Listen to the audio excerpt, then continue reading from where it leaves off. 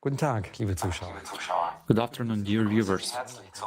I welcome you to the online conference Global Crisis Deutschland. Heute Premiere. Zum ersten Mal veranstalten wir, die Teilnehmer des internationalen Projektes Kreative Gesellschaft, eine Konferenz It dieser is the Art. first time that we prepare the conference as participants of the Creative Society at Germany. Participants from Germany, Austria, Switzerland, as well as a larger international team helped to prepare the conference. This conference will be simultaneously interpreted by volunteers into 60 languages. The project is an international initiative which is growing by the day and already unites people from 180 countries. The project started 3 years ago as a result of a 10-year social survey and subsequent expert interviews. People all over the world were asked questions like, what kind of society would they like to live in? What should this society be like? What values would be it based on? Is there something that unites us as the humanity, regardless of our background, status, or religion? The way people around the world have answered the question surprises us at all. They want to live in freedom, in security, in peace. They want to be respected and loved. This is what the Creative Society guarantees, a society in which human life is the highest value. Have you ever wondered why we cannot live this way? What's really stopping us? After all, everyone has an inner compass, this strive for harmony and happiness. Doch wie leben wir wirklich? But how do we actually live? What conditions surround us?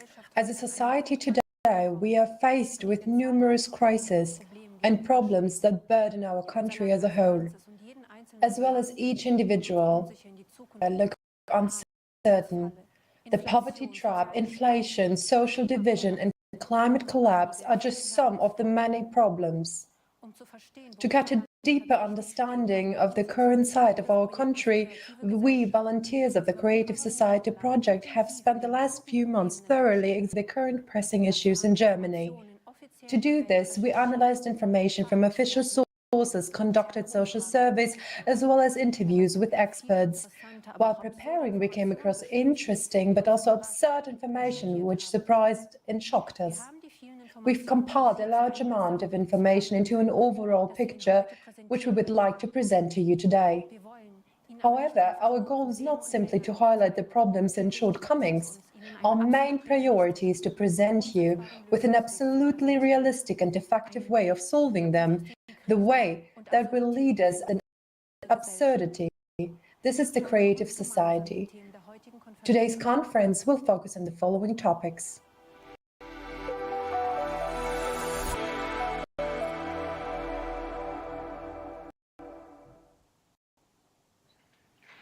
Liebe Zuschauer, dear viewers, life in our society is filled with crises and fears.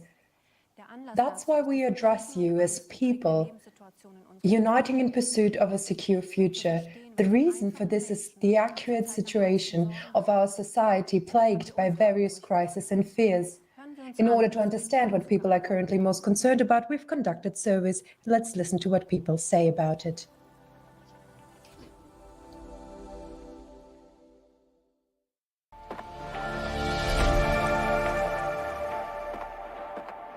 I also think what's happening here in Germany at the moment is very bad, that people feel so insecure. Where is its economy heading right now? Can you still afford everything if you go to work every day? Off the top of my head, I would say what worries me is that many people are in a difficult situation and that many people are, let's say, simply anxious or afraid about the future. How can I cope with that? Can I pay my bills now that we have the energy crisis? Everything is getting more expensive. My major concern is people's health and healthcare provision in the Federal Republic of Germany. That will be the main issue. Care for the elderly, etc. also needs to be improved. We need more family doctors, more pediatricians in every area, and they should be distributed properly. I don't know, for example, pediatricians are available around here, but there are not enough of them. Similarly, there is a shortage of other specialists like ophthalmologists and ENT specialists. You can only see them when the situation is really severe. Speaking from my profession, the healthcare system is definitely a concern for me. I find it difficult, especially in recent years due to COVID, to see the limitations of the healthcare system. And despite this, nothing visible is being done for nurses, doctors, and all other therapeutic professions. And you can also see now we have shortages of medication. It's totally breaking down. The emergency rooms and outpatient care just can't handle it anymore, and people feel completely abandoned. Personally, what worries me, I would say, is the climate problem that we currently have globally. I'm afraid for my children, my grandchildren. I want them to be able to grow up peacefully and without worries, and not for my 5-year-old daughter to say to me, "Grandma, can houses where we live be also bombed?" I think that's terrible. Time and again, for centuries, there have been talks of peace, but it does not happen in reality. People don't really do anything for that, not even in Germany. Things have happened that didn't actually prevent many people from getting sick and dying. Instead, we should be focusing on improving the healthcare and education systems in Germany and ensuring that people live healthy lives, eat well, work well, and start doing so from an early age. If you don't come from at least a middle class or upper middle class family, you're already off to a very difficult start. And I think it's going to be all the more difficult in the coming years because we, young people, will have to bear more and more tax burden as the population gets older. It is always difficult to find an apartment in a new city when you have to move for that purpose, especially in big cities like Munich or Berlin. The real estate prices are, of course, much higher. And as a student, of course, you can't afford that. Actually, it's utilities and apartment hunting. Yes, we're looking for an apartment now. It's just very difficult because it has become much more expensive. In terms of our profession, we are forced to choose something that brings us money rather than choosing something that really speaks to our heart. Well, I think it would be great if you could say, all right, this way you could really contribute and make a difference, because then people start to act themselves. Yes, we are people. And what about the things that bring us joy? What gives us? What about those qualities that people really carry inside them? How is that developed? What is the money invested in? They talk about peace, but only a very few people really care about peace. And the gap between the poor and the rich in Germany is getting bigger and bigger. So that every person starts taking responsibility in their own environment. And instead of this, to return to the love that we carry within us and come together, to really say, okay, and make every effort to reach a common understanding and to commit to it, and in general, to show more love as human beings.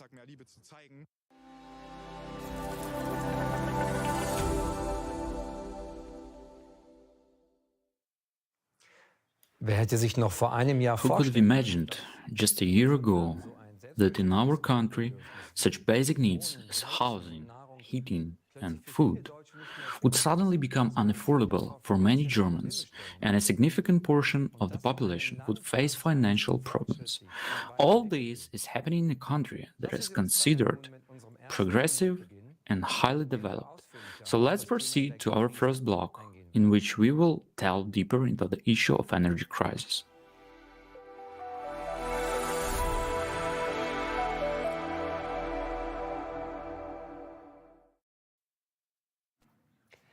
Die heutige Energiekrise, in der crisis our country is facing today is a central issue. Most people are unaware of the extent to which our choices today predetermine our future. Germany's energy dependency and vulnerability has never reached such proportions. With the flood of information, is it still possible to have an overview of the complex situation we're in? We are in the middle of geopolitical conflicts. We are concluding new energy supply contracts for which new multi-billion-dollar infrastructure has to be built in a very short time. Our energy artery is being blown up in the middle of the day, and no one cares. Renewable energies are being rapidly expanded, while our last nuclear power plants will soon be shut down. And these are the events that have unfolded before our eyes within just 1 year.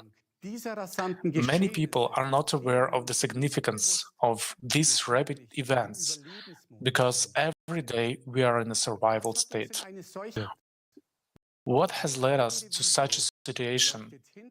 The following video sheds light on the background and context of the current energy situation.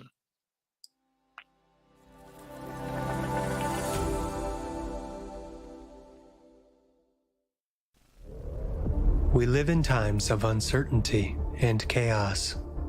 Energy prices are skyrocketing, significantly affecting both the people's lives and businesses.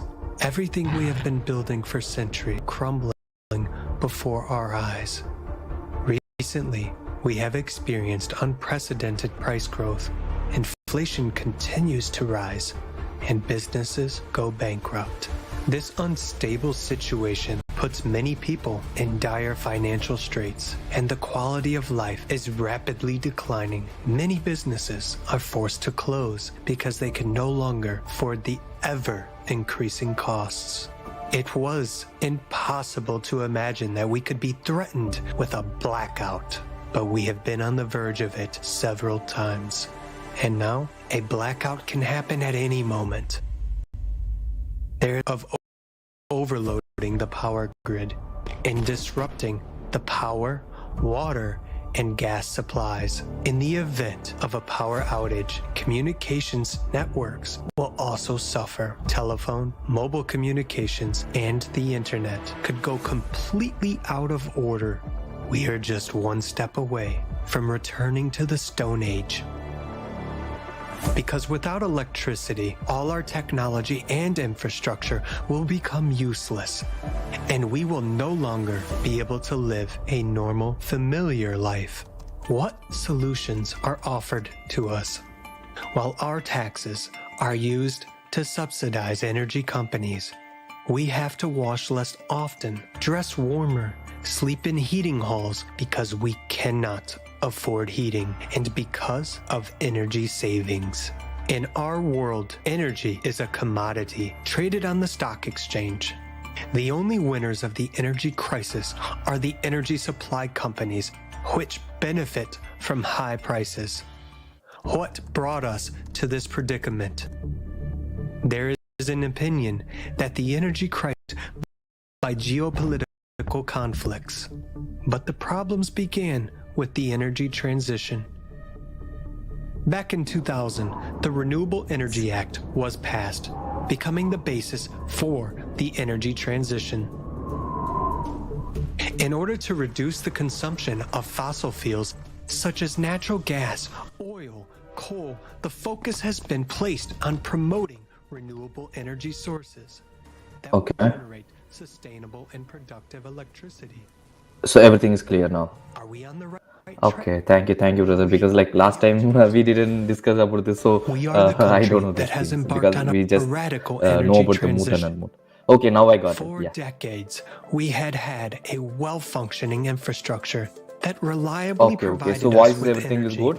But we have shut down many of our nuclear power plants while importing nuclear-generated electricity from France. We are phasing out coal electricity generated from coal in Poland. Now we put all our eggs in one basket, the renewable energy sources.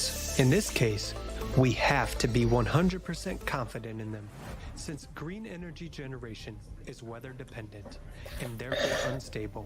Green energy பத்தி பார்க்கணும்னா எல்லாமே அன்ஸ்டேபிளாவே இருக்கு. நம்ம இன்னுமே கோல் பத்தி தான் depend பண்ணிட்டு இருக்கோம். நியூக்ளியர் பவர்ல ரொம்ப இன்க்ரீஸ் ஆயிட்டு இருக்கு. எலக்ட்ரிசிட்டில குறையுது. அப்புறம் இன்னொரு பிரச்சனை என்னன்னு பார்த்தீங்கன்னா டிரான்ஸ்போர்ட்டேஷன் விஷயமா விண்ட் எனர்ஜி பார்த்தீங்கன்னா ஒரு சைட்ல இருந்து இன்னொரு சைடு போக முடியாது, அதாவது நார்த் சைட்ல இருந்து சவுத் சைடு போக முடியாது. இதனால நம்மளுக்கு கரண்ட் இருக்காது, எதுவுமே இருக்காது ஃபியூச்சர்ல. கிரீன் ஹவுஸ் தான் இப்போதைக்கு நமக்கு எல்லாத்துக்கும் இருக்க ஒரு வாய்ப்பு எலக்ட்ரிசிட்டி சம்பந்தமா பார்த்தீங்கன்னா. existing dependence on other countries and the vulnerability of our energy infrastructure. What kind of independence can we talk about if green energy cannot cover our needs and we have to import 70% of our energy today? நம்ம இது ஒரு 70% energy வந்து import பண்ணிக்கிட்டு தான் இருக்கிறோம். இது வந்து 7 million euro வரை வந்து காஸ்ட் பண்ணுது 2022. விண்ட் பவர் வந்து இது ப்ரொடியூஸே பண்ணலை. நம்ம ப்ரொடியூஸ் பண்ணலனாலும் நம்ம பே பண்ணி தான் ஆகணும். இதுவரை நம்ம ஆல்ரெடி 100 மில்லியனுக்கு மேலே செலவு பண்ணிக்கிட்டு இருக்கோம் இந்த எனர்ஜி இன்ஃப்ராஸ்ட்ரக்சருக்காக. எல்லா ஒரு எனர்ஜி சிட்டியுமே நம்ம செலவு பண்ணிக்கிட்டு தான் இருக்கோம். ஜெர்மனியில் வந்து பார்த்தீங்கன்னா புது எனர்ஜி பெரிய செலவாகுது. அதாவது பார்த்தீங்கன்னா ரொம்ப எக்ஸ்பென்சிவான ஒரு எனர்ஜி பில்டிங் வந்து இதுதான் நம்ம நினச்சிட்டு இருக்கோம். எவ்வளோதான் நம்மளால் செலவு பண்ண முடியும் எனர்ஜி பற்றி பார்க்கும்போது நம்ம என்ன லைஃப்பில் வந்து பார்த்தீங்கன்னா ஜெர்மனி வந்து எப்பயுமே எலக்ட்ரிசிட்டி ப்ரைஸஸ் வந்து அதிகமாக இருக்க ஒரு நாடு தான்.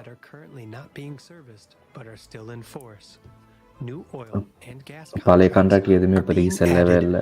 கோல் கான்ட்ராக்டும் எலக்ட்ரிசிட்டி கான்ட்ராக்டும் இப்போ உள்ள புது ஒரு எலக்ட்ரிசிட்டியாக இருக்கிறது.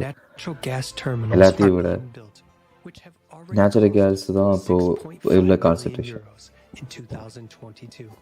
6.5 பில்லியன் யூரோஸ் வந்து 2042 நம்ம செலவு பண்ணுற மாதிரி இருக்கும். நம்ம இதே மாதிரி செலவே வச்சுக்கலாம் இன்ஃப்ளமேஷன் இல்லாமல் இருந்திருந்தா.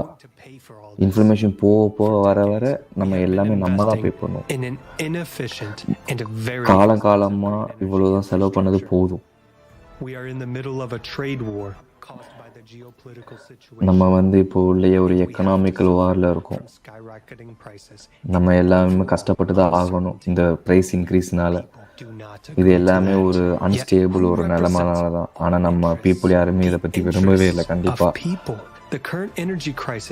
இது எல்லாமே இன்ட்ரெஸ்ட் தான், பீப்புள்ஸ் இல்லாமல் இல்லை.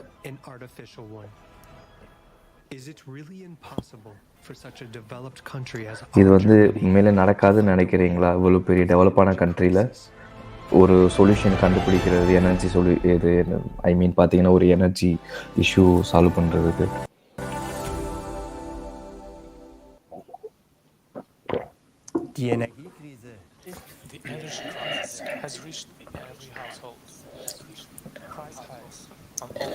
எனர்ஜி வீக்கை வந்து பார்த்தீங்கன்னா எல்லாரோட வீட்டிலையும் இப்போ எரிக்க ஆரம்பிச்சிருச்சு. எல்லாரும் இதை பற்றி கஷ்டப்பட்டுக்கிட்டு தான் இருக்காங்க. இந்த செலவு வந்து பார்த்தீங்கன்னா ரொம்ப அதிகமாக இருக்குது முன்னாடி இருந்ததை விட. எல்லாருமே அதை விட்டு வெளியே வரவே இல்லை.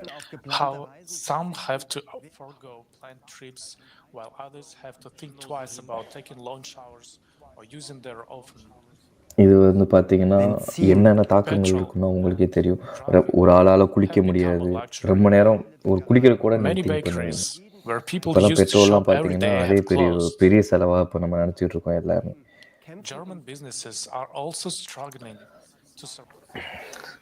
ஜெர்மனியோட பிஸ்னஸ்லாம் பார்த்தீங்கன்னா ரொம்ப கஷ்டப்பட்டுக்கிட்டு இருக்காங்க.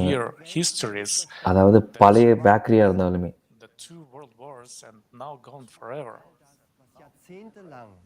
அது எல்லாமே போயிருச்சு இப்போ. அதாவது ட்ரெடிஷ்னலாக ஒரு பேக்கரி இருந்தது எதுவுமே இப்போ கிடையாது. எல்லாமே அழிஞ்சிருச்சு நம்ம கண்ணு முன்னாடி. ஜெர்மனியோட மார்க்கெட் வந்து பழங்காலத்தில் வந்து எப்படி இருந்ததோ அது வந்து இப்போ ஹிஸ்ட்ரி ஆயிரும். எல்லா ப்ரொடக்ஷன் மாறிக்கிட்டு இருக்கு நம்ம ஜெர்மனியிலேருந்து. இதனால உங்களுக்கு எல்லாம் புரியும் ஜெர்மனியோட எக்கனாமி வந்து ரொம்ப கொலாப்ஸ் ஆகிட்டு இருக்குன்னு. நம்ம ட்ரை பண்ணிக்கிட்டு தான் இருக்கிறோம். எல்லாத்தையும் முடக்கணும். பட் எல்லாமே கஷ்டம் தான் கொஞ்சம்.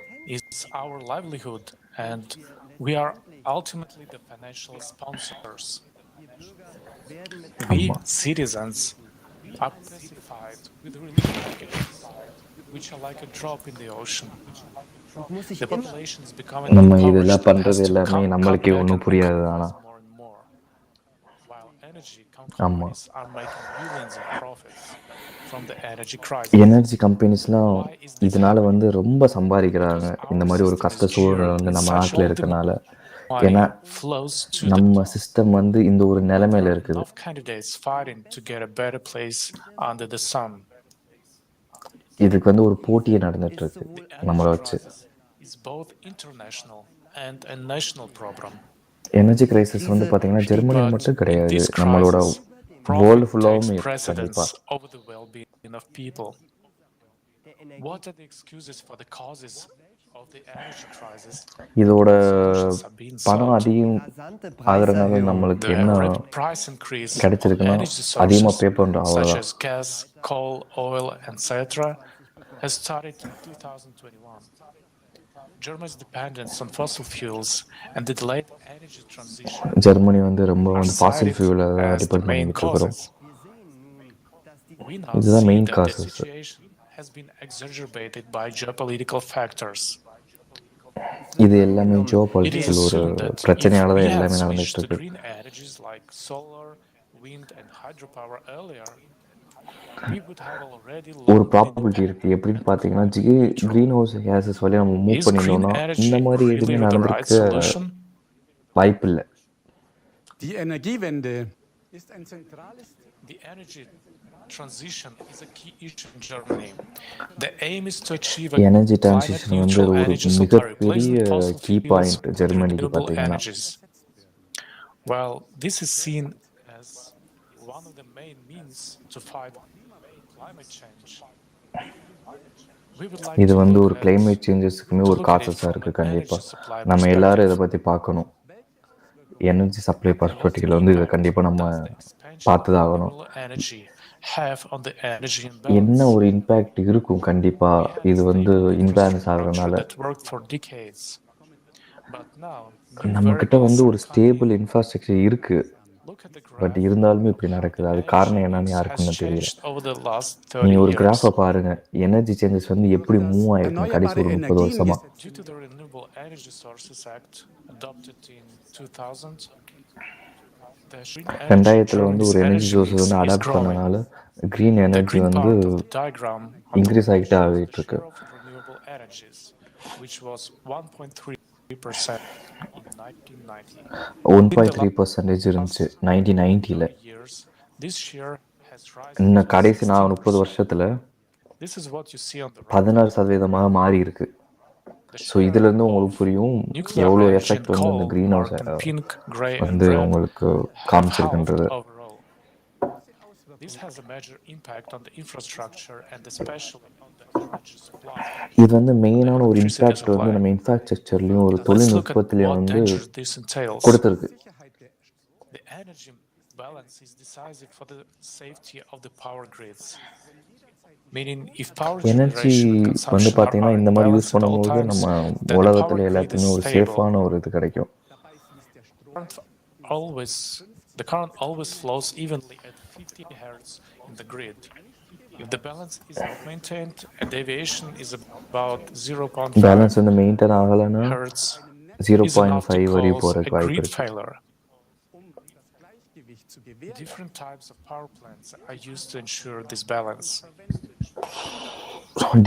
ஒரு விதமான பவர் பிளான்ட் Baseload இதுக்கு யூஸ் power பண்ண plants, ஆரம்பிச்சிருக்காங்க. such as nuclear power plants, which generate electricity in a nuclear stable power way, பிளான்ட்டால் but cannot quickly reduce or increase the load and cannot be shut down quickly. இப்போ nuclear power பிளான்ட்டால் உங்களால் Such ஒரு as gas, ஒரு coal, electricity and உருவாக்க முடியும், but hydroelectric உங்களால் power சடனாக plants, குறைக்க முடியாது, which can சடனாக ஏற்ற quickly முடியாது. இது ஒரு increase பிரச்சனை. or reduce output when electricity demand increases or decreases. Renewable energy sources are weather dependent and renewable cannot energy be used at பார்த்தீங்கன்னா all times. They also cause எல்லா டைமும் use பண்ண முடியாது உங்களால். that have to be balanced. இது இது வந்து உங்களால் கெஸ்ஸே பண்ண முடியாது During எப்போ the இது course முடியும். of the day, however, the demand for electricity constantly fluctuates. At night, there is a rapid fluctuate drop in ஆகிட்டே தான் demand, இருக்கும். and நம்மளுக்கு during வந்து the day, சடனாக பார்த்தீங்கன்னா நைட்டு ஃபுல்லாக seasonally too. ஸ்டாப் ஆகலாம். Maybe The demand morning for வந்து அது electricity அப்படி also டபுளாக grows, ரிவர்ஸ் especially in ஆகலாம். autumn and இது winter, when it climate grows வச்சு many மிக்ஸ் times பண்ண over. முடியும். With the rapid expansion of renewables, however, another factor is added, the weather. As a result, it is becoming increasingly difficult to ensure energy balance. Many factors are now affecting the balance கடைசியாக of நம்ம our energy பார்க்கும்போது grid, நம்மளோட including result increasing எப்படி இருக்குன்னு energy நம்மளுக்கே தெரியாது. Energy consumption, resources பற்றி பார்க்கும்போது infrastructure, manipulation of energy markets, and நம்ம climate எவ்வளோ change. தூரத்துக்கு எனர்ஜி வந்து இன்க்ரீஸ் In பண்ணிகிட்டே இருக்கோமோ addition, அவ்வளோ தூரத்துக்கு green அது energy நம்மளுக்கு ஒரு sources are causing dramatic changes இதுதான். in the way energy is fed into the grid. If the energy balance is disturbed, the power grid can collapse, and a energy balance so-called வந்து disturb blackout ஆயிடுச்சுன்னா power grid will வந்து occur. ரொம்ப That is வீக்கமாயிரும். the top of the entire power grid. Im letzten Jahr haben sich die Suche Especially in the முழு last year, the power search கிரிட்டுமே failure ஆயிரும். the presence of this topic in போன the வருஷம் media பார்த்தீங்கன்னா have increased very much. But people இது do வந்து not ரொம்ப ஒரு allow வருத்தப்படமான செயலாக people இருந்துச்சு போன that we வருஷம். have already been on the brink of blackout several times. The fact that we have மக்களுக்குலாம் இதை saved பற்றி so அவ்வளோவா bright this தெரியாது winter இவ்வளோ தூரத்து is நம்ம weather-related luck. ஒரு Let's சுச்சுவேஷனில் hear what இருக்குன்றது. Mr. Herbert Saurup, president of the Austrian Society for Crisis Preparedness, about the blackout danger. Blackout பற்றி ஆம், வெளிவரும் நிகழ்வுகளை நான் மிகுந்த கவலையுடன் கவனித்து வருகிறேன். ஏனென்றால் 10 ஆண்டுகளுக்கு முன்பு இது முறையான பார்வையில் ஒரு கோட்பாடு மட்டுமே. துரதிருஷ்டவசமாக அந்த நேரத்தில் நான் கண்டுபிடித்த பல அம்சங்கள் உண்மையாகிவிட்டன. கடந்த கோடையில் வரவிருக்கும் குளிர்காலத்தைப் பற்றிய கவலையுடன் ஒரு விரிவான பகுப்பாய்வு எழுதினேன். பேரழிவு குளிர்கால 2022 முதல் 23 வரை சூழ்நிலையின் வளர்ச்சியும் சாத்தியமானது.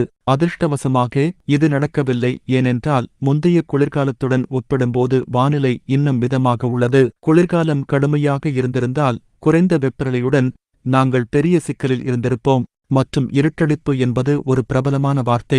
நாட்டின் பல மாநிலங்கள் அல்லது பெரிய பகுதிகளை பாதிக்கும் மற்றும் நீண்ட காலத்திற்கு நீடிக்கும் ஒரு உயர்மட்ட மின்வெட்டு என்று நான் சொல்கிறேன். இது ஒரு தூண்டுதல் நிகழ்வு. ஆனால் நாங்கள் உள்கட்டமைப்பு மற்றும் விநியோகத்தில் உள்ள குறுக்கீடுகளைப் பற்றி பேசுகிறோம். ஒரு முக்கியமான காரணி சாலையில் ஏற்படும் குறுக்கீடுகள், ஆனால் மின்வெட்டு அல்ல. இந்த இரண்டையும் பிரிக்க முயற்சிக்கிறேன். வெளியில் இருந்து எந்த உதவியும் இருக்காது என்று நான் சொல்கிறேன், ஏனென்றால் அது அனைவரையும் பாதித்துள்ளது மற்றும் கூடுதல் ஆதாரங்கள் இல்லை. எனவே இது நாம் இதுவரை சந்திக்காத ஒரு சம்பவம். 2011ஆம் ஆண்டிற்கான ஜேர்மனியின் பண்டெஸ்டாக்கில் உள்ள தொழில்நுட்ப மதிப்பீட்டு அலுவலகம் தயாரித்த அறிக்கையின்படி பேரழிவு நிகழ்வுகள் ஒரு வாரத்தில் உருவாகலாம். மேலும் நாங்கள் அவர்களுக்கு தயாராக இல்லை. ஜேர்மனியில் மட்டும் கடந்த ஆண்டு இருட்டடிப்பை தடுக்க 12,000 மேலெழுதுதல்கள் தேவைப்பட்டன. 2021இல் இந்த எண்ணிக்கை 8,000 ஆகஸ்ட் இருந்தது. 20 ஆண்டுகளுக்கு முன்பு இத்தகைய மேலெழுதுதல்கள் அரிதாகவே இருந்த நிலையில் இவ்வளவு குறுகிய காலத்தில் நிகழ்வுகளின் வளர்ச்சியின் இயக்கவியல் நமக்கு ஒரு தெளிவான படத்தை அளிக்கிறது. எங்களிடம் தேசிய மின் விநியோக அமைப்புகள் இல்லை என்பதை அறிவது முக்கியம். ஜெர்மன் அல்லது ஆசிரிய, ஆனால் ஜெர்மனியில் ஆற்றல் விநியோக அமைப்பின் 32 ஆபரேட்டர்களால் நிர்வகிக்கப்படும் ஒரு ஐரோப்பிய அமைப்பு உள்ளது.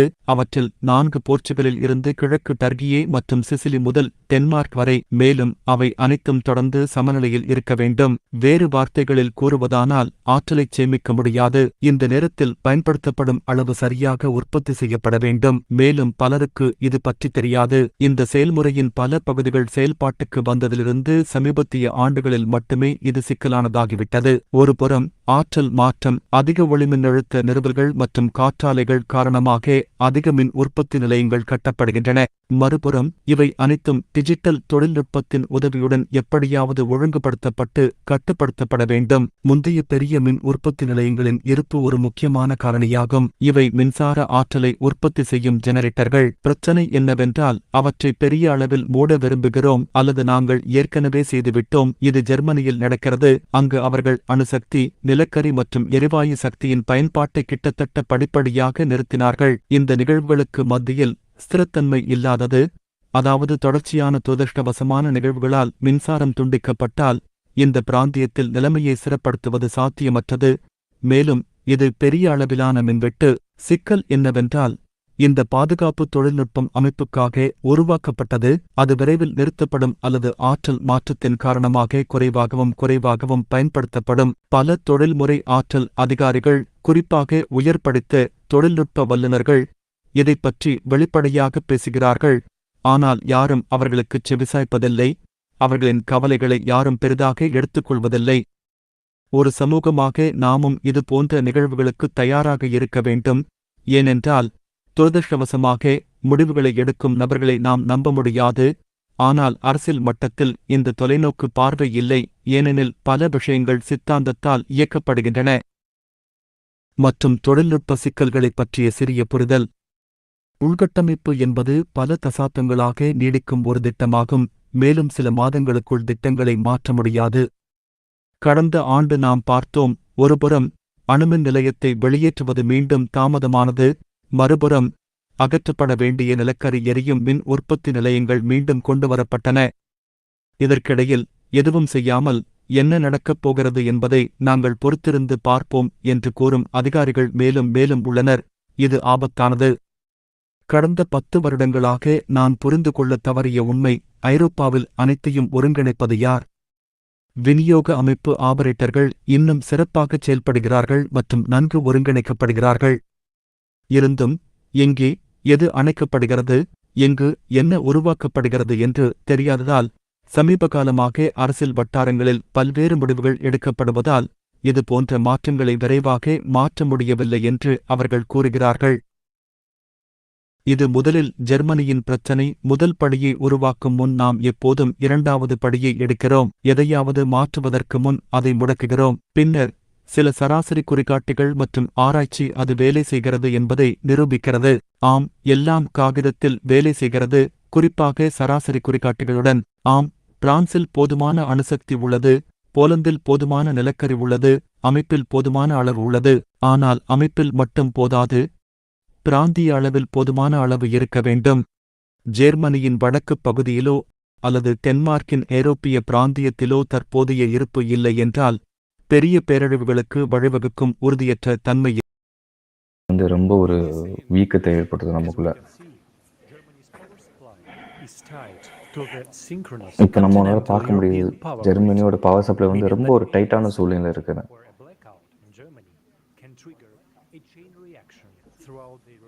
இது ஒரு ஜெர்மனியோட பணவீக்கமும் ஜெர்மனியோட எனர்ஜி வீக்கமும் பெருசாச்சுன்னா இது ஒரு உலகத்திலே ஒரு ப்ராப்ளமும் உண்டாக்கும்.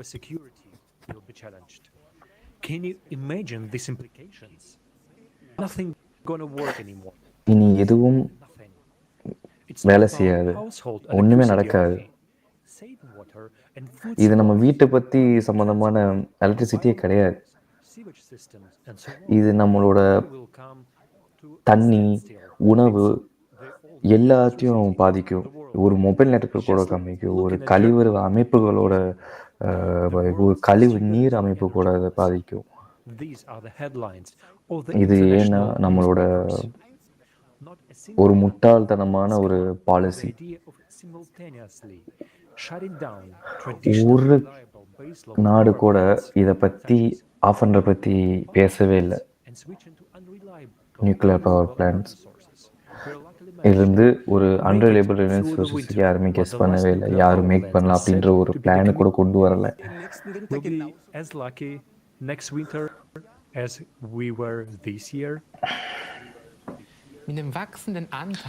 With the growing share of renewable energy and the simultaneous phase-out of conventional energy sources, it has become increasingly difficult to maintain the most important aspect of the energy supply, the energy balance. Green energy is weather dependent. Green energy பார்த்தீங்கன்னா ரொம்ப dependent. இது ஒரு அன்ஸ்டேபிளும் கூட. ஒரு காற்று மேலனா ஒரு energy இருக்காது நம்ம வாழ்க்கையில. ரொம்ப வெயிலும் ரொம்ப காற்று இருந்துச்சுன்னா கிரீன் ஹவுஸ் எனர்ஜி ஒரு அன்பிரடிக்டபிள் சோர்ஸ் ஆயிரும். இது கான்சன்ட்ரேட் பண்ணணும். எப்படின்னா ஒரு ஃபாசில் ஃபியூயல்னால பவர் பிளான்ட் வச்சு.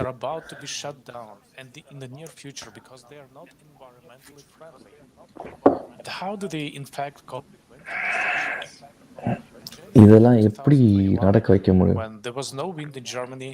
2021 பார்த்தீங்கன்னா ரொமானியாலையும் பல்கேரியாலையும் இந்த மாதிரி பவர் ஷார்டேஜஸ்ல நடந்தது. ஆனால் அதிக மின்சாரம் உற்பத்தி செயல்பட்டால் கட்டத்தின் நிலைத்தன்மையும் உறுதி செய்யப்பட வேண்டும். இந்த மின்சாரத்தை சேமிப்பதே தீர்வாக இருக்கும். அத்தகைய ஒரு உதாரணத்தை இன்று ஆஸ்திரேலியாவில் காணலாம். ஆஸ்திரேலியா 100 மெகாவாட் பேட்டரி சேமிப்பு அமைப்பை உருவாக்க மற்றும் நிறுவ 200 மில்லியன் செலவாகிறது. அத்தகைய பேட்டரியின் ஆற்றல் மின்தடை ஏற்பட்டால் 30,000 வீடுகளில் 1 மணி நேரம் மின்சாரம் வழங்க போதுமானது. அப்படி என்றால் 1 மணி நேர மின்சாரத்திற்கு 200 மில்லியன். அப்புறம் என்ன நடக்கும்? ஜெர்மனியிலிருந்து அதிகப்படியாக மின்சாரம் ஏற்றுமதி செய்யப்படாவிட்டால் என்ன நடக்கும்? பின்னர் உதாரணமாக காற்றலை விசையாழிகள் மூலம் மின்சாரம் உற்பத்தி கட்டணம் அதிகமாக காரணமாக இருக்கலாம். ஆம், நீங்கள் சொல்வது சரிதான்.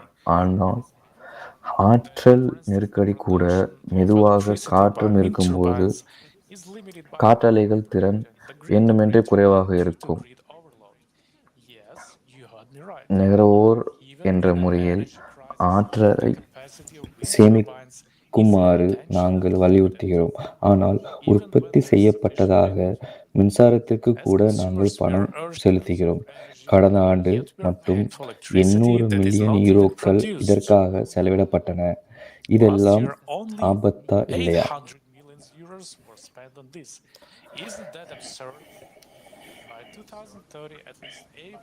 2030 ஆண்டளவில் மொத்த மின்சார நுகர்வோர்கள் குறைந்து 80% புதிதாக எரிசக்தி ஆதாரங்கள் மூடப்படுகிறது. அவை மின்சார விநியோகத்திற்கு முக்கிய ஆற்றலாக இருக்கும்.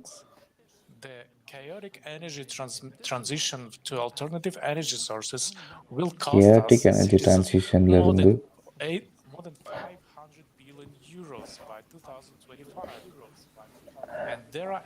2025 500 பில்லியனுக்கு மேல் செலவாகும். மேலும் 2030 ஆண்டில் இறுதிக்குள் மொத்த செலவுகளும் 1 டிரில்லியன் யூரோவாக இருக்கும் என்று மதிப்பிடப்பட்டுள்ளது. இது ஒரு ஜெர்மன் குடிமகனின் சுமார் 10,000 யூரோக்கள்.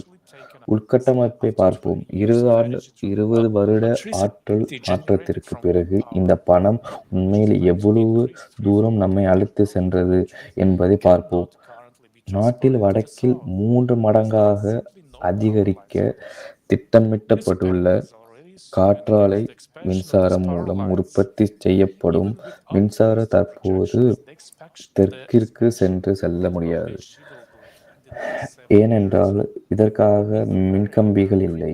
இந்த மின்கம்பிகளை விரிவாக்கம் செய்வதை எதிர்த்து நகராட்சிகள் ஏற்கனவே வழக்கு தொடர்ந்துள்ளன.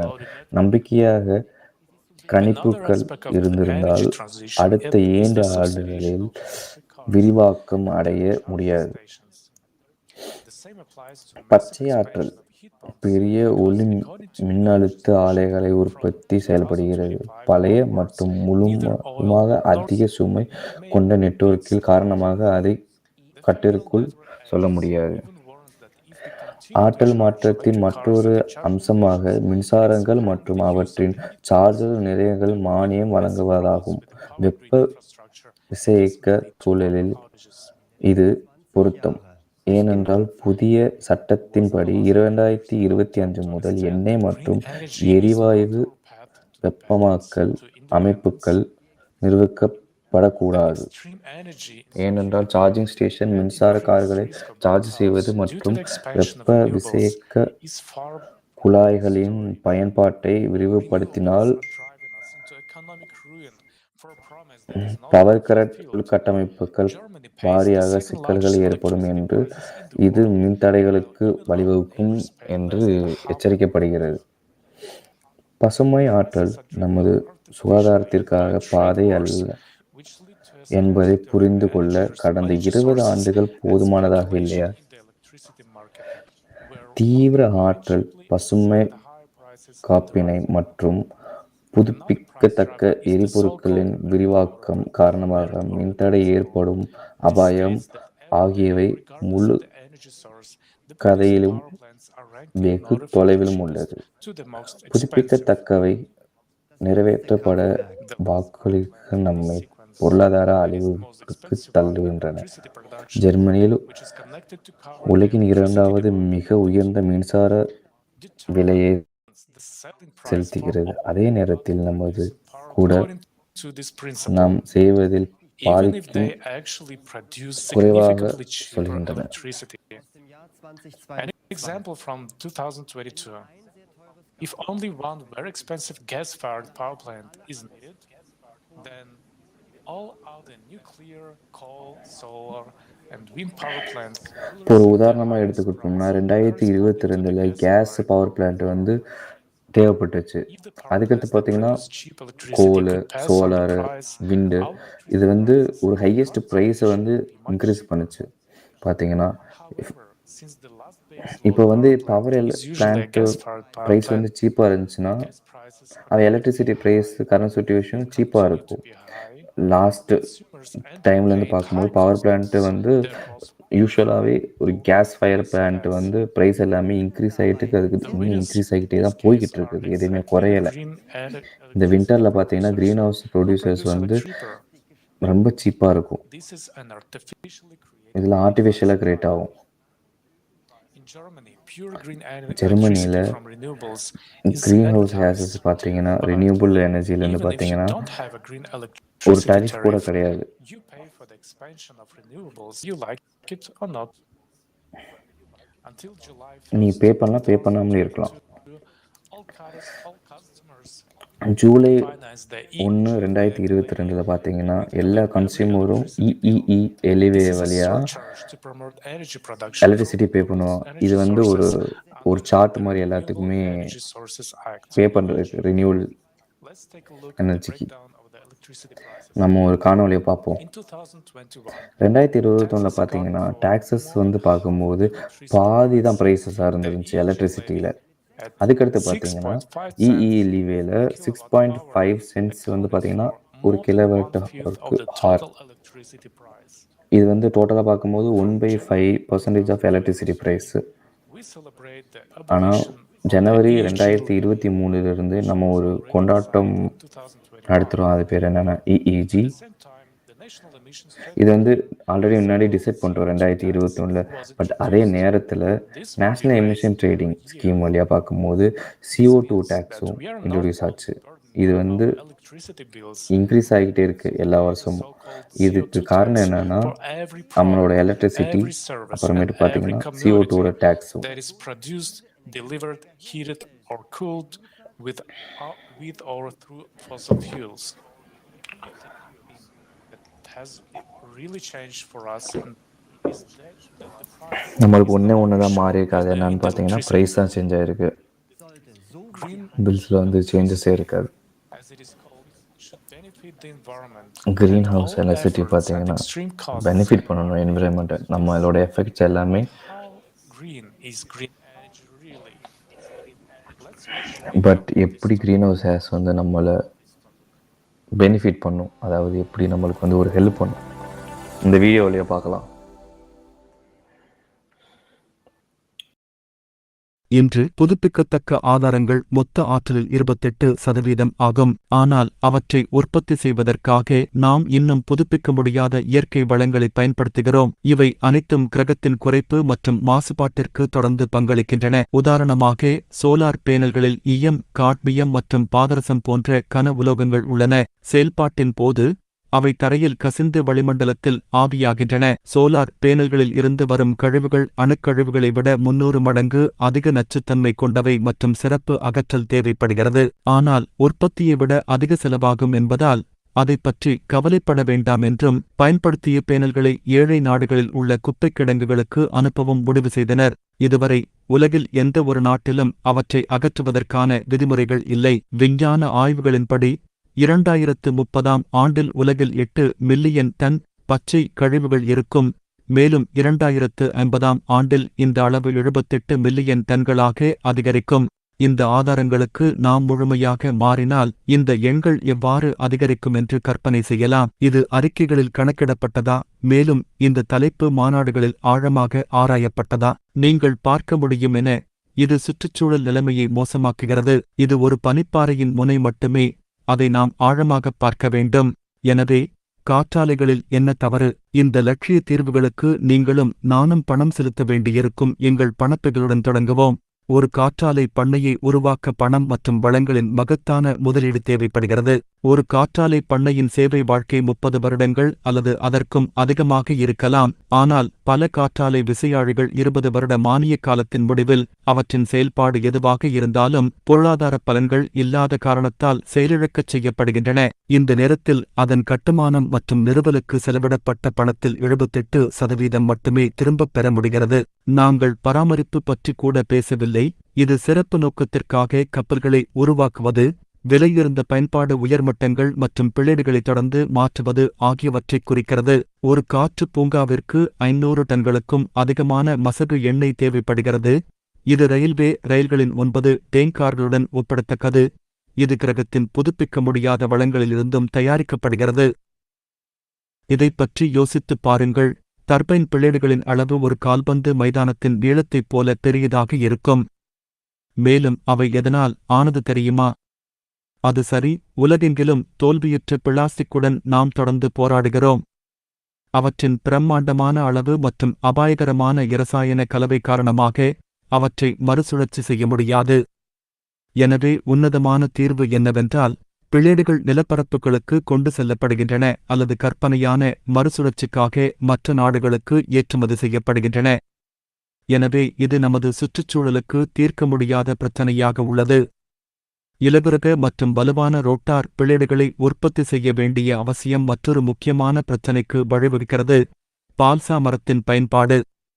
தற்போது ஜேர்மன் பெடரல் சுற்றுச்சூழல் அமைப்பின் கூற்றுப்படி, உலகளவில் அறுவடை செய்யப்படும் பால்சா மரத்தில் 90%த்திற்கும் அதிகமானவை காற்றாலை விசையாழிகளில் பயன்படுத்தப்படுகின்றன. மீதமுள்ளவை படகு கட்டுமானம் மற்றும் மாதிரி கட்டிடம் ஆகியவற்றிற்கு இடையில் பிரிக்கப்படுகின்றன. தேவையை பூர்த்தி செய்வதற்காக மரம் வெட்டுபவர்களும் வணிகர்களும் அமேசான் மழைக்காடுகளை பால்சா மர இருப்புகளுக்காக சூறையாடுகின்றனர். அவர்கள் பூர்வீக பிரதேசங்களையோ அல்லது இயற்கை இருப்புகளையோ விட்டு வைக்கவில்லை. இது கடுமையான சமூக மோதல்களுக்கு வழிவகுத்தது. பலா மரங்களை வெட்டுவது இயற்கைக்கு கேடு விளைவிக்கும். இந்த இனம் முக்கியமான சுற்றுச்சூழல் செயல்பாடுகளைச் செய்கிறது மற்றும் நதிகளின் கரைகளை அரிப்பிலிருந்து பாதுகாக்கிறது. 2021ஆம் ஆண்டில் மட்டும் நிறுவனம் கிட்டத்தட்ட 26,000 டன் பால்சா மரத்தை உட்கொண்டது. அது 17,000 பலா மரங்கள். இத்தனைக்குப் பிறகும் காற்றாலை மின்சாரம் சுற்றுச்சூழலுக்கு உகந்தது என்று நீங்கள் நினைக்கிறீர்களா? இனி நீர்மின்சாரத்தின் குறையைப் பார்ப்போம். உலகின் முக்கிய ஆறுகளில் 63% நீர்மின் அணைகளால் தடுக்கப்பட்டுள்ளன. அந்த நேரத்தில் அணையின் தோல்விகள் மற்றும் உடைப்புகள் உயிர்களை ஆபத்தில் ஆழ்த்துகின்றன மற்றும் கிரகத்தின் சூழலியல் பாதிக்கப்படுகிறது. நீர் மின் உற்பத்தி நிலையங்கள் பூமியின் குடலை நேரடியாக பாதிக்கின்றன. நீர்த்தேக்கங்களில் உள்ள மில்லியன் கணக்கான டன் நீர் டெக்டோனிக் தட்டுகளுக்கு எதிராக அழுத்தி மனிதனால் உருவாக்கப்பட்ட பூகம்பங்களை ஏற்படுத்துகிறது. மேலும் உலக வனவிலங்கு நிதியத்தின் சமீபத்திய ஆய்வின்படி, தற்போதைய காலநிலை நெருக்கடியால் ஆறுகள் வறண்டு வருவதால் நீர்மின் உற்பத்தி இனி நம்பகமானதாக இல்லை. மாற்று ஆதாரங்கள் சுற்றுச்சூழலை மேம்படுத்தும் மற்றும் காலநிலை மாற்றத்தின் சிக்கலை தீர்க்கும் என்று நாங்கள் தொடர்ந்து நம்புகிறோம். என் பசுமை ஆற்றல் மற்றும் நம்மீது அக்கறை காட்டுவது போன்ற அழுத்தமான விளம்பரம் இங்கிருந்து வருகிறது. எல்லாவற்றிற்கும் மேலாக, இந்த திட்டங்களுக்கு மானியம் வழங்க வேண்டிய கட்டாயத்தில் உள்ள மாநிலங்களுக்கு பாரம்பரிய எரிசக்தியை விட 5 மடங்கு விலையில் இந்த எரிசக்தியை வாங்குவது லாபகரமானது அல்ல. ஜெர்மனி ஒரு சிறந்த உதாரணம். பசுமை ஆற்றலுக்கு ஆதரவாக பெரும்பாலான அணுமின் நிலையங்களை மூடுவதன் மூலம் அது முட்டுச்சந்தில் உள்ளது. அதிக உற்பத்தி நாட்களில் பசுமை தொழில்நுட்பம் மொத்த ஆற்றல் நுகர்வில் 17% மட்டுமே உருவாக்குகிறது. எனவே இன்று அண்டை நாடுகளில் உள்ள அதே பசுமை அல்லாத அணுமின் நிலையங்களிலிருந்து பெரும் தொகை வரி செலுத்துவோரின் பணத்தில் எரிசக்தியை வாங்க வேண்டியுள்ளது. அபத்தம் இல்லையா? கவனிக்க வேண்டிய மற்றொரு முக்கியமான உண்மையும் உள்ளது. புதுப்பிக்கத்தக்க ஆற்றல் சூரியன் மற்றும் காற்றைப் பொறுத்தது. எனவே அதை உடனடியாக பயன்படுத்த வேண்டும் அல்லது குவிக்க வேண்டும். ஆயினும்கூட மின்சாரம் சேமிக்க ஒரு சிக்கலான மற்றும் விலையுயர்ந்த பொருளாகும். மின்சாரத்தைச் சேமித்து காற்று வெயில் இல்லாத காலங்களில் அல்லது அவசர காலங்களில் பயன்படுத்துவதற்கு எத்தனை பேட்டரிகள் தேவை என்பதைக் கணக்கிடுவோம். கற்பனை செய்து பாருங்கள், சராசரியாக 2- நபர் குடும்பம் மாதத்திற்கு சுமார் 235 கிலோவாட்டை பயன்படுத்துகிறது. இப்போது பேட்டரி என்பது மின் ஆற்றலை இரசாயன ஆற்றலாக மாற்றி மீண்டும் மீண்டும் மாற்றுவதை நினைவு கூர்வோம். அவற்றை உருவாக்க மறுசுழற்சி செய்ய முடியாத தீங்கு விளைவிக்கும் இரசாயனங்கள் பயன்படுத்தப்படுகின்றன. மேலும் கோபால்ட் தயாரிப்பதற்காக காங்கோவில் நிலத்தடி சுரங்கங்களில் குழந்தை தொழிலாளர்கள் பயன்படுத்தப்படுகின்றனர். இவை அனைத்தும் சுத்தமான காற்றை சுவாசிக்க அனுமதிக்கப்படுகிறது. இப்போது சுருக்கமாக, மாற்று எரிசக்தி ஆதாரங்களின் இத்தகைய தீவிரமான ஊக்குவிப்பு மூலம் அவற்றின் குறைந்த செயல்திறன் காரணி மற்றும் சூழலியல் மீதான தாக்கத்தை நாம் கணக்கில் எடுத்துக்கொள்கிறோமா? மேலே உள்ள அனைத்தையும் கருத்தில் கொண்டு பின்வரும் கேள்விகளுக்கு நாம் ஒன்றாக பதிலளிக்க வேண்டும். பல தீமைகள் இருந்தால் மாற்று ஆற்றலை நாம் தீவிரமாக உருவாக்க வேண்டுமா? இன்று மனித நேயமாகிய நமக்கு அது நன்மை தருகிறதா? அல்லது மிகவும் பயனுள்ள தீர்வைக் கண்டுபிடிக்க நாம் முயற்சி செய்ய வேண்டும்? இல்லாட்டி நம்ம புதுசாக ஏதாச்சும் ஒன்று உருவாக்கணுமா?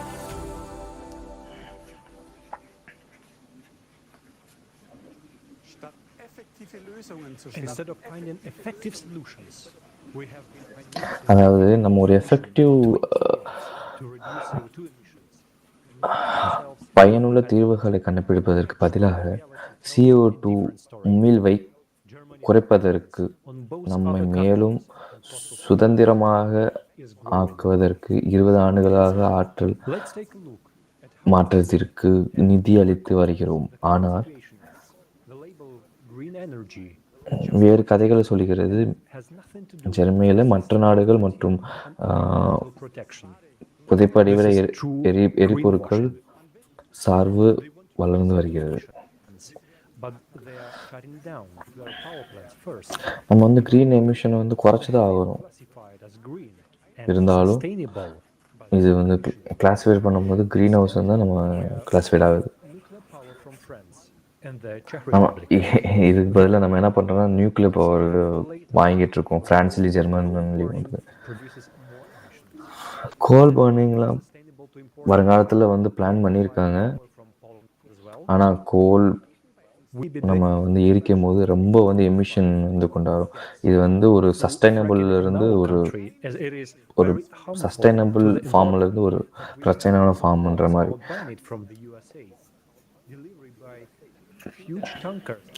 நம்ம வந்து எக்ஸ்ட்ராக்ஷன் ஆஃப் லிக்விஃபைடு கேஸ் எல்லாம் ப்ராஹிபிட் பண்ணியிருக்கோம்.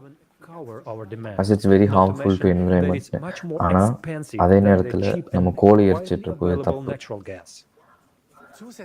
In addition, we bear the cost for the new infrastructure, namely the LNG terminals and pipeline construction estimated at 10 billion euros. நம்ம பைப்லைன் கன்ஸ்ட்ரக்ஷன்லாம் 10 பில்லியன் யூரோவுக்கு செலவு பண்ண போகிறோம் 2038. இதோட பண மதிப்பு பார்த்தீங்கன்னா 500 மில்லியன் வந்து ஆகும் 2025. ஆனால் லாஸ்ட்ல என்ன ஒரு விளக்க வரும், CO2வோட லெவல் வந்து கூடிக்கிட்டே தான் போகும். இது எவ்வளோ பில்லியன் தான் நீங்கள் யூஸ் பண்ண போகிறீங்க இந்த இதை பற்றி நடக்கும்போது? இன்னும் எத்தனை வருஷம் தான் இதை பற்றி புரிய வைக்க போகிறோம்? ரினியூவபிள் சோர்சஸ்லாம் வந்து ஒரு சொல்யூஷனே கிடையாது.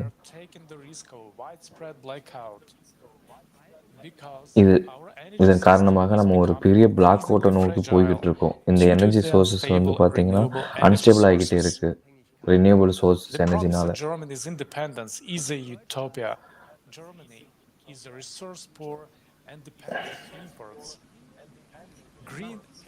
ஜெர்மனி வந்து ஒரு ரிசோர்ஸ் புவராக இருக்கு, இன்னொரு நாடுகளை வந்து டிபெண்ட் பண்ணி இருக்குது. க்ரீன் எனர்ஜி பார்த்தீங்கன்னா ஒரு பெரிய வாய்ப்பாக இருக்கும். இந்த மாதிரி ஃப்ளக்சுவேஷன் இல்லாமல் ஒரு இம்போர்ட் பண்ணாமல் இருந்து நம்மளை உதவிக்கிறதுக்கு.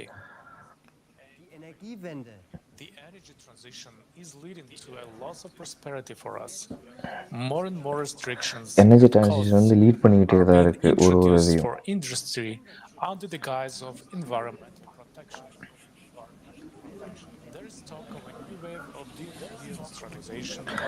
அதாவது பொதுவான ஒரு வேவை பற்றி நம்ம பேச போகிறோம்.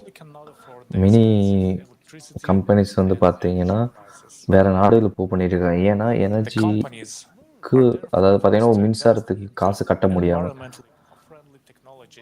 and purchase emissions allowances to இந்த reduce கம்பெனிஸ்லாம் CO2 பார்த்தீங்கன்னா emissions.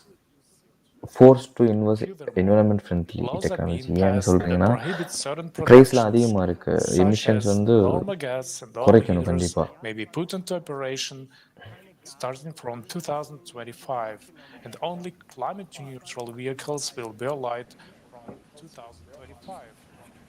This has fatal consequences for our economy. இதனால் வந்து நம்மளோட எக்கனாமியில் ரொம்ப ஒரு பாதிப்பு ஏற்படும். The energy crisis is artificial and man-made. Trade நான் பார்க்கின்றபடி எரிபொருள் இல்லாத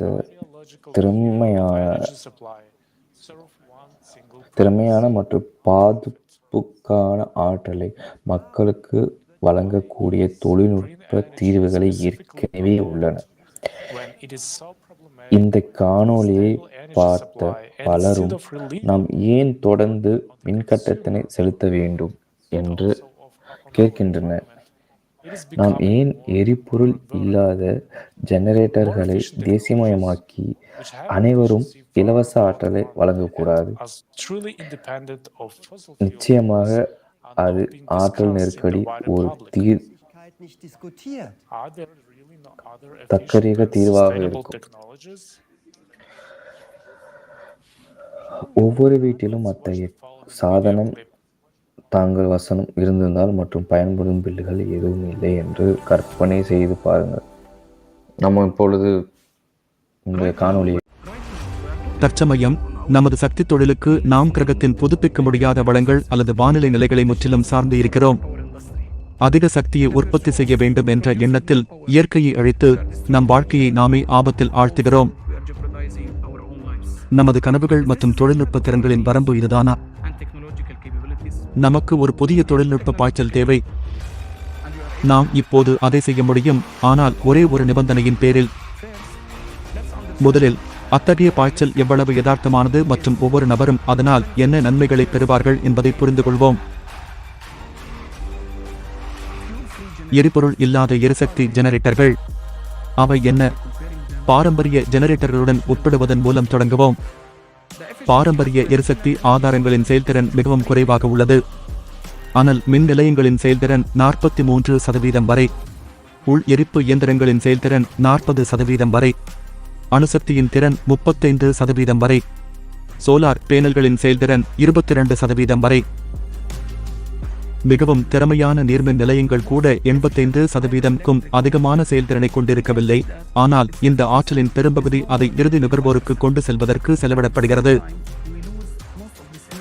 ஏனென்றால் ஒவ்வொரு வீட்டிலும் இப்படி ஒரு நீர்மின் நிலையத்தை வைப்பது இயலாத காரியம். ஆனால் ஒவ்வொரு வீட்டையும் ஒரு ஏபிஜி உடன் சித்தப்படுத்துவது சாத்தியமாகும். எரிபொருள் இல்லாத ஜெனரேட்டருக்கு அதன் தொடக்கத்திற்கு மட்டுமே ஆற்றல் தேவைப்படுகிறது. பின்னர் அது தன்னாட்சி முறையில் இயங்குகிறது. அதாவது அதன் செயல்திறன் 100% விட அதிகமாக உள்ளது. எனவே ஒரு ஏபிஜி ஒரு நிரந்தர இயக்க இயந்திரம் அல்ல, ஏனெனில் அதற்கு இன்னும் ஆற்றல் உள்ளீடு தேவைப்படுகிறது. ஆனால் அது உற்பத்தி செய்யும் ஆற்றலை விட மிக குறைந்த அளவில். ஒரு தெளிவான கேள்வி எழுகிறது, அதற்கு எரிபொருள் தேவையில்லை என்றால் எப்படி ஆற்றல் உருவாக்கப்படும்? பள்ளி இயற்பியல் வகுப்பில் இருந்து ஆற்றல் பாதுகாப்பு விதியின்படி நாம் செலவழித்ததை விட அதிக நிகர வேலை வெளியீட்டை பெற முடியாது என்பதை நாங்கள் அறிவோம். ஆனால் இந்த சட்டம் மூடிய அமைப்புகளில் மட்டுமே செயல்படுகிறது. ஏபிஜி என்பது ஒரு திறந்த அமைப்பாகும், மேலும் அது சுற்றியுள்ள இடத்திலிருந்து ஆற்றலை பெறுகிறது. ரஷ்ய அறிவியல் அகாடமியின் விஞ்ஞானிகள் சோதனை ரீதியாக உறுதிப்படுத்தினர். எடுத்துக்காட்டாக, காந்த ஏபிஜிகளின் செயல்பாட்டின் போது ஜெனரேட்டரை சுற்றியுள்ள இடம் வெப்பமடையாது, மாறாக குளிர்ச்சியடைகிறது. இந்த தொழில்நுட்பத்தைச் சுற்றி பல கட்டுக்கதைகள் மற்றும் போலிகள் உள்ளன. அவை ஏபிஜிகளின் இருப்பை இழிவுபடுத்துகின்றன. யாரோ ஒருவர் போலி சாதனங்களை விற்று பணம் சம்பாதிக்க முயற்சிக்கிறார். உண்மையான கண்டுபிடிப்பாளர்கள் பயமுறுத்தப்படுகிறார்கள் மற்றும் உடல் ரீதியாக கூட அகற்றப்படுகிறார்கள். பல வளர்ச்சிகள் திருடப்பட்டன அல்லது அழிக்கப்பட்டன. இது ஏன் நடக்கிறது? ஆற்றல் என்பது கையாளுதலுக்கான ஒரு கருவி மட்டுமல்ல, அரசியல் செல்வாக்கின் கருவியும் கூட. இது எரிசக்தி நிறுவனங்களுக்கு பில்லியன் கணக்கான டாலர்களை லாபமாக கொண்டு வருகிறது. இதுகளை செயல்படுத்துவதன் மூலம் உடனடியாக இல்லாமல் போகும். இதன் விளைவாக ஆற்றல் வாங்குபவர்கள் மற்றும் இந்த வளத்தை நம்பியிருப்பவர்களும் நம்மீதான அவர்களின் சக்தி மறைந்துவிடும். இருப்பினும் அனைத்து தடைகளையும் மீறி தற்போது அதிகாரப்பூர்வமாக அங்கீகரிக்கப்பட்ட கண்டுபிடிப்பாளர்களிடமிருந்து பல வேலை சாதனங்கள் உள்ளன. இந்த வளர்ச்சிகளில் சிலவற்றை பார்ப்போம். காந்த ஜெனரேட்டர். அதன் அசல் கண்டுபிடிப்பாளர் ஜான் சியல் என்று கருதப்படுகிறார். அவர் தனது இயந்திரங்களில் தனிப்பயனாக்கப்பட்ட காந்தங்களை பயன்படுத்தினார். 2019 முதல் கண்டுபிடிப்பாளர் டென்னிஸ் டான்சிக்கின் இதே போன்ற தொழில்நுட்பத்தின் அடிப்படையில் ஒரு அமெரிக்க நிறுவனம் 25 கிலோவாட் வரை திறன் கொண்ட ஆலைகளை பயன்படுத்தி தனது வாடிக்கையாளர்களுக்கு மின்சாரம் வழங்கி வருகிறது. 2019 முதல் இது அறிவியல் புனைகதை அல்ல. அறிவியலிருந்து வெகு தொலைவில் இருப்பவர்களும் புதிய தொழில்நுட்பங்களை கண்காணிக்காதவர்களும் மட்டுமே களை கற்பனை கதைகளாக பார்த்து சிரிக்கிறார்கள். எனவே ஏபிஜி களை கேலி செய்பவர்கள் மற்றவர்களை நன்றாக சிரிக்கிறார்கள். தொடரலாம். எரிபொருள் இல்லாத ஜெனரேட்டர்களின் முழு அளவிலான உக்ரைனில் உருவாக்கப்பட்டது.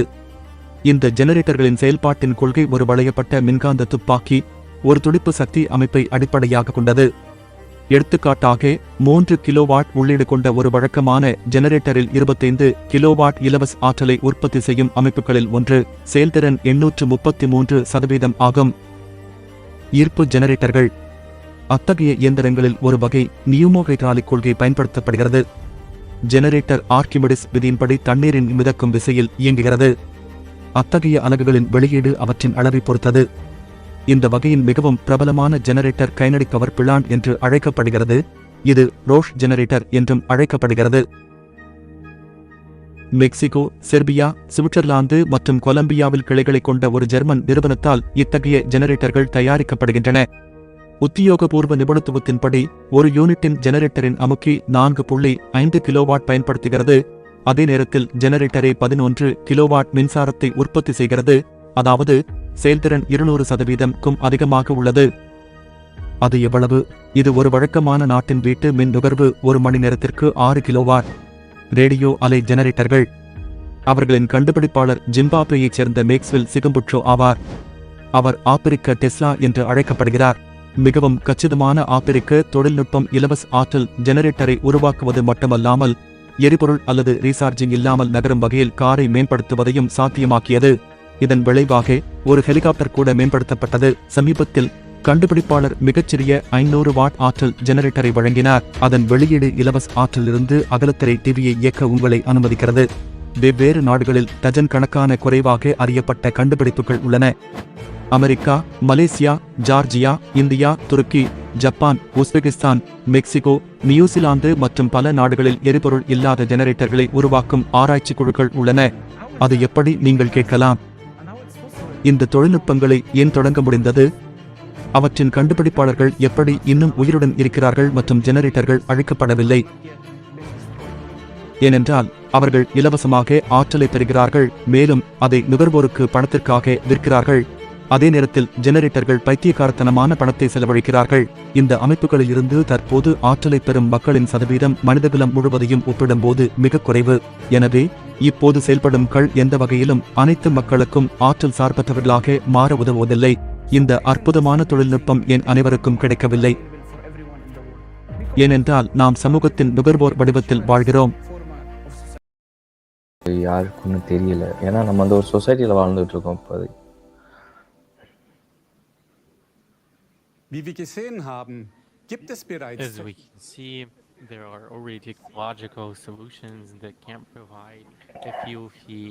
இப்போ நம்ம பார்க்கும்போது தெரியுது எல்லாமே நடக்கும் அப்படின்ற மாதிரி அனைத்து நிலைமைகளையும் உருவாக்கப்படுகிறது.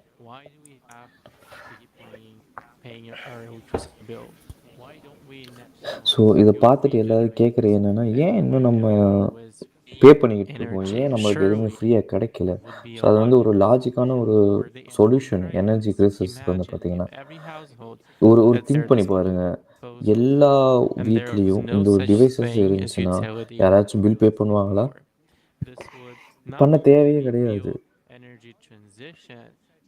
இது வந்து ஒரு புதுவிதமான ஒரு சோசியல் டெவலப்மெண்ட்டாக இருக்கும். அது வந்து ஒரு பொருட்களை உருவாக்குறதா இருக்கட்டும், ஒரு டிரான்ஸ்போர்ட்டேஷனாக இருக்கட்டும், ஒரு கம்யூனிகேஷனாக இருக்கட்டும், இல்லாட்டி வந்து ஒரு வேஸ்ட் பொருட்களாக இருக்கட்டும், no ஒ energy எந்தவித shortage. பிரச்சனையும் Yes, இருக்காது. in a ஒரு green ஒரு ஒரு society, ஒரு where ஒரு all வேஸ்ட்டும் இருக்காது. resources ஒரு in என்விரான்மென்ட் the டிசாஸ்டர் இருக்காது. ஒரு எனர்ஜி technology ஷார்ட்டேஜ் driven இருக்காது. society பட் are ஆமா, everyday கிரியேட்டிவ் life சொசைட்டில பார்த்தீங்கன்னா, இந்த today. எனர்ஜி சோர்ஸஸும், சயின்டிஃபிக் நாலேஜும் But our reality is different. இருக்கு. In the பட் profit-oriented இது society, வந்து all எல்லாத்துக்கும் அமைய is முடியும். located to turn essential resources into but savings, reality என்னன்னு பார்த்தீங்கன்னா, wars, and கிரியேட்டிவ் for சொசைட்டில தான் new இந்த கண்டிஷன்ஸ் markets, வந்து இருக்கிறதுனால யாருமே அந்த ஒரு speculation, எப்படி சொல்றது? ஒரு ஒரு for ஒரு and பிசினஸா open terrorist persons attacks on வந்து இதெல்லாம் தடுப்பாங்க civilian கண்டிப்பா. energy infrastructure. Even the air is taxed. Over the FFGs are being turned into பார்த்தீங்கன்னா, எஃப்எஃப்ஜி பத்தி பார்க்கும்போது, இது வந்து ஒரு even their expensive production கம்யூனிட்டியா cost is மாத்துனாங்க. negligible ஆனா, compared to இது their வந்து ஒரு output. நார்மலான ஒரு பிரைஸ் தான். If tomorrow we இது எல்லாமே introduce அப்படி such பிரிட்டெண்ட் technology பண்ணிக்கிறாங்க. இது as வந்து ஒரு FFGs will பெரிய leverage காஸ்ட். இத நம்ம எதுவுமே பண்ண engine முடியாது. இத வச்சு எதுவுமே performance நடக்காது அப்படின்னு of பிரிட்டெண்ட் பண்ணும்போது, society, நம்மளுக்கு many ஓகே இது வந்து millions ஒரு of பெரிய காஸ்ட். நம்ம people இதெல்லாம் யூஸ் பண்ண முடியாது. அப்படி employed பண்ணா in the energy business sector பண்றவங்கலாம் will profit become பண்ணுவாங்க. மிச்ச unemployed அந்த overnight. Renewable energy Their use பண்ணவங்க ப்ராஃபிட் families பண்ணுவன்றதுக்காக will இதில lose அவங்க their இப்படி போர்ட்ரே பண்றது. livelihoods. They ensure an economic collapse. This makes, as well as mass social unrest, would plunge world into chaos in addiction to இந்த already FMG existing and additional வந்து use economic பண்றனால வருங்காலத்துல crises. வந்து என்ன In uses இருக்கு? today's எந்த society, ஃபார்மட்ல வந்து இந்த people society cannot change பண்றது ஒரு protect எல்லாத்துக்கும் கேள்வியா the இருக்கும். But energy just like the human லட்சக்கணக்கான body பீப்புள் வந்து is just எம்ப்ளாய்மெண்ட் பண்றாங்க இந்த one. எனர்ஜி செக்டார்ல. நெறைய விதமான The best எம்ப்ளாய்மெண்ட் bank இல்லாதவங்க for இதுல ஒர்க் all பண்ண of our முடியும். அவங்க ஃபேமிலி வந்து just ஒரு like நல்ல water நிலைமையில இருக்க முடியும். is a human right and இன்னைக்கு உள்ள cannot be சொசைட்டில பார்க்கும்போது பீப்புள்ஸ் யாருமே ஒரு but a பாதுகாப்பான right நிலைமையில இல்ல. from the energy individual life. இல்ல. Introduction அதுக்கடுத்து of எதுவுமே ஒரு FFGs நிரந்தரமான requires இதா இல்ல. social ஸோ security நம்மள பத்தி நம்மளா every பெஸ்ட்டா individual பண்ணணும்னா and a என்ன பண்ணணும்? new energy supply. needs-based economic system, transparency and direct citizen participation in social decisions. This is enshrined in the 8 pillars creative of the சொசைட்டில Creative பார்க்கும்போது, Society. எங்களோட An introduction 8 of மெயினான these தூண்கள்னு pillars என்னன்னு at பார்த்தீங்கன்னா, the legal level will இந்த actually pillars தான். guarantee the human அதாவது rights இது to which எல்லாத்தையும் we நம்ம are entitled, ஒரு such as freedom, ஹியூமன் ரைட்ஸா கொண்டு security, வரப்போறோம். அதாவது and இந்த the மாரி ஒரு dignity எனர்ஜியா with இருந்தாலும் a சரி, dignified ஒரு life. செக்யூரிட்டியா இருக்கட்டும், ஒரு பாதுகாப்பா இருக்கும், Thank you very much, ஒரு Lanka. சிக்னிஃபை Later லைஃபா on, இருக்கட்டும், we'll இது tell our எல்லாத்தையுமே ஒரு viewers in detail about the இதா கொண்டு Creative வரப்போறோம். Society format. அதாவது ஒரு And பில்லர்ஸா. we'll also touch upon the topic of energy supply as well. So be sure to stay tuned. We would like to remind you that this conference is being simultaneously interpreted into 60 languages. The topics we address today are extremely important but also sensitive. That our live broadcast may be blocked. Please continue to share ஏன்னா and stay tuned நம்மளோட on platforms. இத பத்தி பேசுறதுனால, The இத பத்தி links to our விழிப்புணர்வு கொண்டு live வரனால broadcast நம்மளோட can be found in the live description below. கூட This block, we're பிளாக் ஆகுறதுக்கு going to chances look at இருக்கு. the ஏன்னா நம்ம social உண்மையை sector of வெளிப்படுத்திக்கிட்டு our இருக்கோம். society and how it relates to the economic system. The social crisis is affecting more and more people in our country. We have compiled information we gather into a documentary. So let's take a look at the current state of affairs in Germany today.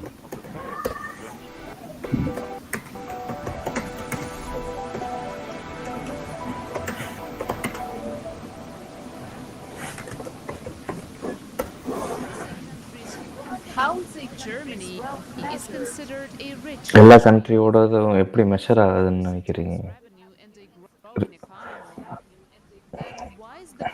Germany வந்து அவ்வளவு தூரத்துக்கு ஒரு billion As a economy result of build பண்ணி, but inflation and ஏன் நம்ம rising அவ்வளவு cost தூரத்துக்கு of செலவு living, பண்ணிட்டு the இருக்கோம்? general level of welfare in Germany continues to decline. Is the image we have of Germany correct? Are we still a thriving welfare state? Let's find out together.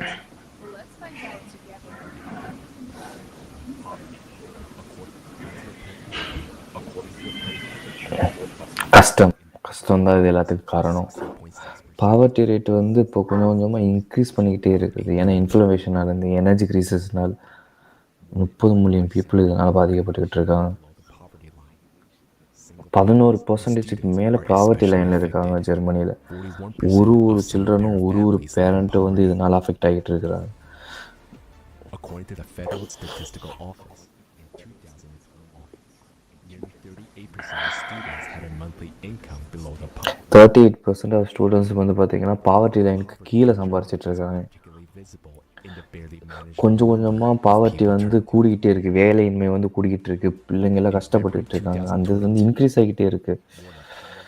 February 2022 பார்த்தீங்கன்னா 20 million people வந்து வேறு வேறு கண்ட்ரிக்கு போனாங்க search of ஃபுட்டுக்கு. Citizens living on welfare benefits, as well as retirees and single parents. People from the low-wage segments are also increasingly turning to food banks for help.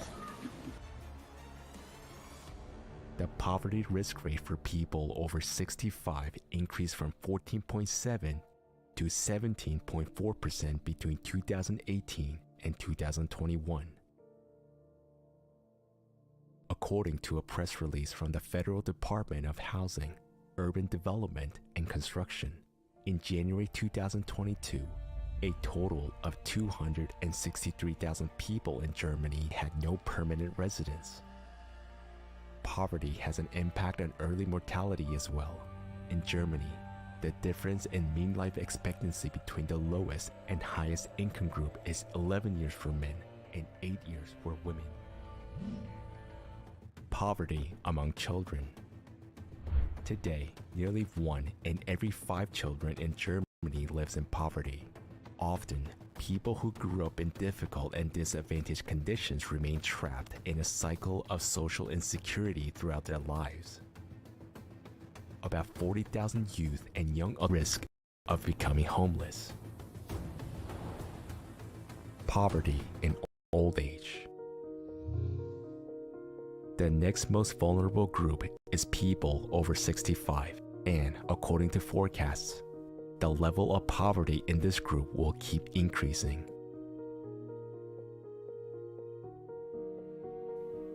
A study showed that more than half of the current working 55 to 64-year-olds will have 700 euros less per month when they retire if they make contributions only to the government pension fund or insurance.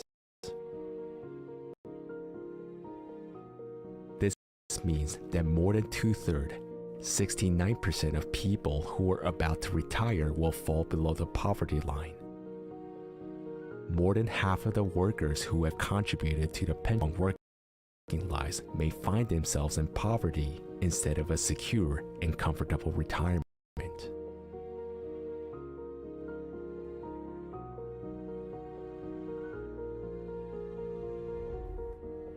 And although organizations in Germany that fight poverty, such as National Conference on Poverty, the German branch of the European Anti-Poverty Network, poverty rates continue to grow. Isn't the purpose of welfare benefits to prevent poverty? If we live in a welfare state, then people who are currently unemployed should also be able to participate in public life and have their basic needs covered by public aid, shouldn't they? Our fundamental law states that everyone deserves to live a decent life. But how decent is it when a person can barely pay his bills or when he has to go to food banks in order to feed himself? Unemployment. Over the past 3 years, the unemployment rate has shown a positive tendency. Does this mean that more and more people are finding jobs and thus can improve their standard of living? Does the statistics on unemployment tell us the real number of people who still need social benefits despite having a job? What do the statistics reflect? This is a question of accounting and interpreting the data. There are some people who are not listed in the unemployment statistics at all, although they receive social benefits. This includes everyone who has minimum employment or a job for €1, who are looking for work or pursuing a vocational training, as well as those who are having difficulty finding work or who are sick. According to official statistics, this already makes a discrepancy of almost 800,000 people. Also, statistics do not take into account people who are not registered as unemployed and are not looking for work. They're called hidden reserve or inactive population. These are almost 3.1 million people who are not actively looking for work at the moment, but would like to get a job. For instance, housewives. Then how true are the unemployment figures in fact? According to the German TV news service Review of the Day, politicians continue to change the wording of the unemployment criteria in such a way that officially unemployment figures are declining, although in fact they're rising. Due to the constantly changing basis for calculating statistics, it is impossible to directly compare current figures with the previous ones. Labor shortages. On the other hand, in addition to unemployment, there is ever-growing labor shortage in Germany. There is a lack of skilled workers, especially in the social professions. There are not enough teachers, doctors, nurses, and childcare workers. Up to 60% of vacancies in healthcare and education are not filled. Whether they're academic professions in medicine or STEM fields, meaning science, technology, engineering, and math, or non-academic professions. There is a shortage of professionals everywhere. The construction industry, architecture, agriculture, and animal husbandry, aviation, geosciences, information, and energy technology also suffer from a lack of skilled workers. Rail and air services. Staff shortages and sick leaves led to mass delays and cancellations of rail and air traffic last year.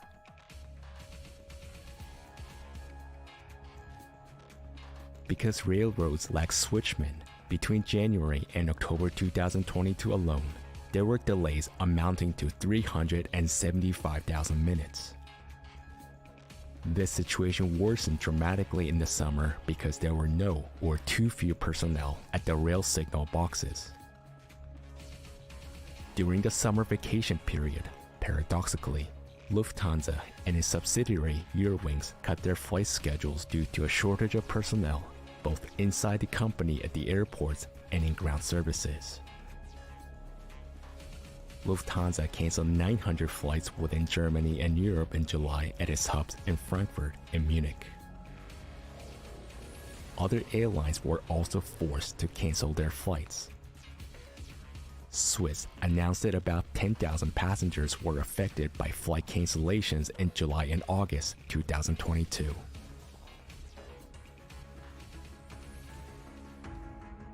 In December 2022, the number of vacant jobs for skilled professionals reached 1.2 million. Compared to the same month of the previous year, the number of vacancies increased by 44,000. That is a 2.9% increase. The number for the year 2022 were the highest in 10 years. In addition, there are a large number of job positions available for unskilled workers. In 2019, the German Economic Institute (IFE) published a study indicating that more than half of the 753 professionals examined experienced labor shortages. According to studies, the skilled worker shortage is now jeopardizing company success even greater than rising prices for energy and natural resources. Nearly half of all companies in Germany are forced to cut their operations due to staff shortages. The labor shortage is currently costing Germany almost 100 billion euros. It's weird. On the one hand, we have a large number of people looking for work, but on the other hand, there is a huge shortage of skilled professionals in many industries. So what's the missing link between the people who are looking for work and the companies that are struggling to fill their vacancies? It seems absurd. Housing market. The general crisis has also reached the housing market. Housing is in short supply. The German market is in absolute state of emergency. Already in 2020, 8.5 million people in Germany were living in overcrowded apartments. The problem continues to grow.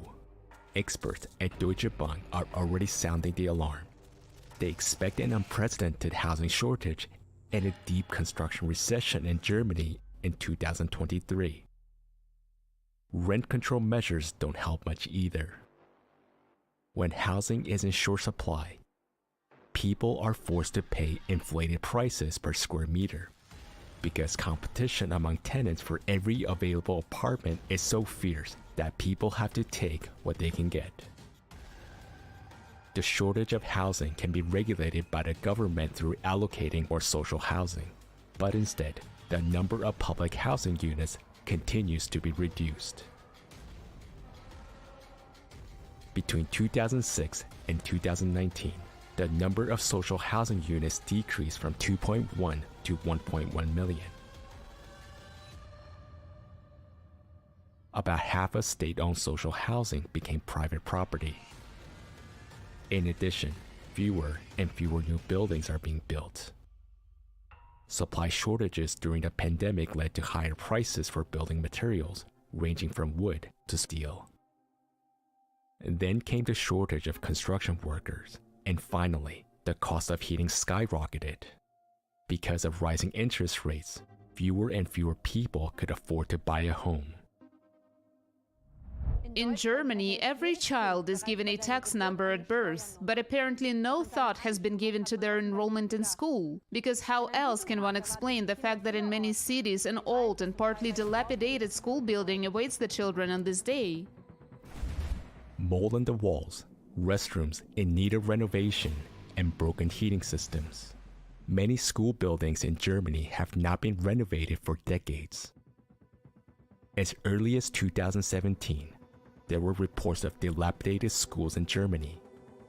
Now, 5 years later, reports of the catastrophic condition of Germany's school buildings have surfaced again. For decades, the renovation and construction of new schools have been neglected. And this has had fatal consequences. Almost everywhere, there is now lack of suitable rooms for modern full-day education. Childcare facilities. The situation is no better for the youngest children. Germany currently lacks around 384,000 daycare places. In a Tagesspiegel newspaper report, an expert warns that the system is on the verge of collapse. Childcare groups are short of staff to take care of the children, despite the fact that mothers are forced to rely on these places due to financial pressures. Education. The staff shortage is especially acute in schools. According to estimates by the German Teachers Association, there is a shortage of up to 40,000 teachers at schools in Germany. At the start of the 2022-23 academic year, the provision of lessons has deteriorated in all federal states. A quarter of all beginning teachers suffer from burnout syndrome. Almost a third of teachers quit the classroom within 5 years of qualifying. The teacher shortage has been around for several years already, so it cannot be explained by the recent influx of immigrant children. Pupils are also increasingly suffering due to lack of teachers, since many schools cannot provide lessons according to the planned schedule. The German education system has become outdated both in its structure and in many of its methods. Increasingly high demands are placed on pupils, which tend to overwhelm them. Another decisive factor and a basic prerequisite for learning and participation in the classroom is the mental health of the students. Currently, up to 20% of children and adolescents in Germany show signs of mental health problems. Education paves the way to the future for the younger generation, and it shouldn't limit anybody in their capabilities. Today, in many schools, both teachers and students suffer from psychological stress, teacher shortages, and lesson cancellations. What's the value of education in our current format of society? Isn't the education of our children the most important investment in our future? Medical and nursing care. What situation do we have in the healthcare sector? As they say in professional circles, they're having cutbacks at every corner and every end for years, and they're getting bigger every year. There is a shortage of not only junior and middle medical personnel, but doctors as well, and everything suggests that this shortage will increase even further in the coming years. According to Alan Lundeshausen, Vice President of the German Medical Association, it now takes 1.2 people to fill one full-time position. She says part-time work is one of the last guarantees for regular working hours without overtime work.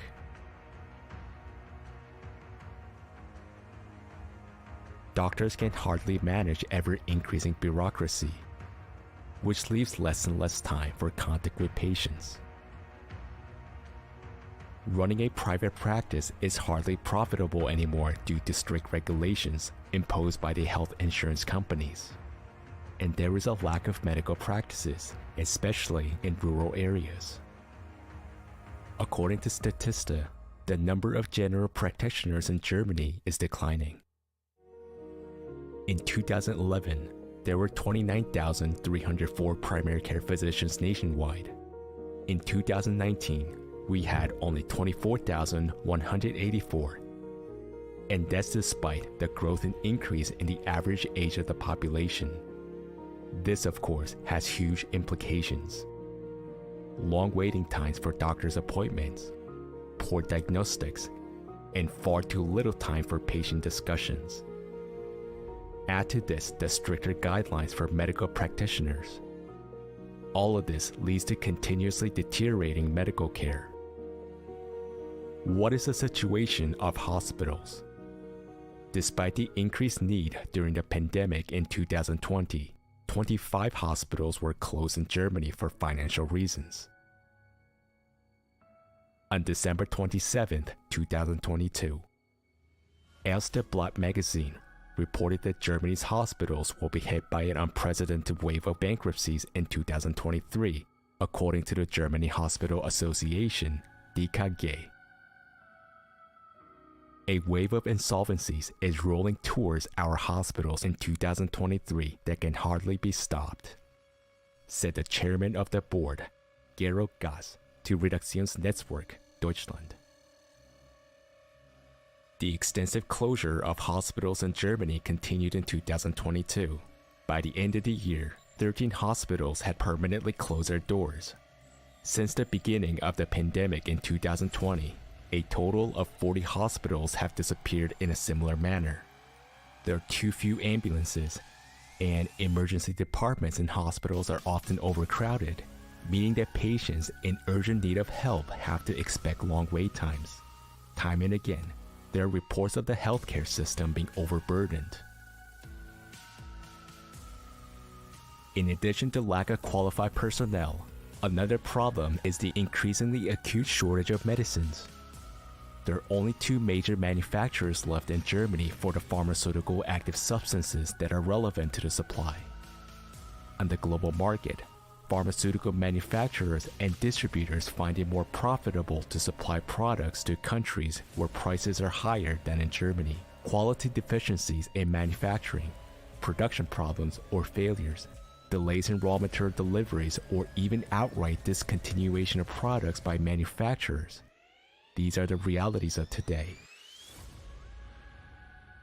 68% of the production sites of certain active ingredients for Europe are located in Asia, says a study by the VFA Pharmaceutical Association. Europe's high dependence on Asian active ingredient manufacturers is therefore problematic. In October 2022, Focus magazine published a list of medicines affected by supply shortages. This list includes about 300 drugs. So much for our current healthcare system. Healthcare should not be subject to profit maximization. Hospitals are being closed despite the growing number of patients. Doctors experience extreme work pressure due to difficult and stressful working conditions. Shouldn't human life and health come first? What about the mental health of the population? Mental health. A disturbing trend is also revealed in the rising number of depressions and other mental illnesses in Germany, which is actually higher here than in most other countries, with 5.2% in 2022. Germany is among the 16 most depressed countries in the world. More than 11% of women and 5% of men suffer from depression in our country. More people have died in Germany from suicides than from drugs and traffic accidents combined. The majority of these suicides were caused by depression, which was often inadequately treated due to lack of places to receive therapy. According to the Federal Association of Psychotherapists, the average waiting time to receive psychotherapy in Germany is 20 weeks. Violence. A great fear shared by many people, and especially parents, is the fear of violent crime. In August 2022, the Review of the Day TV news program reported that an average of 49 minors had been victims of sexual abuse in Germany last year per day. There has been a 53% increase in the distribution, acquisition, possession, and production of sexual abuse images over the past year. This is in addition to a 10% increase in physical abuse, as well as dramatic increase in the distribution of abuse images among minors. Last year, for example, 17,704 children under the age of 14 were victims of sexual violence. 2,281 of them were under the age of 6. Is this the world we want to live in? It's hard to comment on the inhumanity in which we live. It's painful to realize that adults can harm children instead of protecting them. Isn't it our duty as a society to put a stop to this? According to statistics, every third woman in Germany has been a victim of physical and/or sexual violence at least once in her life. About every fourth woman has been a victim of physical or sexual violence by her current or former partner at least once.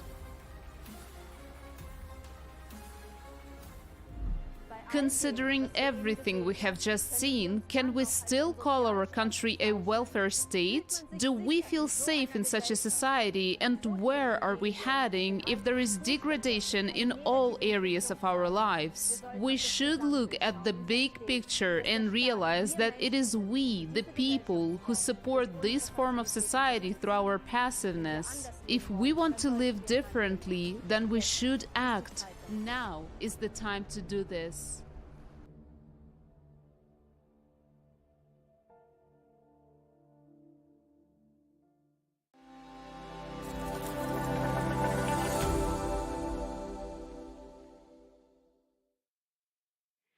Sollte nicht jedem Menschen ein würdevolles Shouldn't everyone have the right to a decent and secure life? Everyone should have access to affordable housing, a decent social package, free and high-quality healthcare, and the opportunity to participate in the life of society. All of this is laid down in the social code. Our social market economy must guarantee freedom, social welfare, and social justice. We must realize now that we are drifting further and further away from these goals. All that is offered as solutions within the present consumerist format of society helps only selectively and at best in short term. If we really want to find a way out, we must take a completely new path. After what we have just seen, do you still think of the Germany that for decades stood for prosperity, social justice, and security? Personally, it scares me that there is so much discontent and injustice in our country, which for the whole world looks up. Can we still call our country a welfare state? Let's look at how the term of welfare state is defined. A state that strives for social justice and cares for the social welfare of its citizens. The basic law states that the Federal Republic of Germany is a democratic and welfare state. The fact that we see have long been inconsistent with this definition.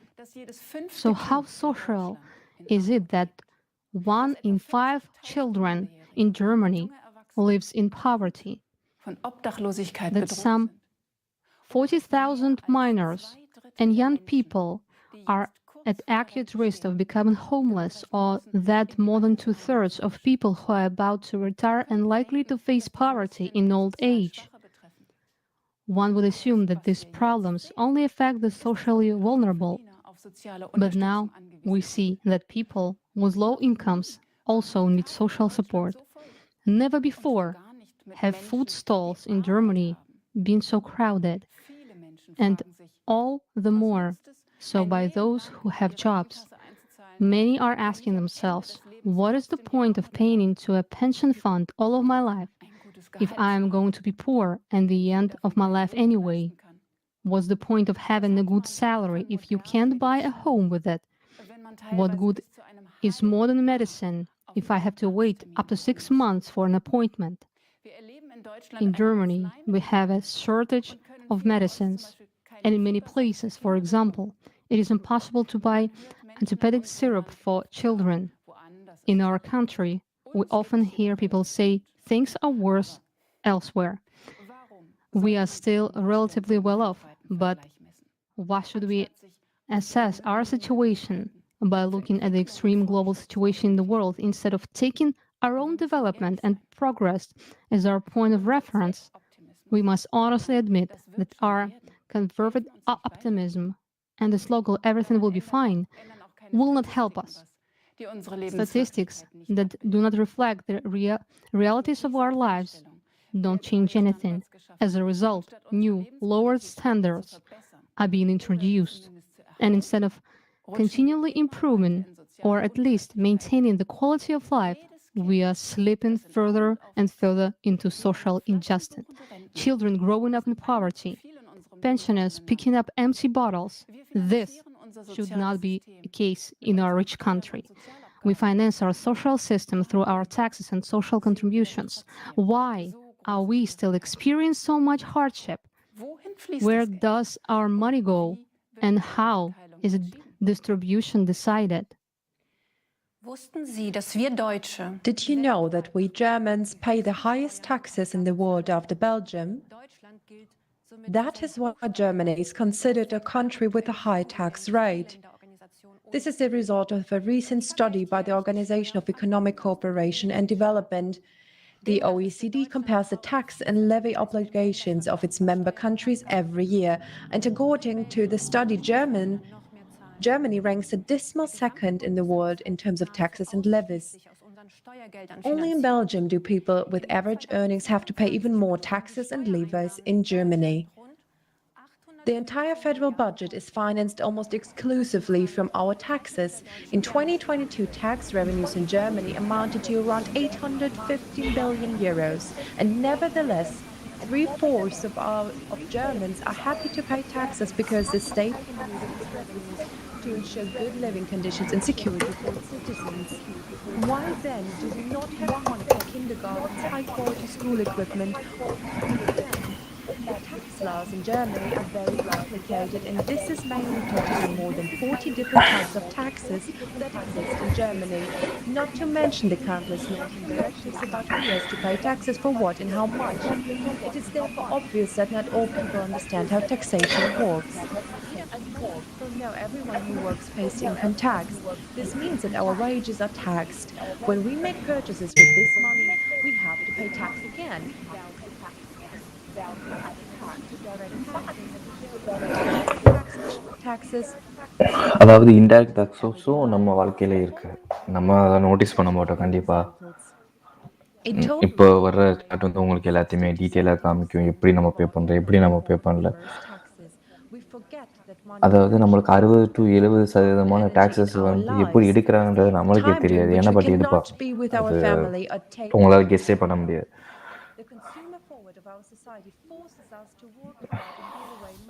Consumer வந்து பார்த்தீங்கன்னா நம்மளை வந்து ரொம்ப ஒரு force பண்ணி tax எடுப்பாங்க. But ஏன்னா அது காரணம் என்ன, ப்ராப்ளம்ஸ் இருக்குது, சோசியல் ப்ராப்ளம்ஸ் இருக்குது. அதனால வந்து நம்மளை வந்து ஏதோ ஒரு வகையில் வந்து நம்மளை ஃபோர்ஸ் பண்ணி வேலை செய்ய வைப்பாங்க. அதை டைம் நம்ம டேக்ஸாக பே பண்ண வைப்பாங்க.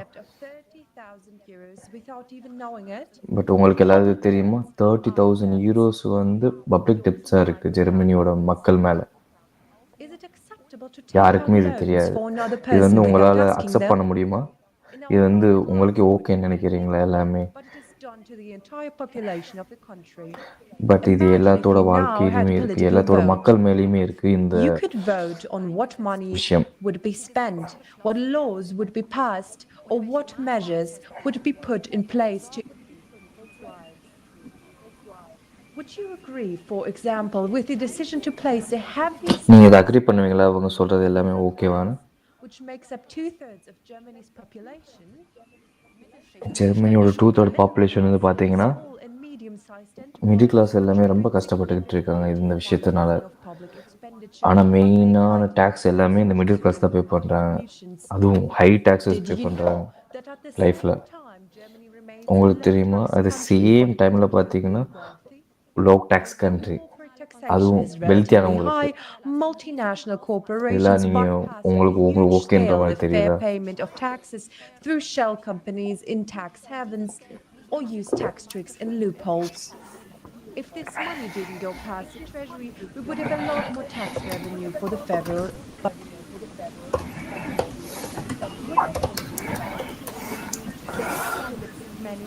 இந்த மணி வந்து வேற விதமான சால்விங் ப்ராப்ளத்துக்காக யூஸ் பண்ணலாம். பட் எல்லாமே இதுக்காக யூஸ் ஆகுது.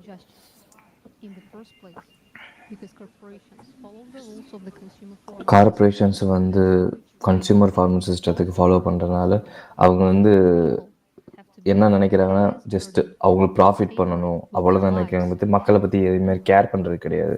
அவங்களுக்கு வந்து ஜஸ்ட் ப்ராஃபிட் ப்ராஃபிட் ப்ராஃபிட் அவ்வளோதான். எல்லாமே அந்த கல்ப்ரிட், மெயினான கல்ப்ரிட் யாருன்னு பார்த்தீங்கன்னா எல்லாமே கார்பரேஷன் தான். இன்ஃப்ளேஷன் வந்து அடிஷ்னல் பர்டன் வந்து நம்மளுக்கு இந்த மிடில் கிளாஸ் ஃபேமிலிஸ்க்குலாம் இது இன்னமும் காசு பண்ணிட்டு தான் இருக்குது. இது ஆல்ரெடி நம்ம வாழ்க்கையில் இருக்குது, உங்களுக்கு அவ்வளோவா தெரியலை ஆக்சுவலி.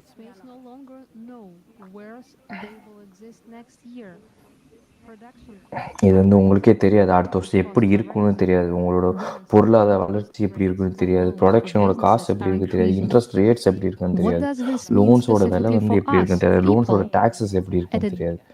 ஸோ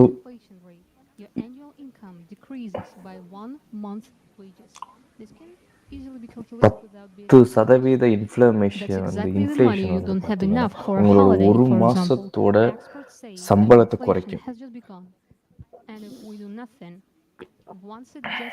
இன்ஃப்ளமேஷன் வந்து ரொம்ப ஒஸ்ட்டாக போச்சுன்னா நம்மளால் யாராலையும் ஸ்டாப் பண்ண முடியாது. அது சீக்கிரம் நடக்கும். நல்லா யோசிச்சு பாருங்க. And show that the format of consumption is programmed to create crisis and inflation. What are the consequences for our country? If the middle class shrinks, the economy will stagnate. Less will be spent, less will be produced. Tax revenues will fall. There will be less money in the federal budget. Therefore, இன்ஃப்ளமேஷனால் நம்மளோட வாழ்க்கையில் வந்து ரொம்ப கம்மியான ஒரு by improvising the middle class, Germany பண impoverishes வர்த்தகம் இருக்கும் itself கண்டிப்பாக. and loses its footing. while large corporations are moving production to other countries to cut energy, and production costs are too high in other countries like energy productions causes வந்து கூடிக்கிட்டே தான் போகுது. சின்ன சின்ன ஒரு அதாவது பார்த்தீங்கன்னா ஒரு சிறுபான்மை இதுக்கு பார்த்தீங்கன்னா விலைகள் அதிகம். சிறுபான்மை பிஸ்னஸுக்கு பார்த்தீங்கன்னா விலைகள் கண்டிப்பாக அதிகமாக தான் இருக்குது இப்போ உள்ள காலத்தில். we very much middle hope classes தான் ரொம்ப that these தாக்கமாக people இருக்கும். do not slip into poverty. As we can see, the gap between the rich and the poor is widening. ஆனால் உங்களால் நல்லா கவனிக்க முடியும், ரிச்சுக்கும் புவருக்கும் உள்ள வித்தியாசங்கள், அதாவது ரிச்சுக்கும் புவருக்கும் உள்ள டிஸ்டன்ஸ் வந்து இன்னும் அதிகரிச்சுக்கு தான் இருக்குது. அதாவது பார்த்திங்கன்னா வறுமையில் உள்ளவங்க இன்னும் வறுமையாகிட்டே தான் போகிறாங்க, சம்பாதிக்கிறவங்க நல்லா சம்பாதிச்சுக்கிட்டே தான் போகிறாங்க. இந்த சூழ்நிலையில் இந்த எனர்ஜி கிரைசிஸ்னால வந்து பார்த்திங்கன்னா ப்ராஃபிட் பண்ணுறவங்க நல்லா ப்ராஃபிட் பண்ணிக்கிட்டு இருக்காங்க, கஷ்டப்படுறவங்க ரொம்ப கஷ்டப்பட்டு தான் இருக்காங்க. Factor of the consumer format. They have only highlighted and, of course, further exacerbated the existing inequalities and vulnerabilities of people in this consumer format of society. What processes are really behind this? Why is inflation currently? ஏன் இந்த inflammation வந்து மக்களை வந்து ரொம்ப பாதிக்குதுன்னு தெரியுமா? என்ன solution உங்களுக்கு தெரியுமா உங்கள் வாழ்க்கையில்? இது இன்ஃப்ளமேஷன் வந்து எப்போ தான் தீருன்றது உங்களுக்கு தெரியுமா? Let's hear what he has to say about it. நாங்கள் உங்களுக்கு சொல்கிறோம், கேட்டு பாருங்க நல்லா. The topic currently discussed the most, as well as during the last few years, is inflation. That means it has always existed. But now, during the last 2 to 3 years, inflation has been so high that unfortunately, கடைசி 3 வருஷமாக பார்த்தீங்கன்னா பொருளாதார வளர்ச்சி வந்து குறைஞ்சிக்கிட்டே போகுது. of money depreciates. In this respect, unfortunately, things look gloomy. No matter how bad it sounds, இப்போ உள்ள this is just the beginning. So, இது வந்து பிகினிங் தான். regarding the economy doing well, இன்னும் I'll leave that aside. இன்னும் வருங்க காலத்தில் வந்து இதோட சுச்சுவேஷன் வந்து ரொம்ப ஒஸ்ட்டாக தான் போயிட்டுருக்கு. But when you look at small and medium, நான் உங்களுக்கு இது எல்லாத்தையும் பற்றி சொல்ல விரும்புகிறேன். என்னன்னா, before the crisis, there was a change in the legislation. சின்ன விதமான கம்பெனியும் ஒரு நடுத்தர கம்பெனியும் ரொம்ப கஷ்டப்பட்டு தான் இருக்காங்க, உங்களுக்கு எல்லாத்துக்கும் தெரியும். ஆனால் இந்த கிரைசிஸுக்கு முன்னாடி பார்த்தீங்கன்னா, இந்த கஷ்டத்துக்கு முன்னாடி பார்த்தீங்கன்னா எந்த சேஞ்சஸ் இல்லை. பட் இப்போல்லாம் பார்த்தீங்கன்னா கம்பெனிஸ்லாம் அதாவது ஒன்றுமே இல்லாமல் போகிறாங்க. ஸோ அந்த அளவு இருக்குது சுச்சுவேஷன் எல்லாமே. சில பேர்லாம் நிறைய கம்பெனிஸாக க்ளோஸே ஆகிடுச்சு இந்த விஷயம்னால. இது என்னோட ஒப்பீனியனில் பார்த்தீங்கன்னா இது வந்து ஒரு மெசேஜாக தான் உங்களுக்கு சொல்ல முடியும்.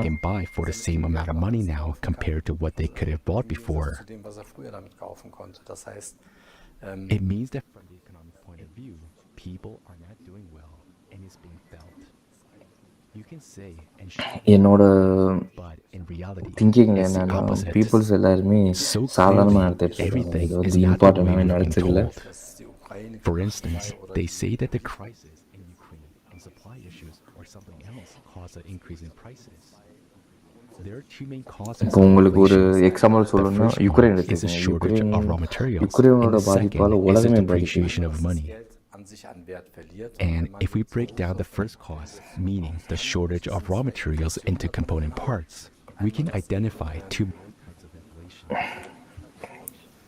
The first is the முதல் முறையாக பார்க்கும்போது இன்ஃப்ளேஷன் வந்து மெயினாக. But there is a small supply of them. சில ப்ராடக்ட்ஸ்லாம் நம்ம வாழ்க்கையில் வந்து ரொம்ப முக்கியம், பட் அதோட விலை எல்லாமே அதிகமாக இருக்குது. Which is quite natural. ஆனால் ஆட்டோமேட்டிக்காகவே அந்த ப்ரைஸஸ் எல்லாமே இன்க்ரீஸ் ஆகுது. ஏன்னா இன்ஃப்ளேஷன். ஸோ அதுதான் காரணம். ஏன்னா அதோட செய்முறையோட விலையே இன்க்ரீஸ் ஆகும்போது கண்டிப்பாக அந்த ஒரு ப்ராடக்டோட விலை வந்து கண்டிப்பாக இன்க்ரீஸ் ஆகதான் செய்யும். இப்பொழுது பார்க்கும்போது நம்ம ஒரு நார்மலாக ப்ரைஸ் வாங்கினதை விட டபுளாக பே பண்ணிட்டு இருக்கோம். These two kinds of inflation are actually insignificant because nowadays they account for a very small part of our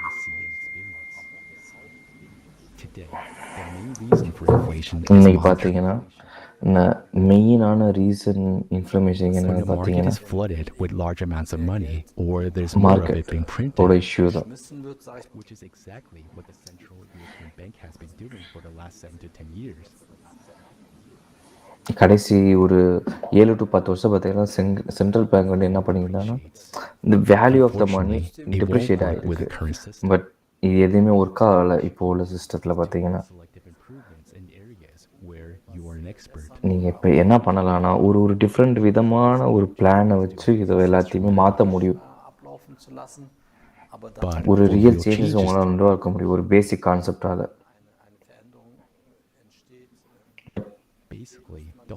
எல்லாமே வெளிப்படைத்தன்மையாக இருக்கணும், எல்லா பர்சனுக்கும் புரியுற மாதிரி இருக்கணும். அப்படி ஒரு சிஸ்டத்தை நம்ம ஃபார்ம் பண்ணணும் லைஃப்பில். And all systems can be formed differently. We already have the solutions, but not everyone knows about them yet. So நம்மக்கிட்ட ஆல்ரெடி அந்த ஒரு சொல்யூஷன் இருக்குது, பட் எல்லா மக்களுக்கும் அது தெரியாது. பட் அதை வெளிப்படுத்துறதுக்குலாம் கிரியேட்டிவ் சொசைட்டி இருக்குது. இது வந்து ஒரு கஷ்டமான ஒரு விஷயமே கிடையாது. இது வந்து ஒரு ஈஸியான இம்ப்ளிமெண்ட். பட் நம்ம எல்லாருமே ஒத்துழைக்கணும்.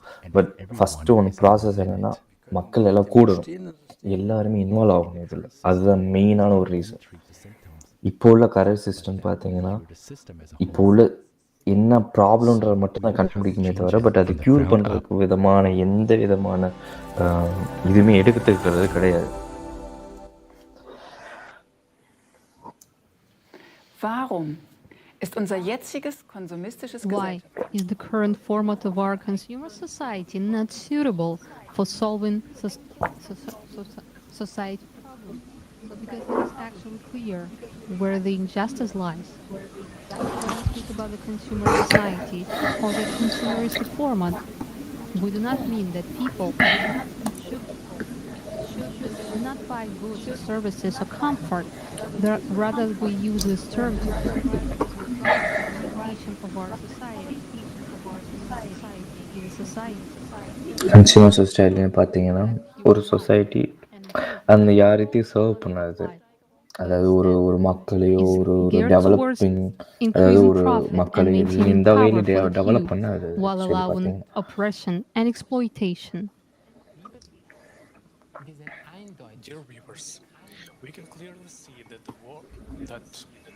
நம்மளால தெரிஞ்சுக்க முடியும்னா சோசியல் மார்க்கெட் எக்கனாமி வந்து where there is a market pure for market. every good and service, and when it comes to existential areas of our life. Thus, all issues in our society are now reduced to just price optimization.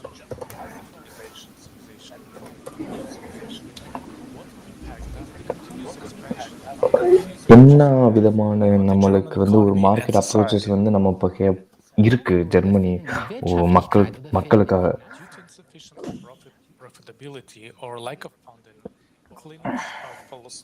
அதாவது lack of ஒரு ஃபண்டிங்னால வந்து நம்மளோட ஒரு கெப்பாசிட்டியே குறையுது. But அதே நேரத்தில் வந்து மெடிக்கேஷன்ஸ்லாம் increase ஆகிட்டே இருக்கு. ஃபார்மகேட்டிவ்ஸ், அதாவது ஒரு ஃபார்மகேட்டிவ் கம்பெனிகளை இதனால வந்து நிறையா சம்பாரிச்சுக்கிட்டே இருக்காங்க. அவங்க தான் ரொம்ப அதிகமான எலக்ட்ரிசிட்டி பில் பே பண்ணுறாங்க, ஏன்னா அவங்க அதிகமாக யூஸ் பண்ணுறாங்க. In 1/5 of Germany's territory, not every user has an because it is unprofitable for mobile network providers to expand their networks across the country. Even பார்த்தீங்கன்னா நெட்வொர்க் ப்ரொவைடர்ஸும் நல்லா சம்பாதிக்கிறாங்க. 700,000 tons of waste each year to other countries because it is 7,000 cheaper to recycle tons of there. waste வந்து However, in most நம்ம cases, they end up வெளியேற்றுறோம் in ஒரு landfills வருஷத்துக்கு. or even in the sea. We import food produced with forced labor or child labor because it's நம்ம வந்து ஒரு சாப்பாடுனாலும் நம்ம வெளியிடத்துலேருந்து import பண்ணிக்கிட்டு இருக்கோம். ஏன் இவ்வளோ கஷ்டப்பட்டுக்கிட்டு இருக்கோம் நம்ம வாழ்க்கையில் எல்லா நாளும்? இந்த பதில் என்னன்னு பார்த்தீங்கன்னா நம்மகிட்ட காசு இல்லை, சால்வ் பண்ணுறதுக்கு காசு இல்லை. இது வந்து ஜெர்மனிக்கு மட்டும் கிடையாது, எல்லா நாட்டுக்குமே சேர்ந்து தான் சொல்கிறேன் நான். we do not have enough money. But ஆனால் பதில் தான் same. We always think that other நம்மக்கிட்ட countries have to adjust amount to கிடையாது, our high அதாவது செலவு standards in பண்ணுறதுக்கு. order to solve their problems. But even we don't have enough money to solve our problems. ஏன்னா நம்மக்கிட்ட amount கிடையாது. ஏன்னா நம்மளோட ப்ராப்ளம் Is சால்வ் this பண்ணுறதுக்கே really நம்மகிட்ட the அமௌண்ட் case? கிடையாது. Have we not been but able to இதுதான் find உண்மையான suitable காரணமா? solutions both in Germany and abroad இதுக்கு நம்ம for so suitable many years? Solution கொண்டு And this வரக்கூடாதா? is despite the fact that we have so many economists, experts, and consultants. Let's now look at some figures on a global scale. இப்போ நம்ம They சில are all விதமான common. Global ஸ்கேல விதமான இதை பார்ப்போம். And international organizations. To end global hunger, இது எல்லாமே international ஆர்கனைசேஷன்லேருந்து வெளிப்பட்டது. குளோபல் ஹங்கர்லேருந்து a year for the next 10 years. இன்னும் நம்மளுக்கு வந்து ஒரு வருஷத்துக்கு $33 மில்லியன் தேவைப்படுது. Protection for children, mothers, retirees, and people with disabilities ஒரு across the developed ஏன்னா world. We need an additional அதாவது சில மக்கள் வந்து 80 billion a year. மாற்றுத்திறனாளிகள் இருப்பாங்க, குழந்தைகளாக இருப்பாங்க, அவங்களுக்குலாம் இவ்வளோ அமௌண்ட் தேவைப்படுது கண்டிப்பாக. $7 billion a year for universal healthcare across the இன்னும் developed நம்மகிட்ட வந்து $707 மில்லியன் தேவைப்படுது. ஏன்னா Insgesamt 66 billion பீப்புள்ஸுக்கு. 1.2 trillion a year. That's a pretty big sum, which we obviously can't afford. But let's look at what we clearly have enough money for. நம்ம இப்போ எவ்வளோ மணி தான் நம்மக்கிட்ட இருக்கிறத பார்க்கலாம். நம்ம வந்து இப்போ பார்த்தீங்கன்னா $571 மில்லியன் வந்து செலவு பண்ணிக்கிட்டு இருக்கிறோம். இருந்தாலும் ப்ராஃபிட் எதுலேயும் கிடையாது என்டர்டைன்மெண்ட்க்கு. பட் ஒரு விஷயம் மட்டும் நம்மளால் புரிய வைக்க முடியும். என்னென்னா பப்ளிக் மணி தான் எல்லாம். கடைசி 20 வருஷமா ஒரு ஆவரேஜாக பார்த்தீங்கன்னா 1.5 அதாவது 1.5 பில்லியன் அமௌண்ட் வந்து வாருக்காக யூஸ் பண்ணிக்கிட்டு இருக்கோம். அதாவது அதுவும் எதுக்கு செலவு பண்ணிப்போம்? அந்த அமௌண்ட் எல்லாம் மற்றவங்களை கொள்றதுக்கு. இதெல்லாம் தேவையா நம்மளுக்கு?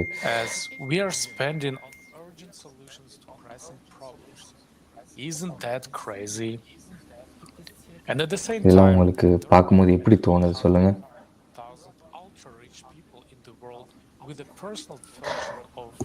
அதாவது நீ இதே நேரத்தில் வந்து 3 லட்சம் பேர் வந்து ரொம்ப ரிச்சான பீப்புள்ஸ்லாம் இருக்கிறாங்க.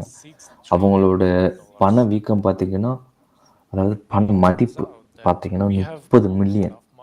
அவங்க அசட் எல்லாத்தையும் டோட்டலாக பார்க்கும்போது $36 ட்ரில்லியன் இருக்கும். இதெல்லாம் பார்க்கும்போது இந்த மணி எல்லாத்தையும், அதாவது இந்த மணி போதும் நம்மளோட உலகத்தில் இருக்க ப்ராஃபிட் எல்லாத்தையுமே, அதாவது உலகத்தில் இருக்க விஷயம் எல்லாத்தையும் சால்வ் பண்ணுறது.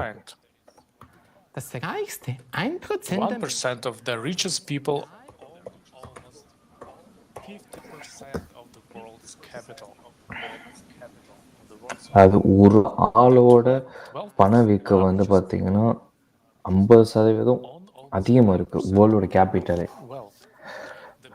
12% ரிச்சஸ்ட் பீப்புள்ஸ்லாம் பார்த்தீங்கன்னா 90% வேர்ல்டு கேபிட்டலாக இருக்குது.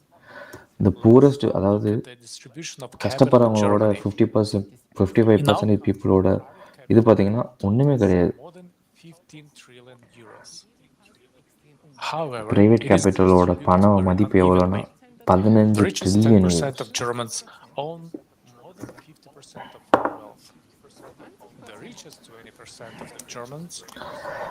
அதாவது 10% ஜெர்மனோட ஓன் பண்ணுற அமௌண்ட் எவ்வளோன்னா 50% கேபிட்டல், அதாவது ஜெர்மனியோட பண மதிப்போட அதிகம். அதுக்கடுத்து ரிச்சஸ்ட் பீப்புள், அதாவது ஒரு அமௌண்ட் அதிகமாக வச்சுருக்கவங்களோட பண மதிப்பு எவ்வளோன்னா 20% ஜெர்மனி வெல்த்தோட அதிகம். ஆனால் ஒன்று மட்டும் நீங்கள் நல்லா தெரிஞ்சுக்கலாம், ஏழை மக்களோட 50% ஏழை மக்கள் ஜெர்மனியில் இருக்கவங்க வந்துட்டு ஒன்றுமே கிடையாது. இப்படி தான் வாழ்க்கை ஓடிக்கிட்டு இருக்கு ஜெர்மனியில். இதுலேருந்து என்ன தெரிஞ்சுக்கலாம் நீங்கள்? சம்பாதிக்கிறவங்க நல்லா They, சம்பாதிச்சுட்டே it இருப்பாங்க, makes கஷ்டப்படுறவங்க நல்லா கஷ்டப்பட்டுக்கிட்டே தான் இருக்காங்க. ஸோ அந்த மாதிரி சுச்சுவேஷன் தான் அப்படி இருக்குது. determines our economic actions in everyday life. So இது வந்து எக்கனாமி, அதாவது இது வந்து ஒரு பொருளாதாரத்தை மட்டும் வச்சு சொல்ல முடியாது. இது வந்து எல்லா வகையிலுமே இது பாதிக்கும் மக்களை. ஸோ எக்கனாமினா நீங்கள் என்ன நினைக்கிறீங்க? பொருளாதாரம்லாம் என்ன நினைக்கிறீங்க?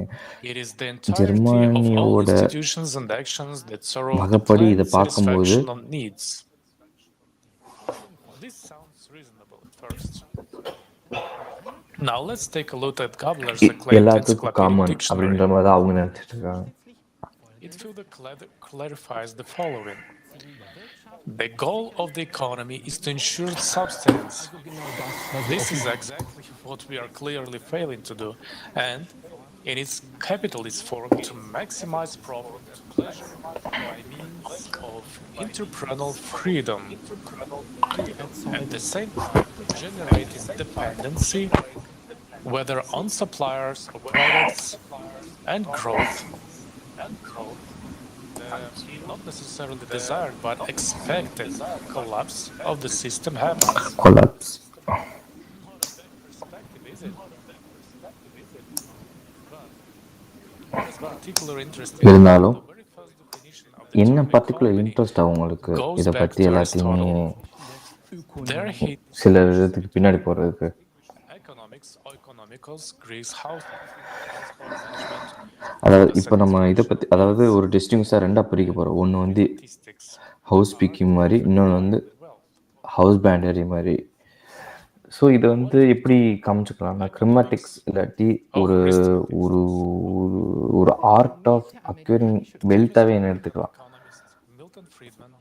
ஸோ அவங்கள என்ன பண்ணுவாங்க, எக்கனாமிக்ஸ் ஆர் பார்த்தீங்கன்னா அல்லது கெமரோமிஸ்ட்லாம் என்ன பண்ணுவாங்க தெரியல, இப்போ பார்க்கலாம்.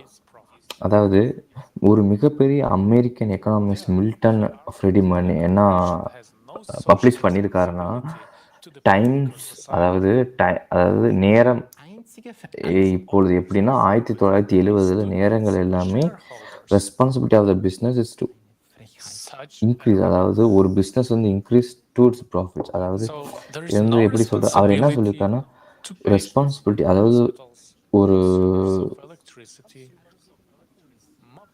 ஒரு ஒரு பிஸ்னஸ் வேணால் ப்ராஃபிட் மட்டும்தான் கொண்டு வரணும் அப்படின்ற மாதிரி ஒரு ஸ்லோகன் மாதிரி சொல்லியிருக்கார் பிஸ்னஸில் இருக்கலாம். இதெல்லாம் எவ்வளோ பெரிய சீப்பான ஒரு வேலை. How do we organize the so-called economy? According to the interaction between supply and demand, right? பொருளாதாரம் எவ்வளவு முரண்பாடாக கட்டுப்படுத்திருக்குன்றது உங்களால் தெரிஞ்சுக்க முடியும்.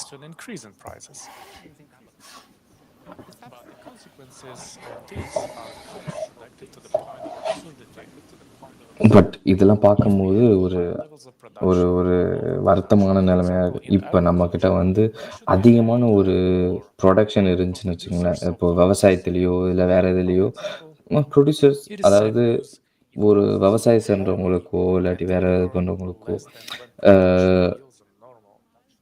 ஒரு ஒரு ஒரு வருத்தமான செய்தி தான். ஏன்னா அதிகமாக ப்ரொடக்ஷன் நடக்கும்போது, அதாவது அதிகமாக உற்பத்தி ஆகும்போது வந்து அவங்களோட எப்படி சொல்கிறதுனா, அவங்களுக்கு ஒரு மூட்டையோட விலை இப்போ ஒரு ஒரு ஒரு ஒரு ஒரு மூட்டை விற்கிறாங்கன்னா அதோட ப்ரைஸ் வந்து அதிகமாக இருக்கும்போது விலை கம்மியாக இருக்கும். ஸோ அதுதான். ஆனால் நிறைய பேர் வந்து இதை வச்சு ப்ராஃபிட்டும் பண்ணுறாங்க. இதுதான் 2020 மெடிக்கல் மாஸ்க்ஸ்லாம் நல்லா சம்பாதிச்சிட்டு இருந்தாங்க.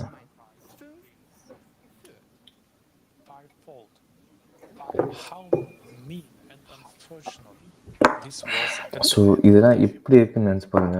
அதாவது மக்கள் கஷ்டப்படும் போது, மக்கள் உயிரை வைக்கும் போதும் அவங்க இதை வச்சு சம்பாரிச்சிட்டு இருந்தாங்க.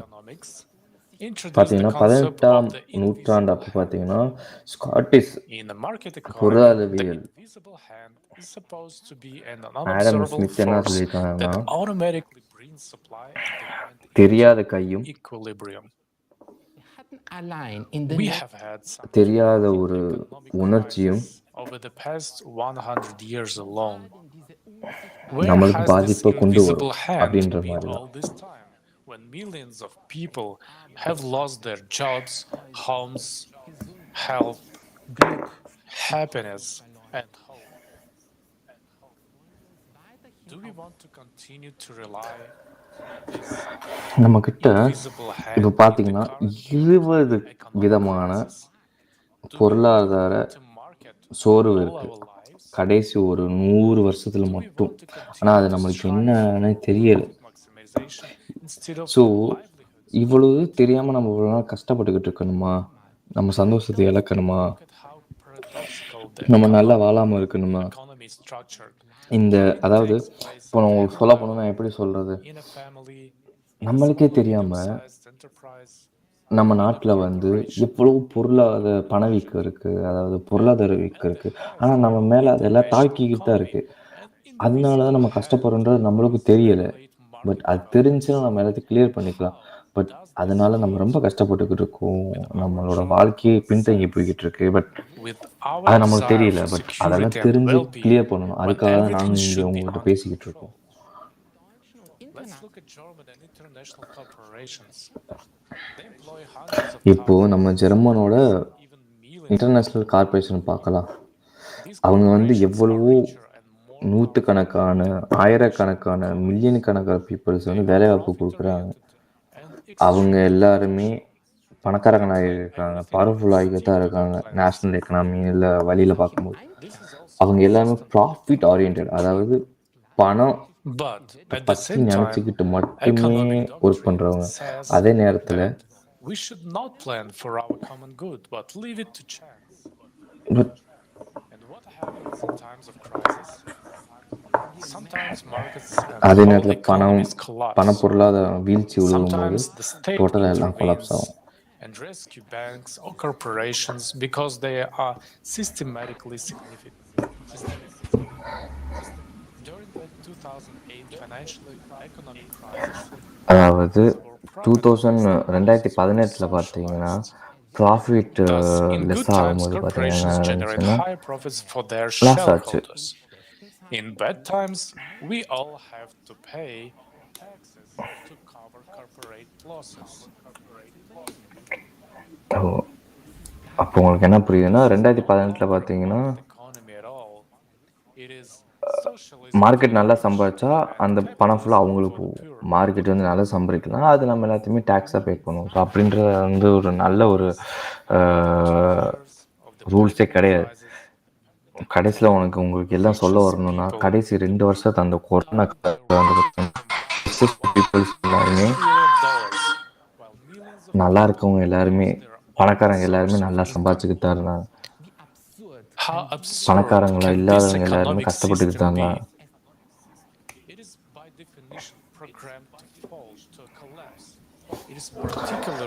ஸோ இது எல்லாத்தையும் இப்படி ஃபாலோ பண்ணிட்டு போயிட்டு இருந்தோம்னா நம்ம எல்லாருமே கஷ்டப்பட்டுட்டு தான் இருப்போம். லாஸ்ட்டில் யாருமே முன்னேற மாட்டோம்.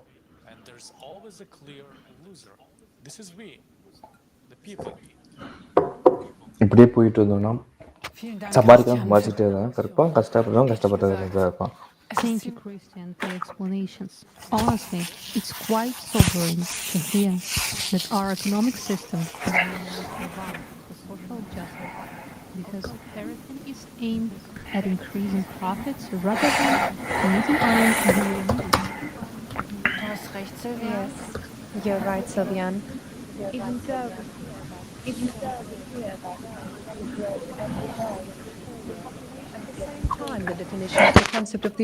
மக்கள் தொகை எல்லாமே ரொம்ப ஒரு கஷ்டமான நிலைமையில தான் போயிட்டு இருக்காங்க. பட் இன்னைக்கு நீங்க பார்க்கும்போது கொஞ்சம் டிஃபரன்சஸ் ஆகிட்டு இருக்கு. But does that mean that we should continue to do so? Ultimately, economics is an agreement between people to universal law. கண்டிப்பா இது இன்னொரு விதமாக பார்க்கும்போது நம்மக்கிட்ட ஒரு ஆப்பர்ச்சுனிட்டி இருக்குது. புது விதமான ரூல்ஸஸ் எல்லாம் போடலாம். நம்மளோட எக்கனாமிக் சிஸ்டத்தை வந்து எக்கனாமிக் அதாவது பொருளாதார வீழ்ச்சியிலிருந்து வெளிப்படுத்துறதுக்காக. Even if we can't judge it by the numbers yet, one thing is for sure. It can continue like this. changes will inevitably occur. Either there will be சேஞ்சஸ்லாம் a கண்டிப்பாக collapse, நடக்கும் வாழ்க்கையில். or we will move to an economic model which can only be implemented in the creative format of society. Christian, at the moment, the economic Christian Creative Society project have developed a new holistic model for our economy that will புதுசான ஒரு economic ரூல்ஸஸ்லாம் கொண்டு வந்து எல்லாத்தையுமே டிஃப்ரெண்ட்டாக நம்மளால் மாற்ற முடியும் இந்த வாழ்க்கையில். நம்மளோட பார்வையாளருக்கு இது இன்னும் கொஞ்சம் உங்களால் சொல்ல முடியுமா? மக்களே, நம்மளுக்கு கண்டிப்பாக ஒரு புது பொருளாதார ஒரு கட்டமைப்பு கண்டிப்பாக வேணும். அது இல்லைன்னா நம்மளால் முன்னேறவே முடியாது வாழ்க்கையில். நான் உங்கள்கிட்ட எப்பயுமே கேட்பேன் தான், இது வந்து உண்மையிலே பாசிபிள் தானா? இதுவரையும் ஹிஸ்ட்ரியில் எந்த வித பாசிபிள் எக்ஸாம்பிள் இல்லை, பட் இருந்தாலும் நம்மளால் சாதிக்க முடியும் கண்டிப்பாக. இது எல்லாத்தையும் நம்ம சாதிக்கணும்னா ஒன்று பண்ணணும், யுனைட் இன் கிரியேட்டிவ் சொசைட்டி. அப்படி என்றால் நம்ம எல்லாரும் ஒன்று கூட வேணும். மக்கள் எல்லாரும் கிரியேட்டிவ் சொசைட்டியில் சேரணும். எல்லாரும் கிரியேட்டிவ் சொசைட்டியில் சேர்ந்தோம்னு வச்சுக்கோங்களேன், இது எல்லாத்தையும் நம்மளால் சாதிக்க முடியும். நம்மக்கிட்ட ஒரு 8 பில்லர், அதில் ஒன்று என்னென்னா சுதந்திரம், பொருளாதாரம் மற்றும் பார்த்திங்கன்னா பாதுகாப்பு, ஒரு ஒரு ஒரு ஹாப்பி சொசைட்டி. அது எல்லாமே எப்படி நடக்கும்னு பார்த்தீங்கன்னா, இந்த மாதிரி பாலிடிக்ஸ் இல்லாமல் ஒரு நிம்மதியான வாழ்க்கை நடக்கும் கண்டிப்பாக.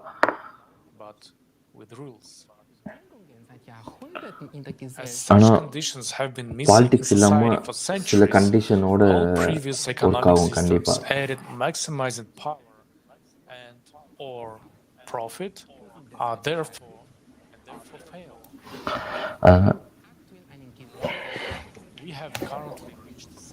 இதனால் இப்போ வந்து பார்த்தீங்கன்னா சில டெக்னாலஜிக்கல் லெவலெல்லாம் நம்மளால் ரீட் பண்ணி வச்சுருக்கோம். இது வந்து கம்ப்ளீட் ரெஸ்பான்சிபிலிட்டி கொடுக்கும், கம்ப்ளீட் பாசிபிலிட்டிஸை கொடுக்கும். இது வந்து உண்மையிலே நம்மளோட லைஃப் சேஞ்சஸாக இருக்குது. ஸோ இதனால் உங்களுக்கு தெரியும் எப்படி நம்மளோட எக்கனாமிக் ஃபங்க்ஷன்ஸில் ஒர்க் ஆகுதுன்றது. இந்த மெயினான ஒரு பிளான் என்னென்னா, கிரியேட்டிவ் சொசைட்டியில் எல்லாத்துக்கும் ஒரே பொருளாதார, அதாவது ஒரே லெவலான வாழ்வாதாரத்தை கொடுக்கணும். அதுதான் கிரியேட்டிவ் சொசைட்டியோட மெயினான எய்ம். எல்லாத்துக்கும் ஒரே படிப்பு கொடுக்கணும், எல்லாத்துக்கும் ஒரே துணிகள் கொடுக்கணும், எல்லாத்துக்கும் ஒரே மாதிரி வாழ்க்கை வாழணும். அதுதான் கிரியேட்டிவ் சொசைட்டியோட பிளான். எல்லாத்துக்கும் ஒரே சம்பளம், எல்லாத்துக்கும் ஒரே வேலை, எல்லாத்துக்கும் ஒரே மாதிரி வேலை. இது எல்லாத்தையும் அச்சீவ் பண்ணுறதுக்கு எக்கனாமிக்ஸில் கொஞ்சம் ஒரு டிரான்ஸ்ஃபர்மேஷன் கொண்டு வரணும். இது வந்து 2 விதமாக நம்மளால் செயல்படுத்தப்படும். ஃபஸ்ட்டு ஒன்று என்னென்னு பார்த்தோன்னா, இப்போ உள்ள எக்கனாமிக் சிஸ்டத்துலேருந்து நம்ம டோட்டலாக சேஞ்ச் பண்ணணும். இந்த இப்போ எக்கனாமிக் சிஸ்டம்லேருந்து எக்கனாமிக் சிஸ்டம் ஆஃப் கிரியேட்டிவ் சொசைட்டிக்கு நம்ம சேஞ்ச் ஆகணும். இது வந்து நம்மளுக்கு இப்போ ஸ்டார்ட் பண்ணோன்னா 5 வருஷம் ஆகும் கண்டிப்பாக. ரொம்ப முக்கியமான சேஞ்சஸ் என்னென்னா, நம்ம வாழ்க்கையில் சிங்கிள் வேர்ல்டு பேங்க், அதாவது இத்தனை பேங்க் நம்ம வாழ்க்கையில், அதாவது இப்போ நம்மளே ஒரு 2-3 பேங்க் வச்சுருப்போம், அத்தனை பேங்க் வச்சுருக்க கூட, எல்லாத்துக்கும் ஒரே பேங்க், உலகத்தில் இருக்க எல்லாத்துக்குமே ஒரே பேங்க். அந்த மாதிரி ஒரு பேங்க்கை கொண்டு வந்து ப்ராசஸ் பண்ணும்போது ஈஸியாக இது எல்லாத்தையும் பண்ணலாம். இப்போ யாரெல்லாம் எவ்வளோ டெப்த் வச்சுருக்காங்க எல்லாத்தையும், அதாவது எவ்வளோ கடன் வச்சுருக்காங்க எல்லாத்தையும் கேன்சல் பண்ணணும். ரெண்டாவது என்னென்னா, மெயினான ஒரு என்னென்னா, கடன் வாங்குறத ஃபஸ்ட்டு வட்டிக்கு கடன் வாங்குறத வந்து நாங்கள் தடுப்போம். மெயினாக என்னென்னா, வாங்குங்க கடன், பட் அதே அமௌண்ட்டு தான் நீங்கள் திருப்பி கொடுப்பீங்க வித்தவுட் எனி இன்ட்ரெஸ்ட். ஸோ அதுதான் எங்களோட மெயினான ஒரு விருப்பம்.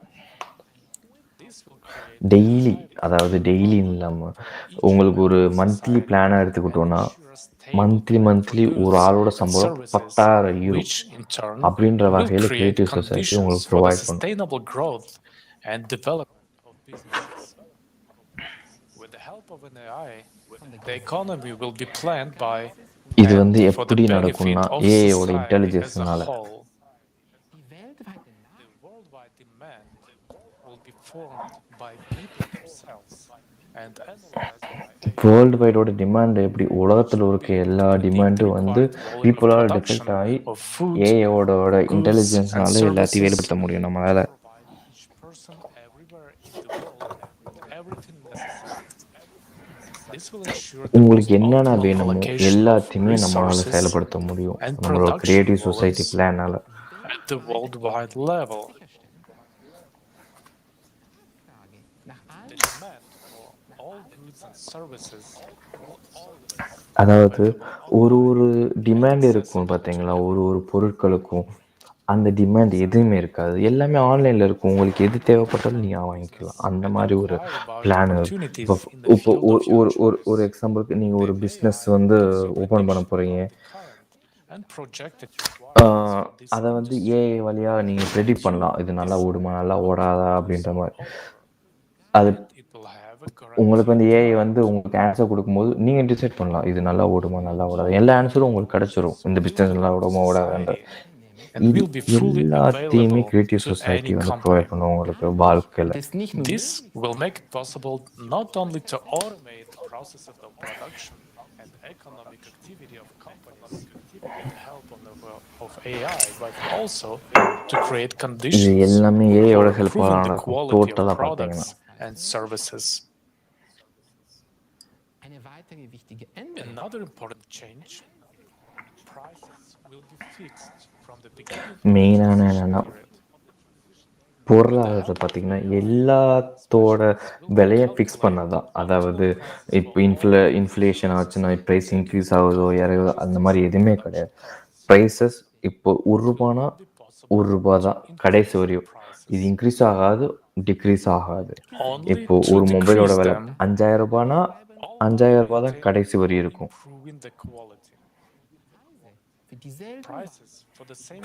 அவங்க ப்ரைஸ் இன்க்ரீஸ் பண்ண முடியும்.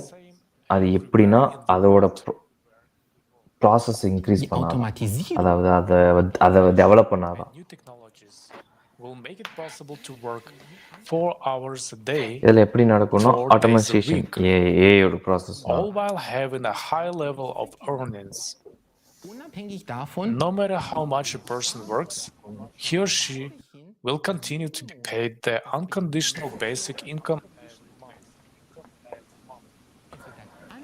There will be an incentive for everyone to அதாவது பார்த்தீங்கன்னா live an even better எல்லாத்தாலும் ஒர்க் பண்ண முடியும்.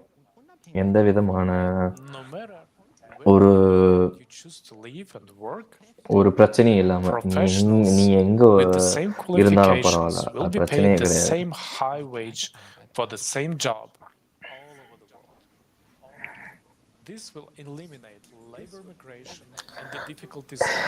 இது வந்து பார்த்தீங்கன்னா ஒரு லேபர் இமிக்ரேஷனை வந்து டோட்டலாக அவாய்ட் பண்ணும், டோட்டலாக வெளியேற்றும்.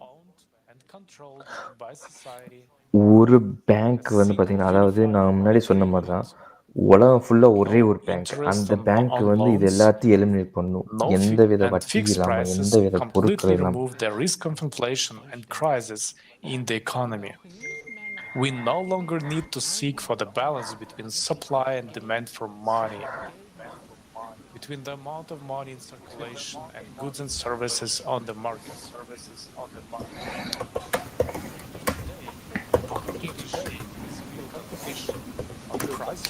இன்னைக்கு பார்த்தீங்கன்னா ஒரு பெரிய காம்படிஷன் வந்து உருவாகிட்டு இருக்கு மணி ஒரு காசு விஷயமா கம்பெனியில். A predictable demand, fixed prices, a single monetary unit, no interest on loans, full access to new technologies give businesses enough. புது டெக்னாலஜி பார்த்தீங்கன்னா புது குவாலிட்டி கொண்டு வருது நம்ம வாழ்க்கையில். பட் அது எல்லாத்தையும் ப்ராஃபிட் ஆக்குறாங்க, புரியுதுங்களா உங்களுக்கு? இது எல்லாமே பார்த்தீங்கன்னா ஒரு கண்டிஷன்ஸ் உருவாக்கும். அதே நேரத்தில் பெரிய ஒரு காம்படிஷன் உருவாக்கும் நம்ம லைஃப்பில்.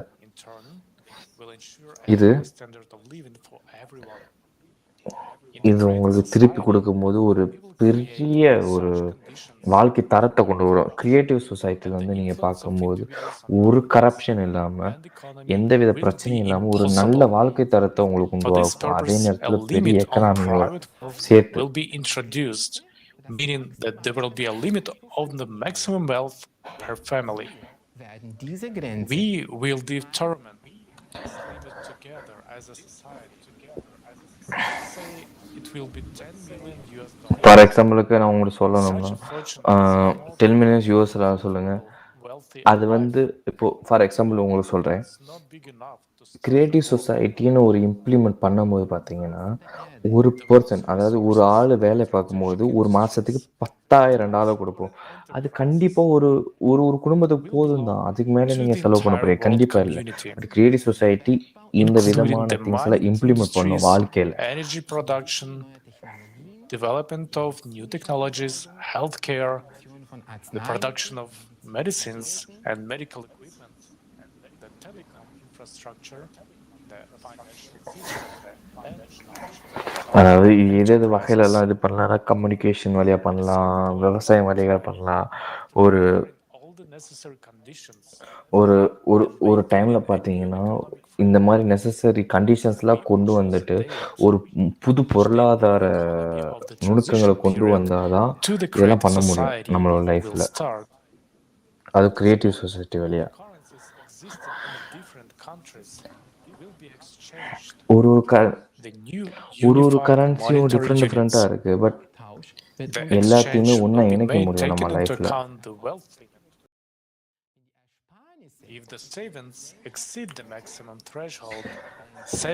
சேவிங்ஸ் வந்து நம்மளோட லைஃப்ல எக்ஸீட் ஆச்சுன்னு வச்சுக்கோங்களேன். உங்களுக்கு ஒரு அற்புதமான விஷயம் சொல்றேன். இப்போ நம்ம ஒரு ஆள் வந்து அதிகமா சேவ் பண்றாங்கன்னா அந்த அமௌண்ட் வந்து சேவிங்ஸா இருக்காது. எல்லாருமே டிசேபிள் ஆயிரும். ஒரு பர்சனுக்கு இவ்வளவு சேவிங்ஸ் இருக்கு. அதாவது ஒரு ஒரு ஒரு அதிகபட்சமான அமௌண்ட்டை சேவ் பண்ண முடியாது அவங்களால. கிரியேட்டிவ் சொசைட்டிக்கு தெரியும் இவ்வளவுதான் சேவ் பண்ண முடியும் அப்படின்ற மாதிரி. அது வந்து இதுக்கு மேல சேவ் பண்ணாங்கன்னா அது தேவையற்ற அமௌண்ட். அது எல்லாமே திருப்பி ரிட்டர்ன் போயிடும். Unconditional basic income of $10,000. This is indeed a very good question. But before we answer that question, let's understand that money actually is what money actually is general. We use money அதாவது வாழ்க்கையில வந்து to facilitate பணத்தை வந்து ஒரு medium of exchanges பண்ணிப்போம். அதாவது இப்போ நம்மளுக்கு ஒன்று வேணும்னா நம்ம ஒன்று வாங்குறதுக்காக பணத்தை யூஸ் பண்ணுவோம். அது எங்கன்னாலும் பரவாயில்ல. அது ஒரு மெட்டலாக இருக்கட்டும், ஒரு ஒரு காத்தா கூட இருக்கலாம், ஒரு கண்ணாடியை கூட இருக்கலாம். அதுக்கு நம்ம வாங்குறதுக்கு பணத்தை யூஸ் பண்ணுவோம். had been used as money. But over time, people came up with the idea of depositing their gold in a bank, getting a receipt stating இன்னும் கொஞ்சம் நாளில் பார்த்தீங்கன்னா சில்வரையும் நகைகளையும் வந்து ஒரு பணம் மாதிரி யூஸ் பண்ண ஆரம்பிச்சாங்க. இப்போ எல்லாத்தையுமே அந்த கோல்டு எல்லாத்தையும் பேங்க்ல வச்சு ஒரு ஒரு ரிசிப்ட் எடுப்பாங்க. இவ்வளோ பணம், இது இவ்வளோ சவரன் வச்சிருக்கோம். ஸோ அது வந்து அதுவும் நம்ம வகையில ஒரு பணம் தான். ஓகே, ஒரு 10 சவரன் வச்சிருந்தோம்னா பேங்க்ல, அது ஒரு வகையில் நம்மளுக்கு பணம் தான். பணம் இருக்கு, ஸ்டோரேஜ் பண்ணி வச்சிருக்கோன்ற மாதிரி. பட் பார்த்தீங்கன்னா அவ்வளோ தூரத்துக்கு நம்மளால இது பண்ண முடியாது. எல்லாமே ஒரே சிஸ்டமா மாறப்போகுது. value of money was determined by gold. Now it is only backed by our trust. Money is simply an agreement. மணி வந்து பார்த்தீங்கன்னா ஒரு ஒரு அக்ரிமெண்ட் தான். இது வாங்குறதுக்கு இது யூஸ் பண்ண போகிறோம், அவ்வளோதான். உலகத்தில் வந்து பார்த்தீங்கன்னா எல்லாத்தையும் வாங்குறதுக்கு எல்லாத்தையும் காசால தான் நீங்கள் பே பண்ண முடியும். நீங்கள் வாழ்க்கையில் ஃபுல்லாக பணத்தை ஏர்ன் பண்ணுறதுக்கு உங்கள் வாழ்க்கையெல்லாம் கழிப்பீங்க. பணத்துக்காக நீங்கள் என்னென்ன பண்ணணும்னு நினைக்கிறீங்களோ அதெல்லாம் பண்ண முடியாது. அவன் என்ன சொல்கிறானோ உங்களால் அதான் செய்ய முடியும். பணம் அதிகமாக வச்சிருக்கவன் அதிக பவர் அவனுக்கு, பணம் இல்லாதவனுக்கு பவர் கிடையாது. அவன் என்ன செய்யணுமோ செய்ய முடியாது. ஸோ அதுதான் வாழ்க்கை இப்போதைக்கு உள்ளது.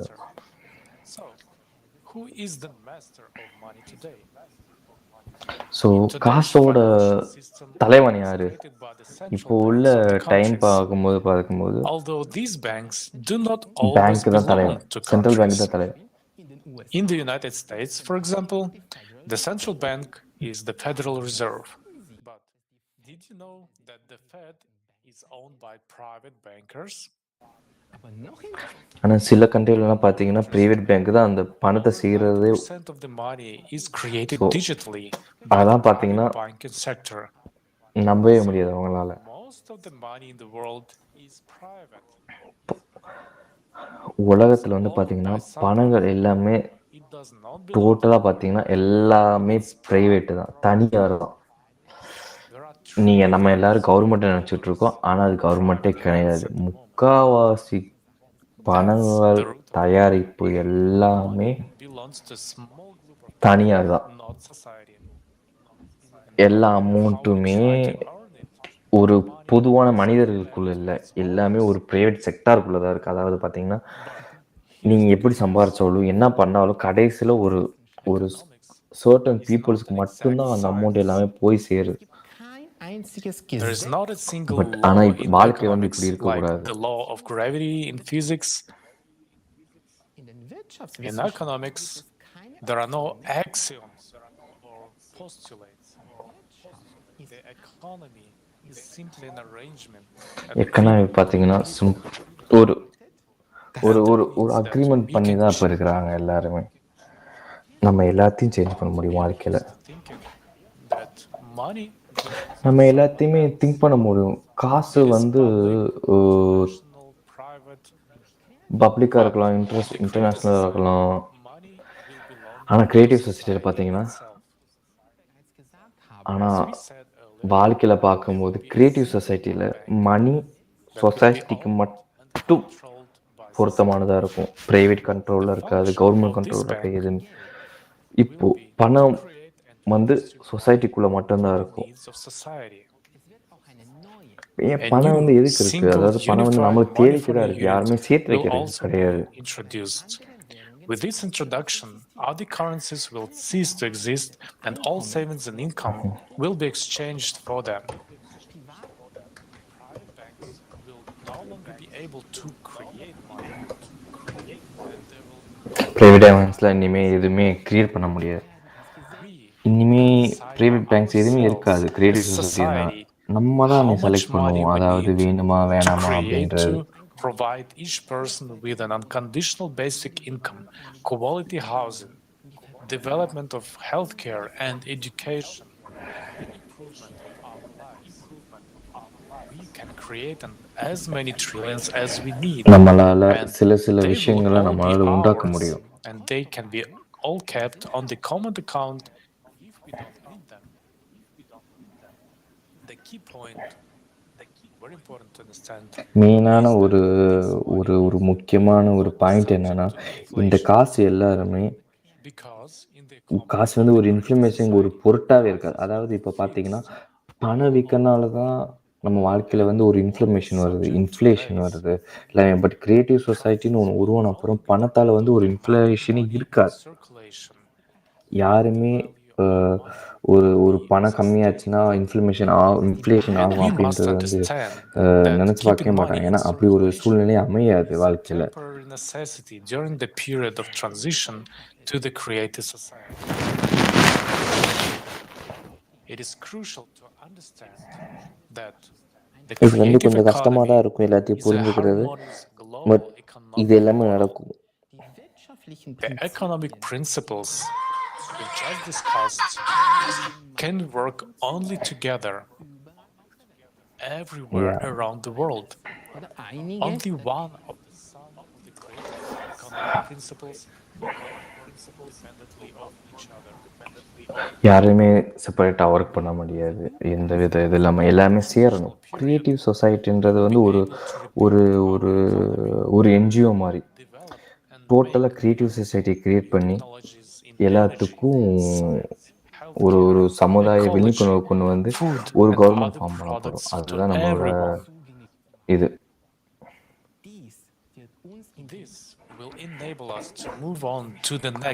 இது வந்து நம்மளோட வாழ்க்கையில புது ஒரு விழிப்புணர்வு கொண்டு வரும் கண்டிப்பா. This is a completely different world, a world of இது வந்து ஒரு கம்ப்ளீட் டிஃப்ரெண்ட் வேர்ல்டு. நம்மளோட அன்லிமிட்டெட் அக்சஸிபிள். அதாவது உங்கள் வாழ்க்கையில் நீங்கள் என்னென்ன வேணுமோ எது எதனாலும் வாங்கிக்கலாம். அப்படி ஒரு வேர்ல்டு நம்ம கிரியேட்டிவ் சொசைட்டி கொண்டு வர போகிறோம் நம்ம லைஃப்பில். பட் நீங்கள் எதிர்பார்க்க மாட்டீங்க. பட் இது எல்லாமே உண்மை. இது எல்லாம் நடக்கும். இது நம்ம எல்லாத்தையும் பண்ணோன்னா இந்த வேர்ல்டில் வந்து நம்ம எல்லாத்தையும் பண்ண முடியும். இப்படி இல்லை எல்லாமே and free to live the life each of us wants. Vielen Dank, Christian. Ich muss ehrlich sagen, thank you, Christian.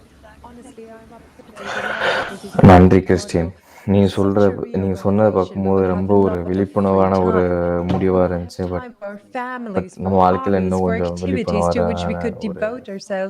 பேச்சுகளை கண்டிப்பாக கொண்டு வருவோம். நடக்கும் தான். Poverty and social decay. Entrepreneurs will also have more safety, social recognition, and opportunities to develop. So ஒரு சேஃப்டியான ஒரு recommendation நடக்கும் இந்த கிரியேட்டிவ் சொசைட்டியில். பட் இது எல்லாமே இப்போ உள்ள சுச்சுவேஷனை பற்றி பார்க்கும்போது அந்த ஒரு சோசியல் அது ஒரு யாருமே நம்ம ஜஸ்ட் செல்ஃபிஷாக இருக்குமே தவிர யாருமே அந்த ஒரு சோஷியல் திங்கிங் கூட கிடையாது. பட் நம்ம அப்படிலாம் இருக்கணும்.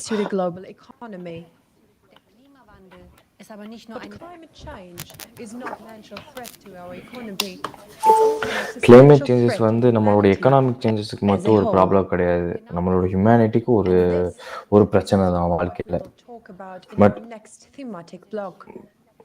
பட் இதை பற்றி நம்ம எப்போ பேச போகிறோம்னா நெக்ஸ்ட் அடுத்த இதில் நம்ம இதை பற்றி பேசுவோம் கண்டிப்பாக. பட் உண்மையிலே பார்த்தீங்கன்னா இது எல்லாமே we hope that the presented facts, which are scientifically grounded and which are able to verify, will reach as many people as possible.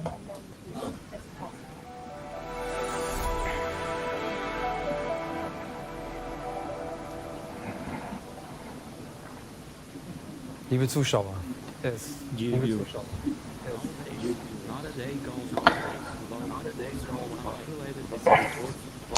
இப்போ பார்த்தீங்கன்னா இப்போ உள்ள வாழ்க்கையில் பார்த்தீங்கன்னா யாருமே அந்த ஒரு வெதர் ரிப்போர்ட் இல்லாமல் பிரச்சனைகளே இல்லை. அதாவது வெதர் ரிப்போர்ட் இல்லாத ஒரு நியூஸே கிடையாது. ஏன்னா ஒரு நாளைக்கு ஒரு பிரச்சனை நடக்குது நம்ம வாழ்க்கையில் இந்த உலகத்தில்.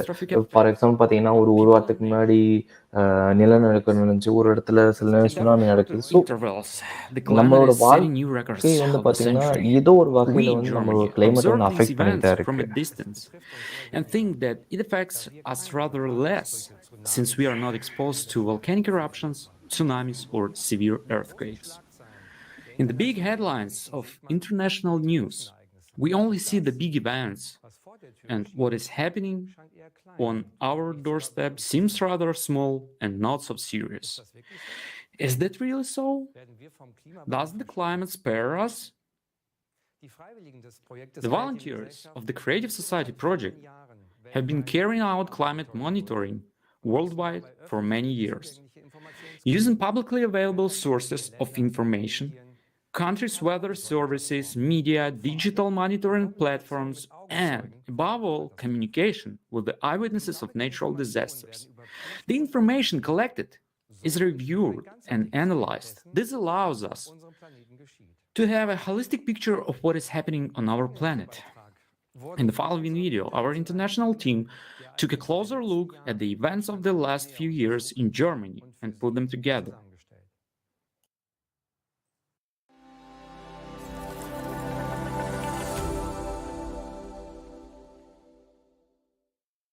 การเปลี่ยนแปลงสภาพภูมิอากาศเป็นเรื่องจริงและผลที่ตามมากำลังเป็นที่รับรู้กันทั่วโลกไม่ว่าจะเป็นภัยแล้งน้ำท่วมหรือพายุเฮอริเคนทุกๆปีเราได้ยินเกี่ยวกับหายนะครั้งใหม่ของศตวรรษแต่สถานการณ์ในเยอรมนีเป็นอย่างไรประเทศของเราตั้งอยู่ในเขตภูมิอากาศแบบอบอุ่นซึ่งหมายความว่าเหตุการณ์สภาพอากาศสุดขั้วควรเป็นข้อยกเว้นมากกว่ากฎอย่างไรก็ตามในช่วง3 ปีที่ผ่านมาได้แสดงให้เห็นภาพที่ต่างออกไปในเยอรมนีจำนวนภัยพิบัติทางธรรมชาติที่รุนแรงก็เพิ่มขึ้นเช่นกันซึ่งนำไปสู่ความสูญเสียทางเศรษฐกิจอย่างมหาศาลรวมถึงการสูญเสียชีวิตผู้คนด้วยสำหรับอุตุนิยมวิทยาปี 2565 ทำลายสถิติหลายอย่างทั่วโลกจำนวนพายุเฉลี่ยต่อปีในยุโรปเพิ่มขึ้นเกือบ17 เท่าเริ่มตั้งแต่ปี 2000 จนถึงปัจจุบัน พายุไม่ได้ช่วยเยอรมนีเช่นกันนี่เป็นครั้งแรกที่สังเกตเห็นพายุที่รุนแรงเช่นนี้ในประเทศในเดือนกุมภาพันธ์พุทธศักราช 2565 มีพายุ4 ลูกติดต่อกันด้วยความเร็วลมถึง 162 กิโลเมตรต่อชั่วโมงสิ่งนี้นำไปสู่อุบัติเหตุมากมาย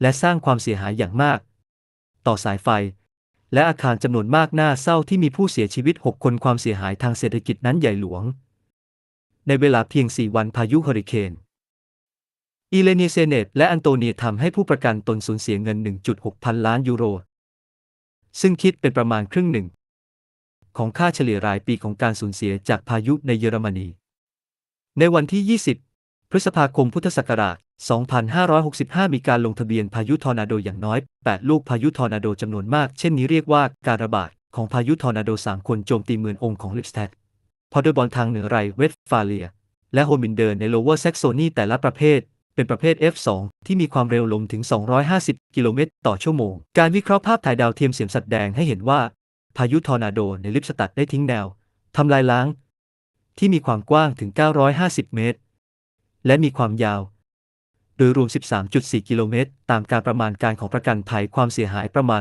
50 ล้านยูโรในพาเดอร์บอลมีคนเจ็บ 43 คน 13 คนบาดเจ็บสาหัสพายุทอร์นาโดทิ้งร่องรอยการทำลายล้างไว้กว้างถึง 400 เมตรและยาว 23.5 กิโลเมตรพายุได้ทำลายอาคารมากกว่า 100 หลังและโค่นต้นไม้ประมาณ 1,000 ต้นเมืองพาเดอร์บอลประเมินความเสียหายเกือบ 150 ล้านยูโรฤดูกาลทั่วไปสำหรับพายุทอร์นาโดในเยอรมนีคือฤดูร้อนแต่เมื่อวันที่ 17 พฤศจิกายน พุทธศักราช 2565 พายุทอร์นาโดที่รุนแรงผิดปกติได้พัดถล่มทางตอนเหนือของรัฐซาลันปี 2565 เป็นฤดูพายุทอร์นาโดที่สร้างความเสียหายสูงสุดในประวัติศาสตร์ที่บันทึกไว้ฤดูร้อนปี 2565 เป็นฤดูร้อนที่ร้อนที่สุดในยุโรปในรอบอย่างน้อย500 ปีเป็นเรื่องผิดปกติที่อุณหภูมิสูงสุดรายวันในเยอรมนีถูกบันทึกไว้ทางตอนเหนือของประเทศเมื่อวันที่ 20 กรกฎาคมมีการสร้างสถิติใหม่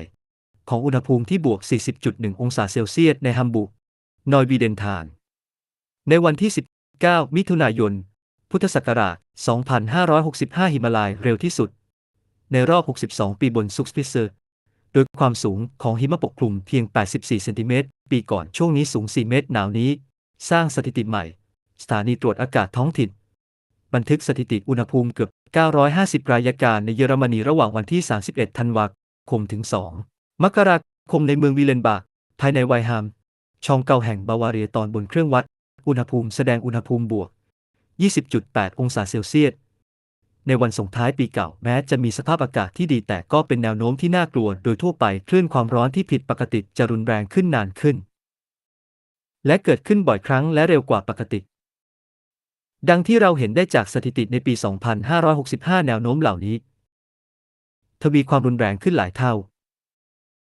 ความร้อนจัดยังส่งผลต่อสุขภาพของผู้คนอีกด้วยผลกระทบในทางลบต่อระบบหัวใจและหลอดเลือดเป็นภัยคุกคามโดยตรงต่อชีวิตความร้อนและการขาดฝนทำให้เกิดภัยแล้งที่เลวร้ายที่สุดในรอบ 500 ปีของยุโรปอย่างน้อย 64% ของดินแดนสหภาพยุโรปได้รับผลกระทบซึ่งส่งผลกระทบต่อการประปาและภาคการเกษตรอย่างมาก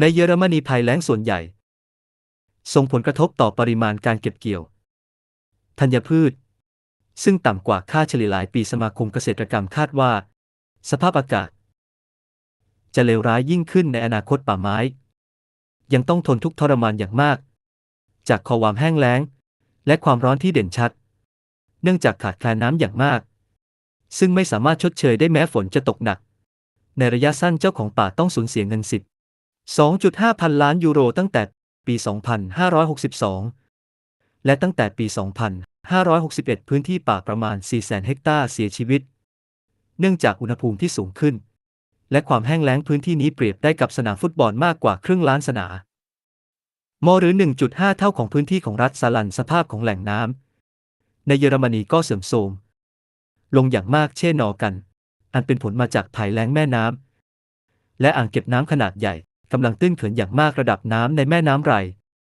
ซึ่งเป็นหนึ่งในเส้นทางการค้าที่สำคัญที่สุดของเยอรมนีลดลงต่ำสุดเป็นประวัติการณ์ การตื้นเขินของแม่น้ำไรน์ทำให้เกิดปัญหาต่อเนื่องการขนส่งหยุดชะงักห่วงโซ่อุปทานหยุดชะงักส่งผลให้ต้นทุนการขนส่งเพิ่มขึ้น5 เท่าระดับน้ำในแม่น้ำที่ต่ำยังส่งผลกระทบต่อซัพพลายด้านพลังงานเพราะในแง่หนึ่งการขนส่งถ่านหินถูกขัดขวางอย่างมากและในทางกลับกันผลผลิตของโรงไฟฟ้าที่ผลิตไฟฟ้าต้องลดลงเพื่อไม่ให้เกิดอันตรายต่อระบบนิเวศของแม่น้ำโดยปล่อยน้ำอุ่นออกจากระบบหล่อเย็นผลกระทบที่เด่นชัดของพยอแล้งต่อแม่น้ำในยุโรปนั้นเห็นได้จากสิ่งที่เรียกว่าหินหิวโหยซึ่งปรากฏขึ้นอีกครั้งในแม่น้ำไรน์แม่น้ำเวเซอร์และแม่น้ำเอเบอร์มองเห็นได้เนื่องจากระดับน้ำต่ำมากสิ่งเหล่านี้เป็นลางร้ายที่บ่งบอกถึงปีแห่งความแห้งแล้งและช่วงเวลาแห่งความอดอยากในเยอรมนีซึ่งโดยปกติจะมีน้ำมากรายงานเกี่ยวกับการขาดแคลนน้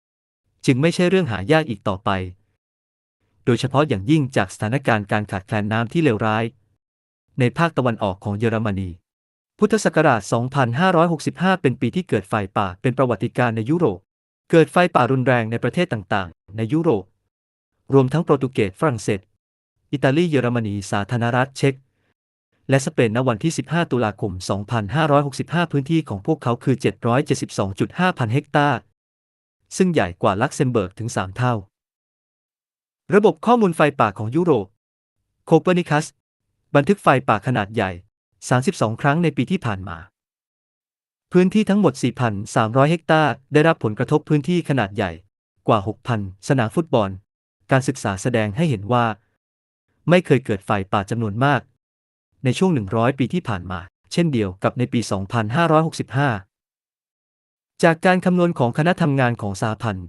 สมาคมเจ้าของป่าแห่งเยอรมนีความเสียหายในปี 2565 สูงถึงระดับบันทึกที่ประมาณ 30-40 ล้านยูโรความเสียหายโดยรวมต่อสุขภาพธรรมชาติและเศรษฐกิจเกินกว่า 600 ล้านยูโรช่วงเวลาที่มีความร้อนสูงทำให้เกิดฝนและลูกเห็บที่ผิดปกติการระบายความร้อนที่รอคอยมานานมักนำไปสู่ความสุดโต่งในปี 2565 มีการบันทึกลูกเห็บขนาดใหญ่เส้นผ่านศูนย์กลางมากกว่า 2 เซนติเมตรจำนวน 8,000 ครั้งและรายงานลูกเห็บขนาดใหญ่มากเส้นผ่านศูนย์กลางมากกว่า 5 เซนติเมตรจำนวน 1,300 ครั้งซึ่งสูงกว่าสถิติเดิมในปี 2564 ในยุโรปมีผู้ได้รับบาดเจ็บ 215 คนและเด็ก1 คนเสียชีวิตจากพายุลูกเห็บในเยอรมนีพื้นที่การเกษตรมากกว่า 25,000 เฮกตาร์ถูกทำลายโดยลูกเห็บทำให้สูญเสียเงินประมาณ 50 ล้านยูโรโดยรวมแล้วบริษัทประกันภัยในเยอรมนีรายงานความสูญเสีย 4.3 พันล้านยูโรเนื่องจากพายุลูกเห็บและฝนตกหนักในปี 2565 ในขณะที่ปี 2565 เผชิญกับภัยแล้งแต่ปี 2564 มีฝนตกชุกและน้ำท่วมรุนแรงในวันที่ 14 และ 15 กรกฎาคม 2564 ฝนตกหนักในเยอรมนีทำให้เกิดน้ำท่วมทำลายล้างทั่วทั้งภูมิภาคจากข้อมูลของบริการสภาพอากาศของเยอรมันมีฝนตกมากถึง 150 มิลลิเมตรใน 2 วันในไรแลนด์พาลาทิเนตและนอร์ทไรเวสฟาเลียระดับน้ำในแม่น้ำเมเอชออสูงเป็นประวัติการณ์มากกว่า 5 เมตรแน่นอนเรามักจะดูระดับของแม่น้ำและเห็นวิธีการอย่างรวดเร็วมันก็เพิ่มขึ้นน้ำแต่เราไม่เคยคิดว่ามันสามารถเข้าถึงที่นี่ข้อความกล่าวว่าสูงขึ้น 50 เซนติเมตรทุกๆ 5 นาทีฉันคิดว่าอีก 10 นาทีน้ำก็ถึงแล้วและเราติดอยู่ข้างหน้าและข้างหลังฉันคิดว่าอีก 10 นาทีน้ำก็ถึงแล้วและเราติดอยู่ข้างหน้าและข้างหลังนี่เป็นหนึ่งในภัยพิบัติทางธรรมชาติที่เลวร้ายที่สุดในเยอรมนีฆ่าชีวิตผู้คนไปกว่า 180 คนมีผู้ได้รับบาดเจ็บ 766 คนความเสียหายนั้นสัมพันธ์กันทั้งความเสียหายทางวัตถุและสุขภาพเพราะฉันต้องปลดปล่อยตัวเองจากรถติดในตอนกลางคืน น้ำท่วมครั้งนี้เป็นเรื่องที่เกินจินตนาการสำหรับพวกเราทุกคน มันเป็นน้ำท่วมที่เหมือนสึนามิ รถยนต์ที่นี่ลอยอยู่บนถนน และมีศพ3 ศพลอยอยู่บนถนนด้วย ตอนบ่าย 4 หรือ 5 โมงเย็นนั่นหมายความว่า จากช่วงเวลานั้น ไปอาจไม่มีอะไร ที่สามารถทำได้ในอุโมงค์ห่างจากชั้น 600 เมตร และสามารถป้องกันได้ไม่จำเป็นต้องพูดถึงเตือนล่วงหน้าเท่านั้น ยังไม่พอ ฉันเอาแต่มองออกไปข้างนอก ฉันตื่นทั้งคืน เราเฝ้าดูน้ำขึ้น และคิดอยู่เสมอว่า พระเจ้า ต้องมีเรือผ่านมาตอนกลางคืนเราพยายามโทรหาตำรวจและเจ้าหน้าที่ดับเพลิงพวกเขาแค่พูดว่า เราไม่สามารถช่วยได้ ในปีพุทธศักราช 2564 สมาคมผู้รับประกันภัยแห่งเยอรมนีประเมินความเสียหาย จากการประกาศภัย จากภัยธรรมชาติ ในเยอรมนีไว้ที่ 12.6 พันล้านยูโร ซึ่งมากกว่าครั้งใดๆนับตั้งแต่สถิติเริ่มต้นขึ้นตั้งแต่ปี 2513 จนถึงวันนี้กว่า 1 ปีครึ่ง หลังจากน้ำท่วมในหุบเขาแม่น้ำเบเอชอในเดือนกรกฎาคม 2021 ซึ่งได้ชื่อว่าเป็นอุทกภัยครั้งใหญ่ที่สุด ในรอบศตวรรษผู้คน ที่ได้รับผลกระทบไม่สามารถกลับบ้านได้ สถานที่ที่เราอาศัยอยู่ในเยอรมนีเป็นโศกนาฏกรรมเราช่วยเหลือทุกที่เราช่วยเหลือทุกคนเราต้องการช่วยทุกคนแม้ว่า เราจะอยู่ในสถานการณ์ที่ยากลำบากมาก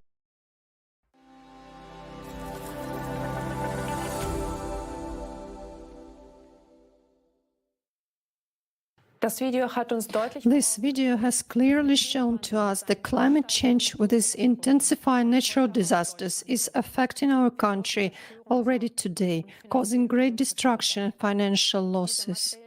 This material damage, however, is not comparable to the loss of human lives. The flood in the Ahr River Valley deeply shook our country. We are not used to seeing such footage in Germany. We usually only know such pictures from other countries. We would like to thank those few people who dared to share their experience with us. Many do not believe that people are afraid to speak openly about their grievances. We have learned that to this day, not all people have been financially supported, and many are still suffering from the consequences of the flood.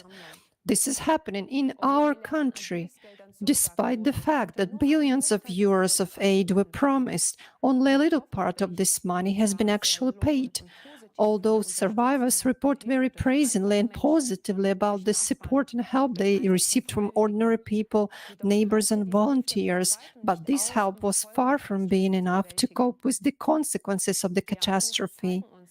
These events show us that high-tech countries such as Germany are unprepared even for regional disasters to quickly protect human lives and provide the necessary help in time.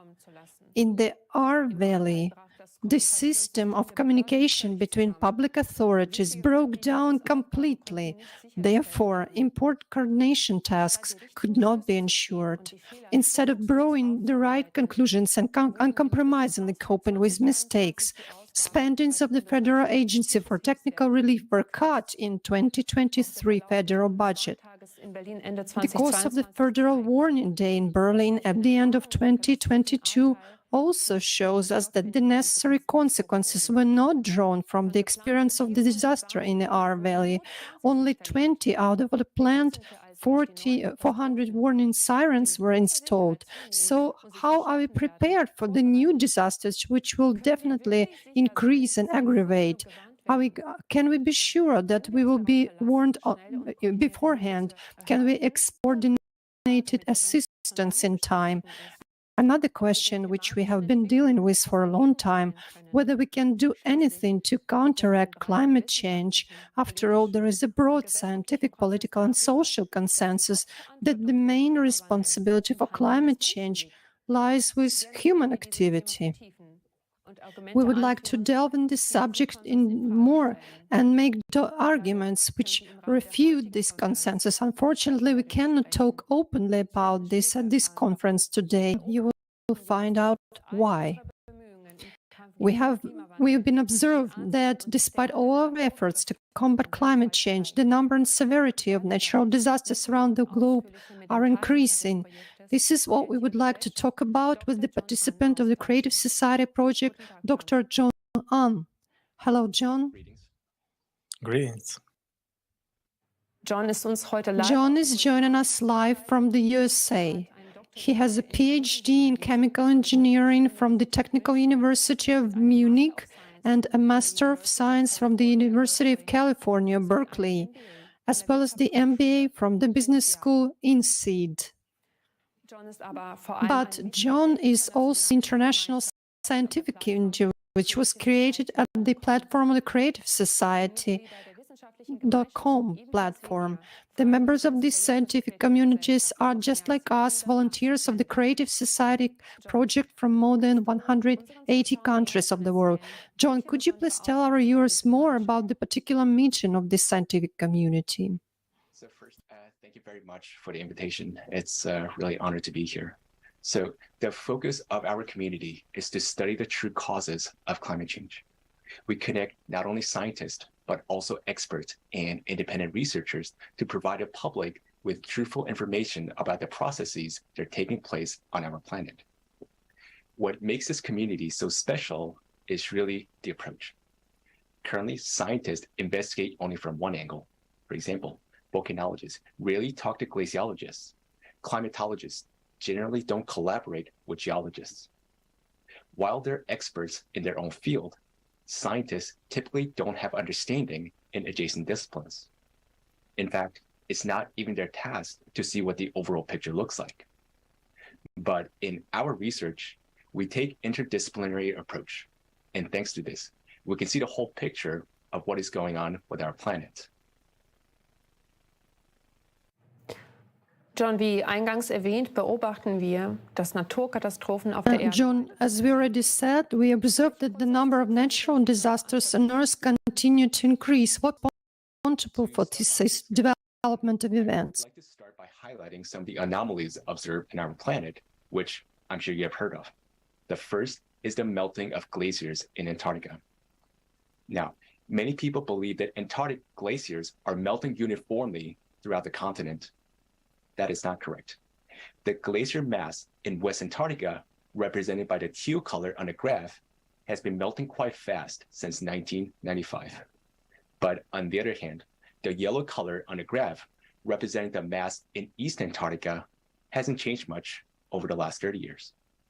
How is this possible? Geologists are well aware that West Antarctica is a relatively young continent with a thin crust, as shown on the left by yellow and red colors, while the eastern part is a thick, massive plate, shown in blue and purple. Furthermore, volcanologists know that the Antarctica is an active volcanic region with about 140 volcanoes under its ice, most of which, as you can see on the right, is located in the western part of Antarctica. Why this matters? Because according to multiple studies, magma is rising. When magma rises, it activates volcanoes that are located underneath the melting glaciers in the west. Moreover, this heat flow from beneath would impact the most where the crust is the thinnest. This is Western Antarctica. In other words, the glaciers are melting from bottom up. One piece of evidence indicating the rise of magma flow from beneath is the temperature change of the Weddell Sea, which is located off the coast of West Antarctica. The water at the bottom of the sea warmed up nearly 5 times faster than at the top. This happens because most of the heat is coming from the bottom, not from the sun. Another evidence indicating the rise of magma is an increase in seismic activities. The number of earthquakes is shown on the graph on the left, and the magnitude, or the total energy release, shown on the right, have been increasing since 1995. The increase in seismic activity also correlates well with an increase in global temperature. Let's have a closer look at the location of earthquakes before and after 1995. As you can see on the screen, earthquakes are now emerging in regions where they have never been before. Moreover, earthquakes have started to occur in waves and synchronize around the world. We had an example of this in Turkey and Syria last month. First, earthquake of magnitude 7.8 and 7.5 occurred on February 6th, followed by a series of earthquake cascades around the world. And just 2 weeks later, earthquakes of magnitude 6.4 and 5.8 occurred again in the same region.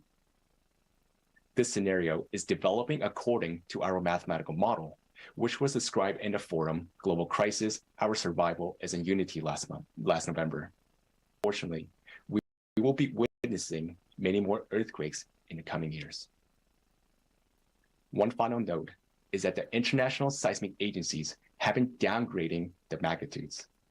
And since 2015, they have been concealing the increasing number of earthquakes and thus misleading the public such that many people are not aware of increasing seismic activities around the world. This topic was also discussed in the forum. The earthquakes in Turkey and Syria have shocked the whole world. Volunteers of the Creative Society are currently preparing a report with numerous eyewitnesses where we will show what people are going through and how much all this affects all of us. This report will be presented at the upcoming forum Global Crisis, There is a Way Out, which will take place on April 22nd, 2023. In addition to the growing climate challenges, the forum will discuss such topics as the collapse of the world economy, the threat of the development of artificial intelligence, and the aggravating climate crisis. This forum is a very important event for all of us. People from all over the world will find out together what solutions are available to us as united humanity to face the challenges of the future. Let's return to the question why such events will become more frequent. John, you've pointed out that earthquakes are becoming more frequent and stronger because of the rise in magma. But what is the cause of this? Let's go back to 1995, when a series of changes began to occur inside our planet. As shown on the slide, one example is that since 1995, the pole started to drift quicker, about 4 times faster than the norm. Also, the magnetic field has weakened by 15% from the norm by 2015, declining even further since then. We're now seeing, as a result, the northern lights becoming more intense and penetrating to more southern latitudes. Furthermore, unusual phenomena in the atmosphere have been observed recently in different parts of the world, including Germany. And since 1995, the rotation axis of the planet sharply shifted, as indicated on the left, and moreover, the rotational speed of the Earth, which typically goes through cycles of acceleration and deceleration, began to accelerate much faster in recent cycles, as shown by the right by the steeper yellow lines. Now, what could cause the changes in the magnetic field, axis of rotation, and the speed of rotation? It is a core of our planet, something that synchronizes and stabilizes all processes on Earth, something that has been stable for a long time. But the core abruptly shifted to the north, towards Siberia, around 1998, and it is now destabilized. Why is it significant? Do you recall the emphasis on the rise of magma? The destabilization or imbalance of the core accelerates the rotation. You can imagine a wobbly sphere, increases the centrifugal force, and causes magma to move further away from the center towards the surface. And when magma rises, it exerts more pressure on the Earth crust, which triggers seismic activities and opens up new fracture zones. This allows water from the surface to escape into the Earth's interior, drying up lakes and rivers, even though precipitation and floods are increasing. In addition, the rise of magma causes increase in volcanic activity, heating of the glaciers and oceans from bottom up.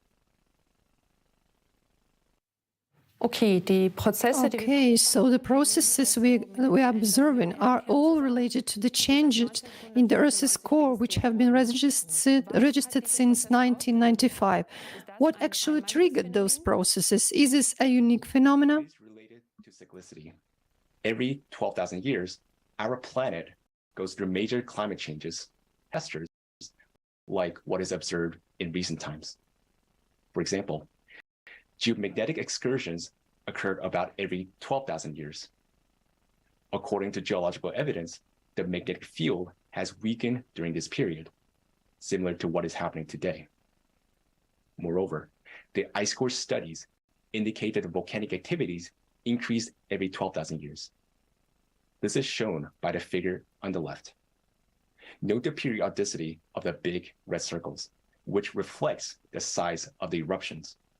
You can notice that the volcanic eruptions are particularly more catastrophic every 24,000 years, and we are currently about 24,000 years ahead from that previous period. So what does that tell us? We're about to go through major climate catastrophes. What we have seen so far is only the beginning. Many more are. And based on our mathematical model, already in 2028, just 5 years from now, 700 destructive earthquakes per day. Life will soon become unbearable.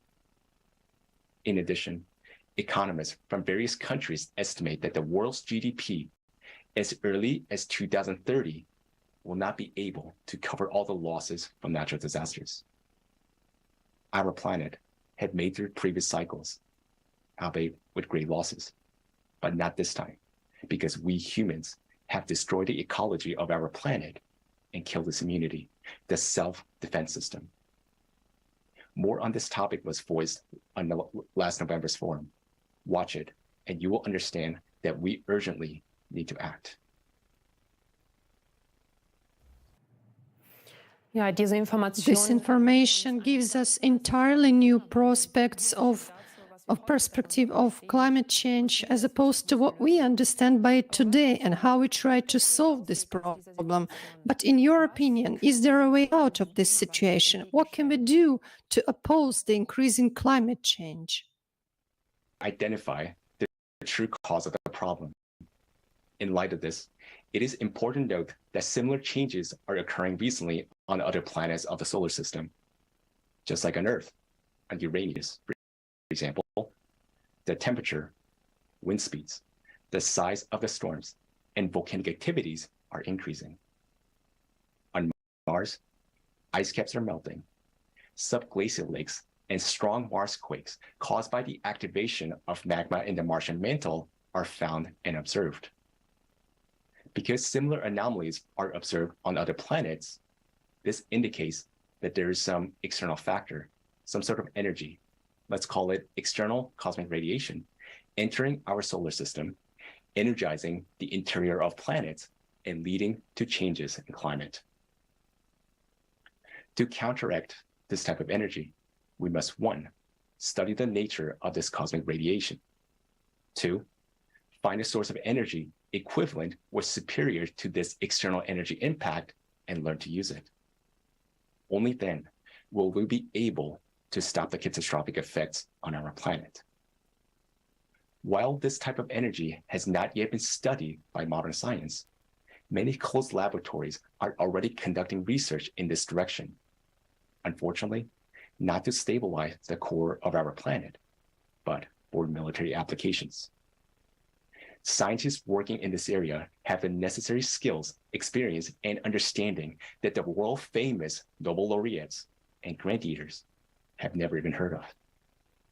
But these essential scientists will not be able to work on our survival because no countries will let them, as long as our world continues to live in a consumerist format, the format of the eternal race for domination, influence, and power.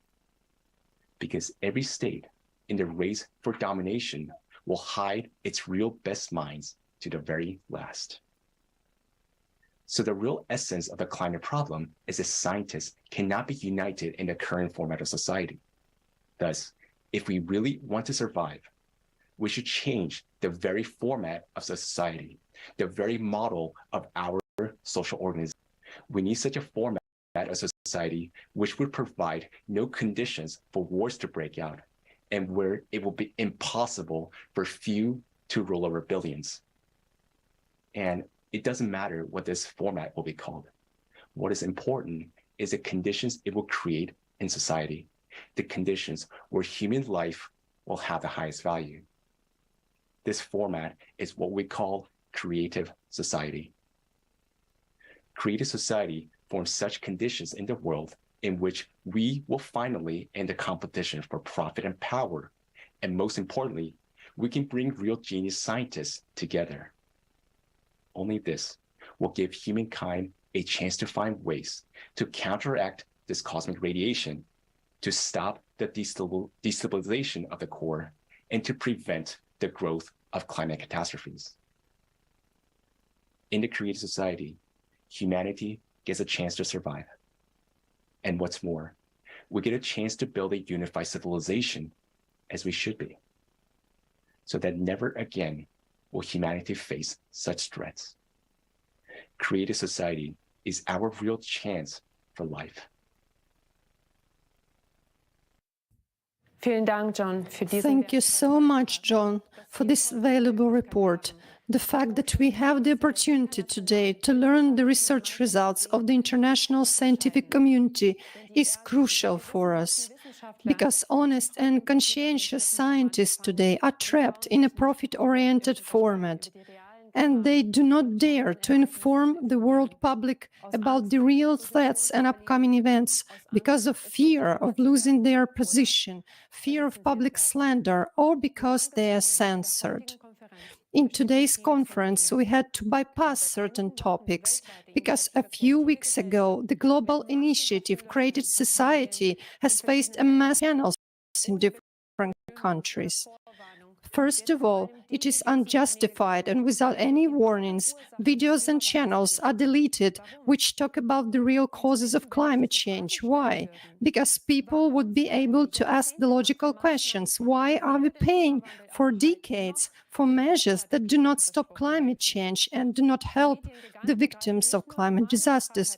Mass media giants not only infringe on freedom of speech, but they endanger all of us and themselves as well. Because of false theories, we lose precious time and resources, but it's exactly what we need urgently right now to mobilize our strengths as a united global community in the face of increasing cataclysms. Every day of lost time means the loss of human lives. Today, using the example of Germany, we have seen only a fraction, a small part of what people around the world have to experience.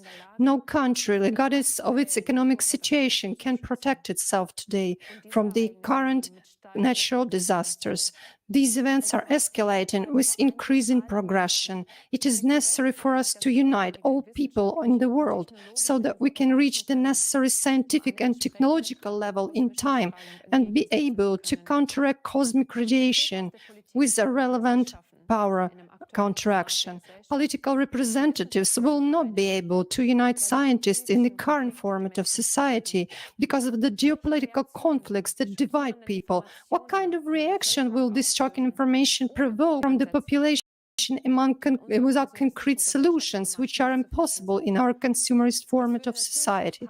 Of course, this will cause only panic. Thanks to volunteers of the Creative Society project, people around the globe start talking about these important problems and ways to solve them. On April 22nd, 2023, the World Forum Global Crisis, There is a Way Out will take place. Climate experts, independent researchers and volunteers will present the results of decades of interdisciplinary research. No news portal has still dared to publish these facts until now. This forum is organized by people themselves and on their own initiative, because it is about our common future. The forum will be simultaneously interpreted into more than 150 languages, which will break all the previous records. Let's watch together the trailer to this great event.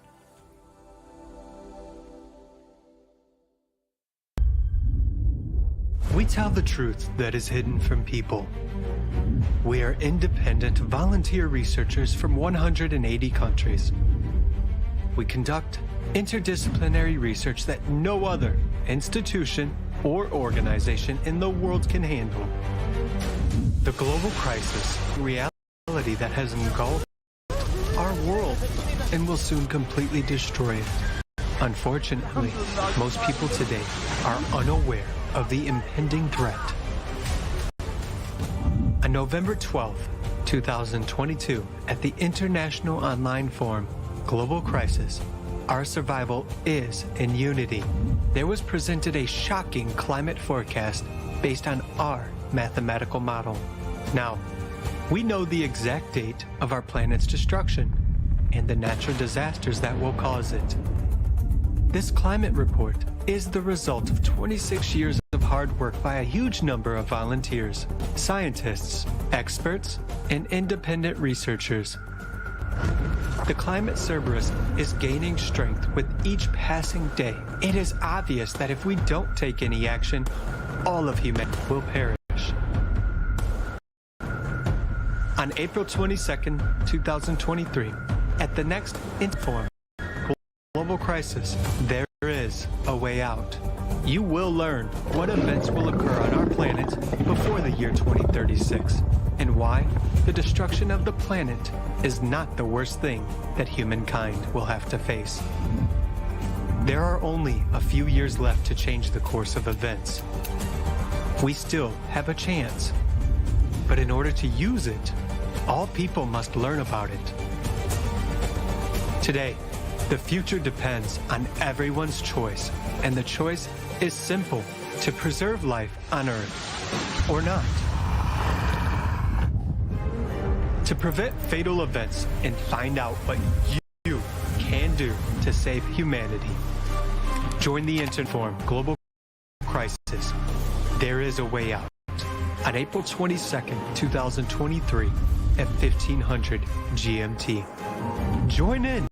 Spread the word about this forum on all platforms, in all social media. Everyone should know about this forum. The official website of the Creative Society International Project, creativesociety.com.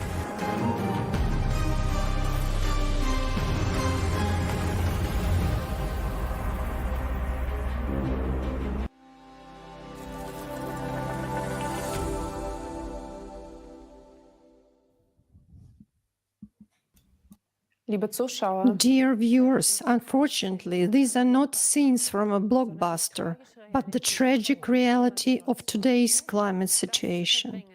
Denying this can cost us our lives. It is not scaremongering, it is our appeal to you, because many people are still sleeping while our common home is on fire. Only when we understand the seriousness of our situation, we will see that there is no time for divisions and we must act as one united human community. I hope that we've been able to bring this vital information to you. Now we would like to move on to the next part of our conference, where the solution will be presented. But this will only be possible in the creative society, where the scientific and technological potential will be united, free from geopolitical interests, and it will ensure that we will be able to counteract climate processes. About how we can build the creative society within a very short period of time and thus find a way out of all the crises, we will tell you in our next thematic block.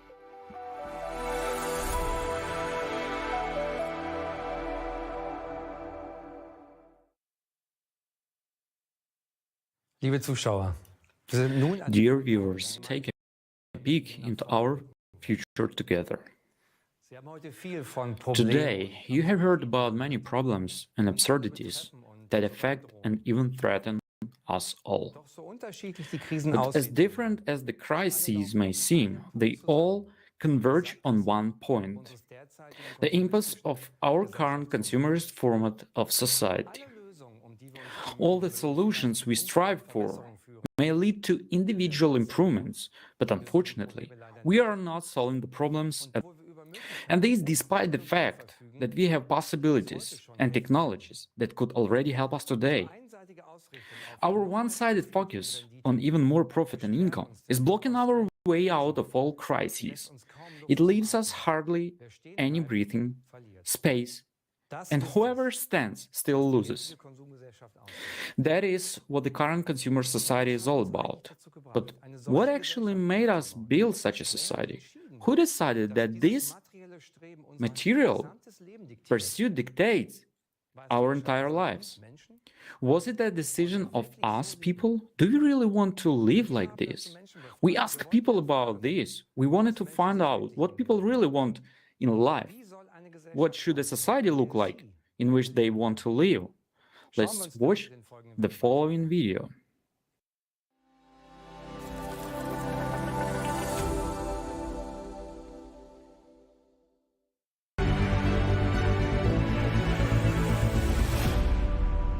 I would like to live in a society where I can say that my grown-up children and my grandchildren have a happy future.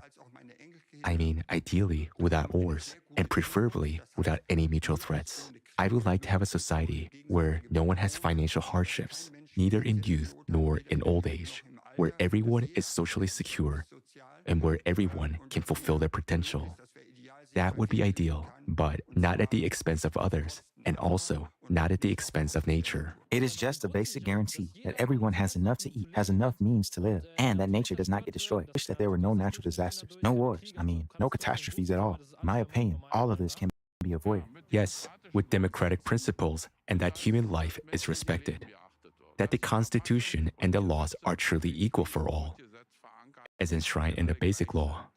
Yes, I would like to live in a world where there is some sort of universal income and everyone gets the same amount of money to have the same opportunity. So that everyone contributes according to their abilities, talents, and interests, so that it will become the most important thing again. Yes, financial equality, especially in old age.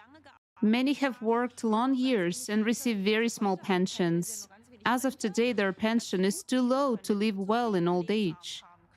Any education should be free. Knowledge should not cost money in order to be able to further educate oneself. So that children grow up in the society where they can think freely, speak freely, where they can simply trust their perceptions. To agree to make even more money, when in fact who already have enough will no longer have a place. To be able to live in a relaxed and open dialogue with people. In fact, it is financial independence. Of course, it's different when you can afford it. I can go wherever I want to. For example, now I can decide to go on vacation or say, no, today I want to stay at home or spend time with my kids, to do what I want to do, walk my dogs, and do not think about tomorrow all the time. I want to live in a society of people who live together, not simply stay next to each other. There really should be created conditions ensuring that you can get information completely independently. It should be freely available, and you can really have any information you need to make decisions. Then it will be worthwhile, at least for society, because all people will be more motivated as they realize, yes, now I can make a difference, and I do it, and I'm doing it now too, because it makes the world. I wish for peace. I wish that they would all sit down at one table and stop murdering, destroying, and killing, no matter who is on which side, no matter in which country in this. Education is the core issue, and everyone really should have access to it, so that everyone who wants can study at a university. But as we can see, not everyone can afford it. So that everyone, let's say, has a sense of togetherness and doesn't think only of themselves, but has a holistic perception. It's also necessary to find a way to decide together how to go forward. There is enough wealth for everyone. It is only necessary to... I would say, in any case, a place where you are accepted, where you are loved, where you don't have to be afraid to express your opinion, where everyone is allowed, to have their opinion and it is accepted. And no one has to be afraid that they will be judged by their neighbor. If you want to find solutions different from what is presented to you in society, they always have to come from below. Decision-making from the top will not work, and it is always the system-relevant things that are in the forefront, that is, consumerism and so on. I would fully support this.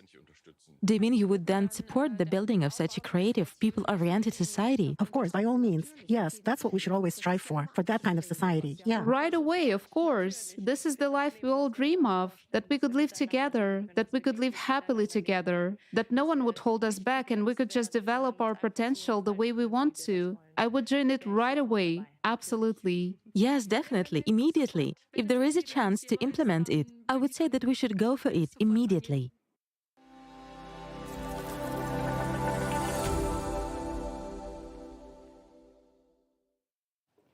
Können Sie sich den Antworten Agree with the answers? Isn't it also your wish to live in such a society? These are exactly the questions volunteers have been asking millions of people for 10 years in the world's largest society survey in 180 countries. What kind of society do you want to live in? The essence of the answers shows one common and universal understanding. People want to live in freedom, in security, and without wars. They want to be respected and loved. As a result of these years of international social surveys and expert discussions, the model of the creative society was developed, which corresponds to what people want. But the essence is more important than the name. The foundation of the creative society is formed by the 8 pillars that encompass all spheres of life in society. Let's now take a closer look at these principles. In der kreativen Gesellschaft ist der Mensch die grundlegende Einheit. In the creative society, the human being is the fundamental unit of the society. Humanity is just one big family. The 8 pillars of the creative society are the base for that. The first pillar, human life, is the most important one of them. Human life is the highest of values. The life of any human being has to be protected as one's own. The goal of society is to entrust the guarantee and the values of human life. If one human is valuable, then all humans are valuable. The second pillar says that all people are born free and equal. Everyone has the right to choose. There can be no one or nothing or superior to a human, his freedom and his right. The third pillar is human safety, ensures that every human is provided with everything they need for a safe and comfortable life free of charge. This includes, and other things, food, medical care, and basic income. Technology will not be developed for wars, but for the people. The unified global service dealing with emergencies situations will protect everyone from threats and disasters. Transparency and openness of information for all, as the themes of today's conference has convincingly shown, we desperately need reliable and trustful information.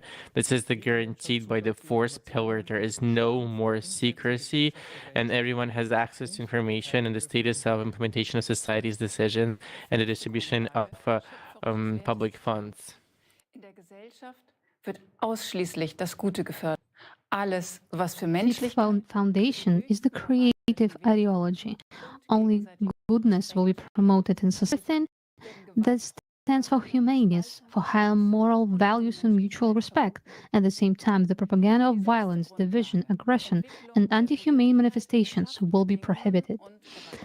The sixth pillar, development of personality, will create conditions and expand opportunities for personal fulfillment and the development of individual abilities and talents. Education is equally accessible and free to all. What would you do if you could pursue your true calling and interests rather than fulfilling the expectations of others or succumbing to financial pressures? The seventh pillar, justice and equality, ensures that all of our Earth's natural resources are distributed equally among all people. Resources can no longer be monopolized by individuals. Everyone will have the right to private property, and profiting and exploitation will be a thing of the past. The eighth pillar, self-governing society, returns decision-making power to the people themselves. The concept of power in the creative society is absent. We will vote in form of a direct democracy on all important decisions that directly affect our lives. Nicht genau das wieder, was sich jeder Mensch wünscht? Do these principles not reflect what each individual wants, how he or she imagines life in a united society, what we understand by human dignity and social justice? The eight pillars are not only a declaration of human rights, but also a guarantee of a better quality of life. Lassen Sie uns nun schauen, welche Let us now see what practical impact the implementation of the eight foundations will have on important areas of our life. den Bereich der Medizin. Let's look at the field of medicine. In the consumer format, even human health is just a commodity. Specifically, people's diseases. Precisely because money comes first. Medicine is also driven by economic interests. We have already heard several examples today. Hospitals are closing because they are expensive, although the need for them is increasing. Despite the high demand for pharmaceuticals, they are not being produced due to high production costs and low profits. This sad example clearly shows that economic interests currently prevail over concern for people's health. Thanks to the eight pillars, this will be not possible, because human life will become the highest value at the legislative level. The economy and production must serve the good and health of people. Moreover, with the development of all technology, the priority of healthcare will shift towards the well-being of all people rather than profit, as it is now. There will be also no difference in medical care. The eight pillars ensure that all people's lives are equally valued. This means that all people will have free access to free healthcare. That means the highest standards. Or let's look at the field of labor. Thanks to robotics and artificial intelligence, it is now possible to automate most areas of work. This means that the robots can do hard, dangerous, or unhealthy types of labor for us so that everyone can have more free time.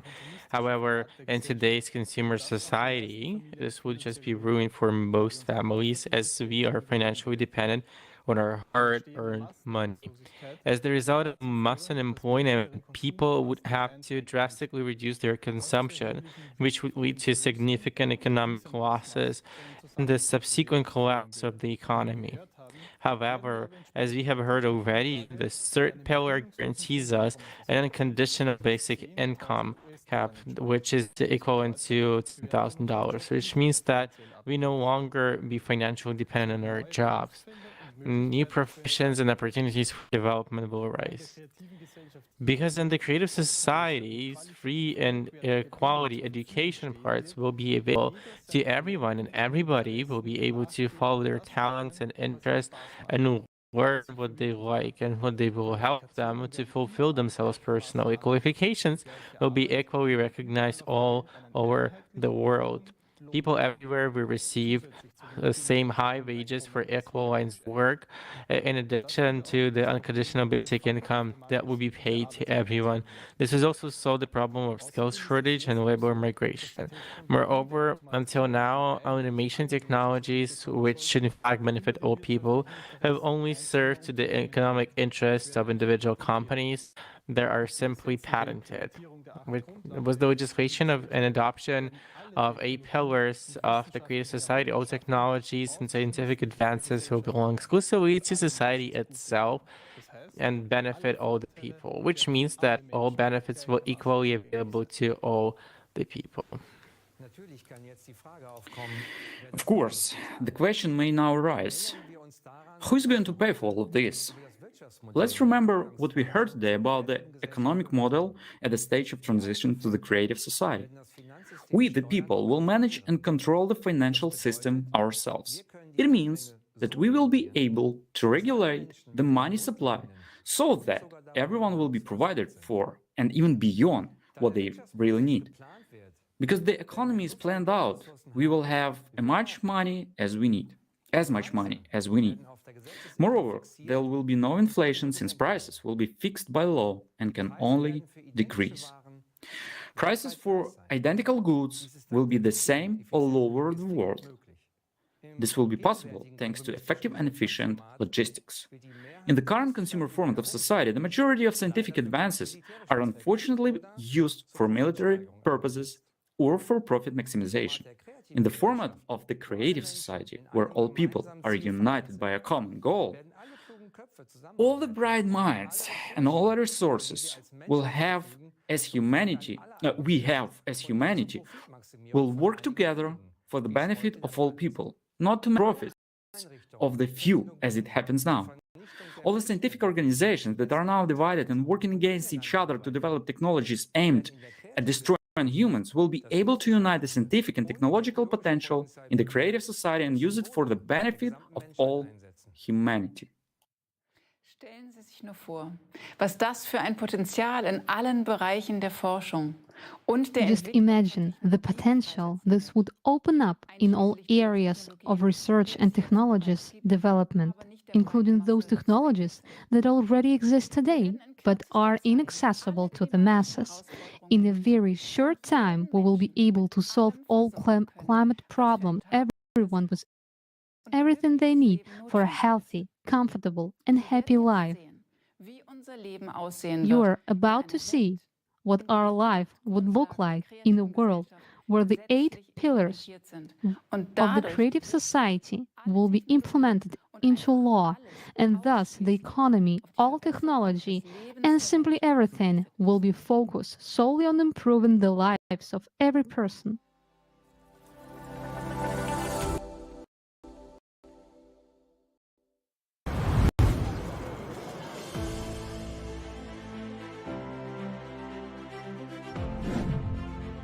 Safety. In the creative society, human life is the highest value. This society will be safe for you and your family. The latest technologies will be implemented everywhere to help security services stay ahead of the curve. We will finally have a sense of security. Concepts like crime, missing people, killing of children and adults will no longer exist in any part of the world. No longer will you be afraid to let your child go to school or outside. You won't be afraid to walk home late at night, go for a jog, or go to concerts. In the creative society, no crime or offense will go unpunished. In the creative society, the safety of each person is the highest priority. Healthcare. In the creative society, healthcare will be top-notch and free for every person all over the world. Imagine artificial intelligence that incorporates the expertise of all the best doctors in history. It controls high-tech robots that perform tasks of any city. These cutting-edge technologies make healthcare in the creative society of a high quality. Right now, health is a commodity, whereas in the creative society, everyone's health is a priority. After all, we benefit from the fact that every person is healthy and we have a healthy nation. Thanks to the development of nanotechnology and artificial intelligence, epidemics, cancer, diabetes, asthma, and all diseases will be a thing of the past. The very approach in healthcare care will change, as it will be aimed at preventing diseases, and in general, we will finally get real treatment and real recovery. With such a development in healthcare and technology, it is quite possible to prolong human life beyond the species limit. The Creative Society is all about healthy and happy people. Education. In the Creative Society, education at any level will be free and available to absolutely every person. Thanks to a new approach to education and advanced technology, you will be able to study and learn new skills anytime and anywhere, as well as easily change careers. Education will no longer be a chore. The process will be engaging. For example, with the help of VR glasses, you will study the human body from inside, traveling among molecules. In the Creative Society, you will be able to study at any university in the world and learn any profession you want. Economy. No inflation. The first thing that will happen in the Creative Society is writing off all debts and loans from private individuals, abolition of real estate taxes and personal property taxes. There will be no loan interest rates. We will start with a clean slate. All of this will be possible due to a new format of economy that will be designed to benefit the interests of every person. It takes the financial burden off of every family. Workday. By birthright, every person, regardless of their status, age, gender, or race, are guaranteed a monthly universal basic income that will provide for all of your essential needs. And if you want a better life, a bigger house, or a premium car, an airplane or a yacht, you will be able to easily afford it by working just for 4 hours, 4 days a week. You will have a job that you like and enjoy, one that you really love, and in which you will be able to fulfill your potential to the maximum. All the hard, monotonous, and damaging human health work will be performed by robots and automated systems. This is already being gradually implemented, but in the consumerist format, its large-scale implementation threatens with mass unemployment and the collapse of the economic system. Yet, this is not the case in the Creative Society. It will only benefit humanity. After all, technology will be available to all people. All these innovations will give us a lot of free time. Finally, fathers and mothers will be able to watch their children grow up and spend as much time with them as they want. People for everything. Hobbies, self-development, traveling, learning new skills, and a lot more. The Creative Society gives people free time. Every working person will have at least 2 months off. You want to go with your whole family to the Maldives or anywhere else in the world, to see some places of interest or visit relatives on other continents. No problem. You'll be able to really spend your vacation the way you want to, rather than opt for what you can afford. Traffic jams. Free roads. It's real. And most importantly, safe ones. There will be no accidents, and we will be able to solve the issue of traffic jams. You will no longer have to waste your time. Every city will have a smart system connected to all cars via artificial intelligence. This system helps regulate and control traffic on the roads and calculate the best routes. Cars in the Creative Society will be able to block the engine start if the driver is intoxicated, analyze facial expression, detect driver drowsiness and distraction. In case of a threat, the car will signal the driver. If they do not react, the car will turn on the emergency lights, head to the side of the road, and stop. Alert the driver of danger and take control in a critical situation. In the Creative Society, everything is built around the comfort and safety of humans. Housing. The good news is that we can provide every person with free housing. We already have a huge amount of breakthrough technologies Some of them already allow us to build comfortable housing quickly and efficiently. In the Creative Society, every person will be provided with a minimum of 650 square feet per person, absolutely free by birthright. If you have a family of 4, you are provided with a house of 2,600 square feet. No mortgage, no rent to pay. You won't have to pay utilities or property tax.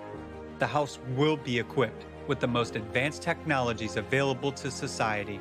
And that means that all household chores, such as washing, cleaning, ironing, and cooking, will be done by robots only, with that quickly and perfectly.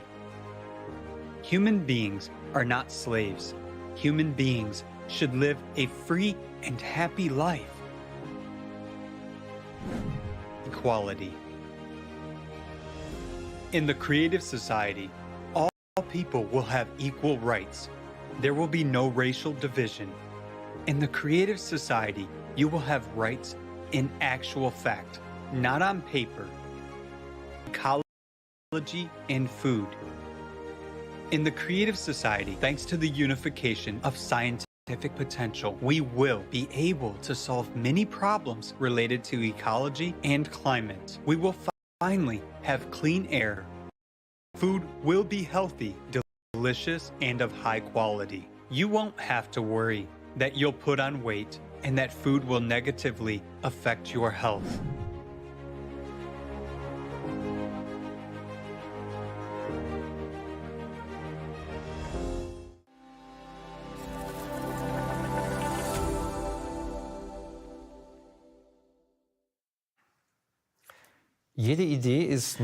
Every idea is only as good as it is feasible. This also applies to the Creative Society project. We would like to emphasize that it will be implemented exclusively by peaceful and democratic means, and that this goal is absolutely realistic. However, this requires the conscious decision of each individual to live in the Creative Society. The building of the Creative Society will take place in 3 successful stages, in full accordance with the law. Information stage, second, political stage, and third, world referendum. We are currently in the first and most important stage. The aim of this stage is to inform the majority of people on the planet about the Creative Society project. This stage is already being actively implemented by the project participants all over the world. They tell about the pillars and the stages of building the Creative Society, about its benefits that will be available for everyone, and show how every person can participate in the information stage. Only when the majority of people are informed and express their desire to live in the Creative Society, the electoral demand will be made to the politicians to build the Creative Society.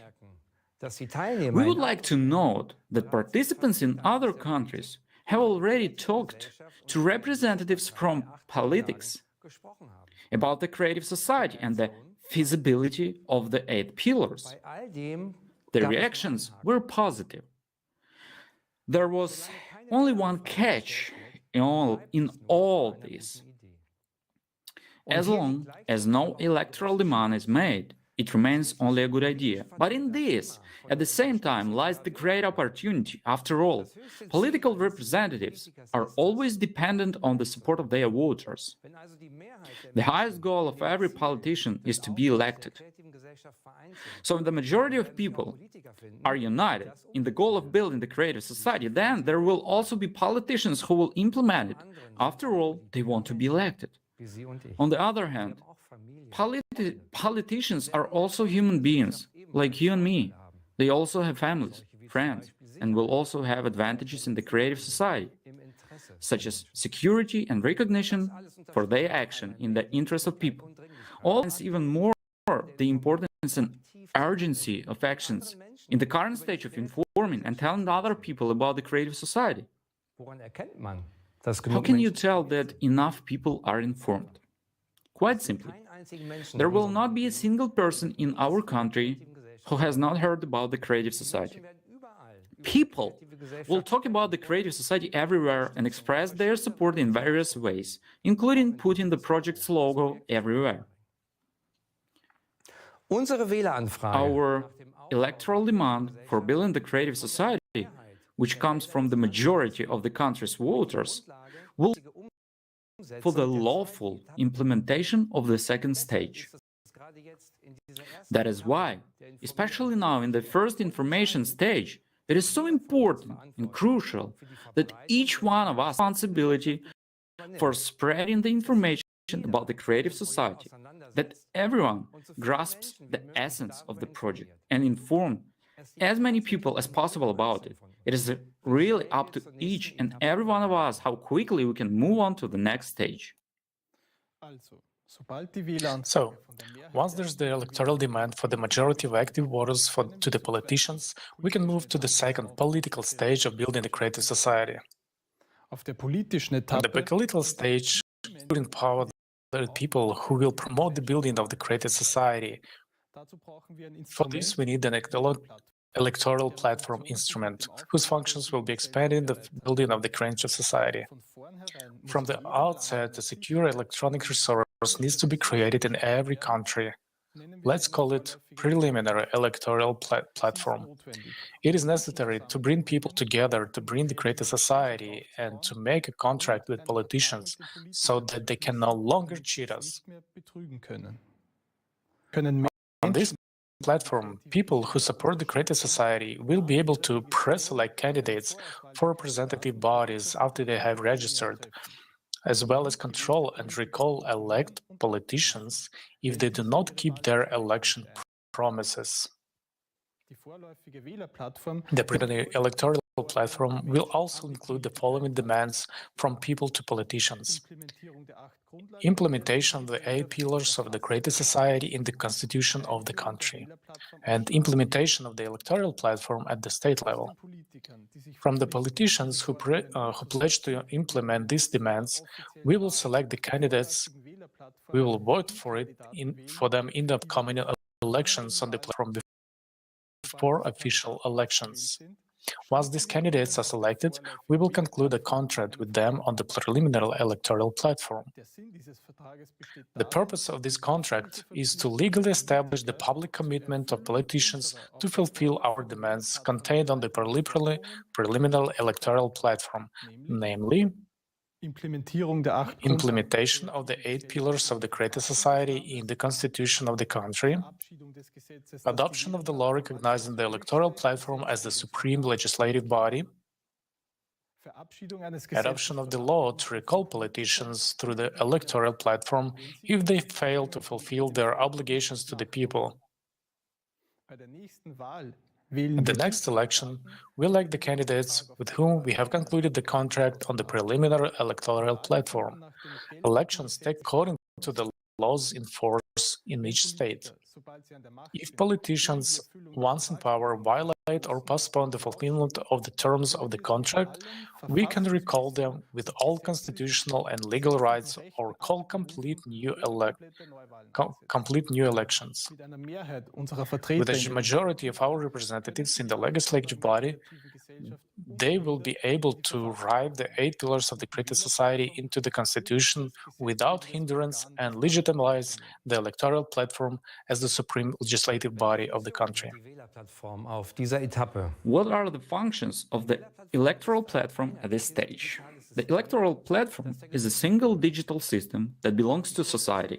It represents the highest legislative body in the country.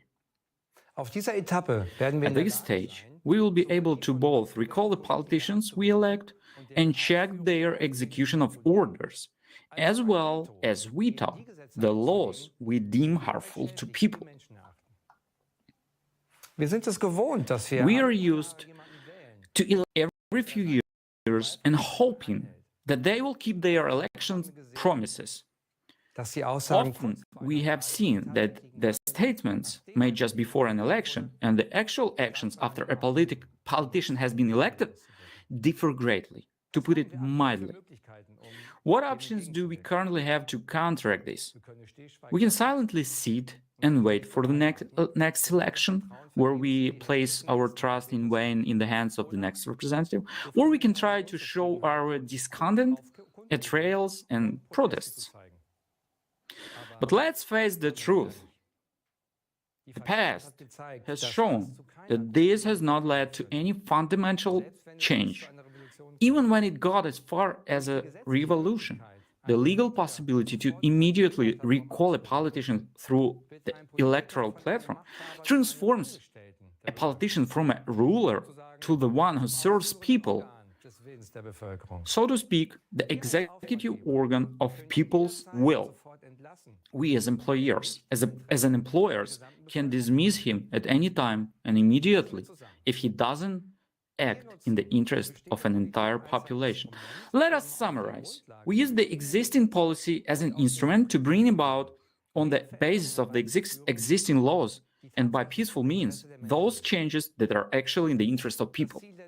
Thus, the aim of the second stage, on the basis of the existing laws of the countries, firstly, is to include the 8 pillars into the constitution. Secondly, to pass a law making the supreme legislative body of the country. And thirdly, to introduce the mechanism that allows us, people, to immediately recall an elected politician and put another in his place. However, the building of the creative society does not end there, because this format can only be fully implemented on a global scale.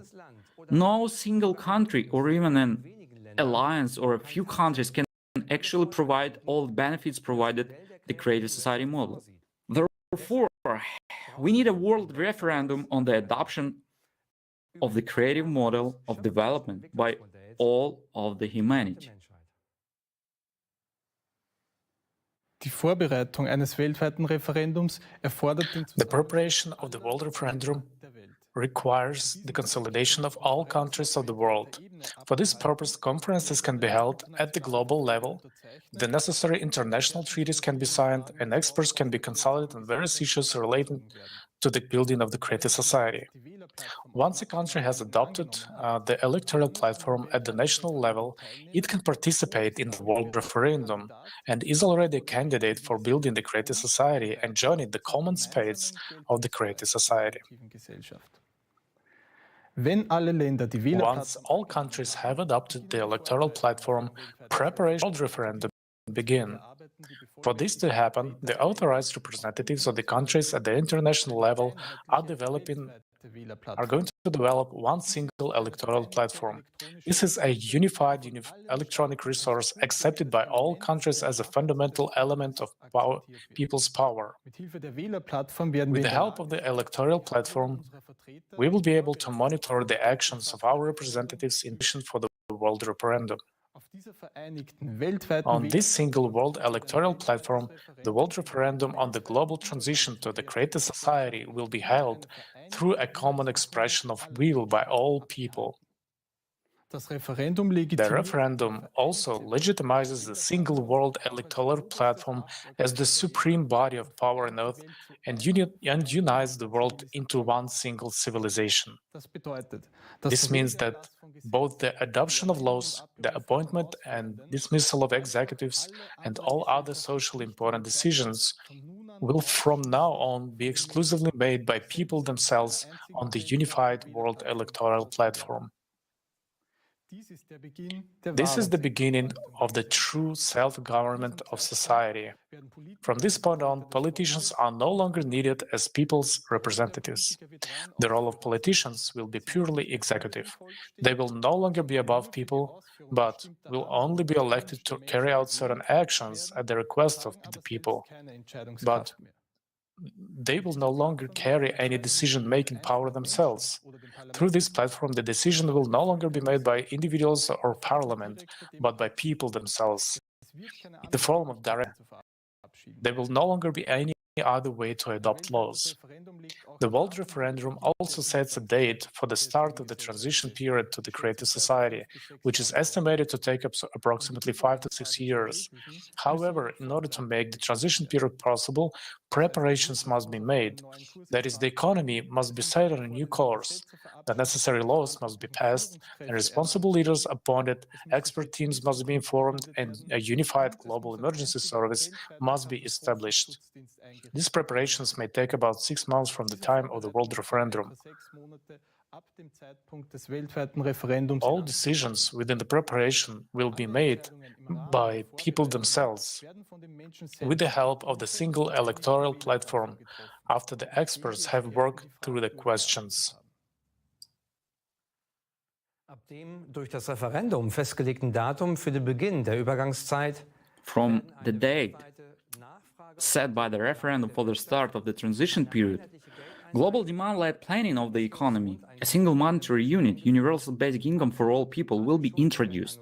Absolutely all debt will be cancelled. Everyone will be provided with free housing, medicine, education.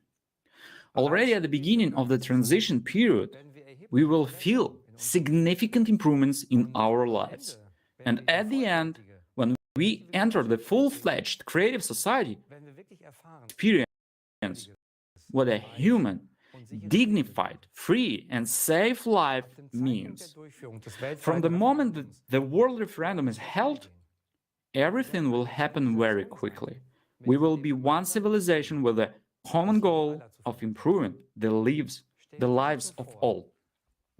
Just rights we will be able to make once we unite all our scientific, intellectual, and human potential in one goal to improve the lives of all people. This is precisely the power of unity, the power that comes from the majority once we are united in one common goal. Es wird nur kurze Zeit dauern.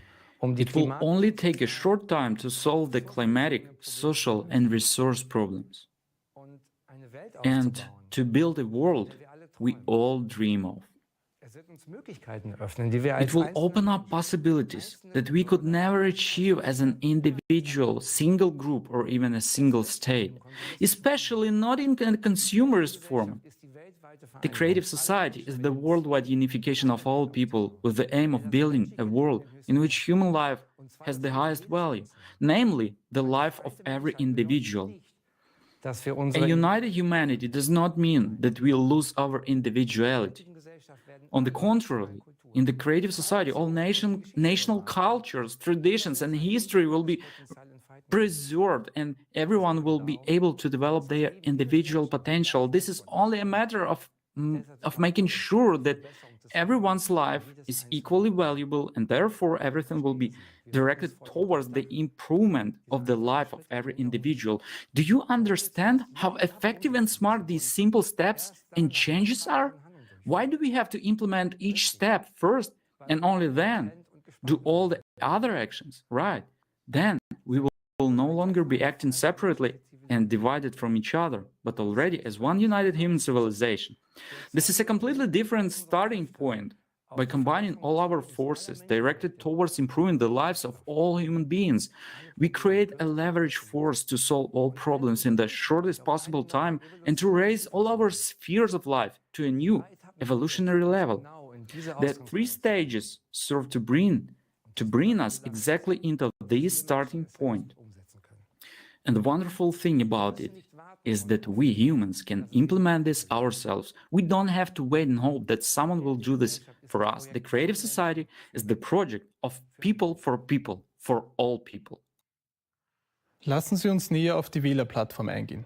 Was ist das genau? Und warum ist dieses Instrument so wichtig für die Umsetzung des Formates der kreativen Gesellschaft? Die Wählerplattform ist Let's take a closer look at the electoral platform. What is it? And how important is it for the implementation of the creative society format? The electoral platform is the basis of self-governance in society. It gives to us, the people, the right to decide directly, without intermediaries, how we want to live in society. The electoral platform is a single-digit system owned by the society. This is an easy-to-use app that you install on your phone or tablet. Everyone will have secure access. It will be the only legally enforceable tool for initiating and passing laws. And new laws or drafts will be published on this single platform and will be made available for everyone to see. In addition, everyone will have the right to make proposals for laws that will improve people's lives. Laws will be made by the community itself through voting. Everyone will have an equal voice and will be able to actively participate in the adoption of laws and therefore shape their future and their living conditions. The level of modern technology today makes it possible to create a platform that is fully protected against the possibility of tampering with the results and transparent to all. It would be enough if everyone took about 30 minutes a week to look at initiatives and draft laws.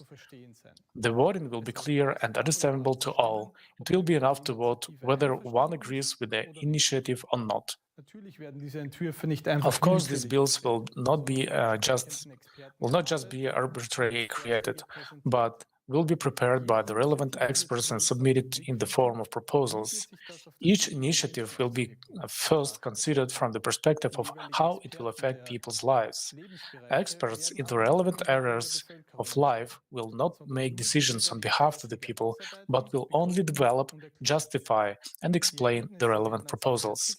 The results will be made available on the platform in the form of a ready-made bill with all its advantages and disadvantages for people's lives.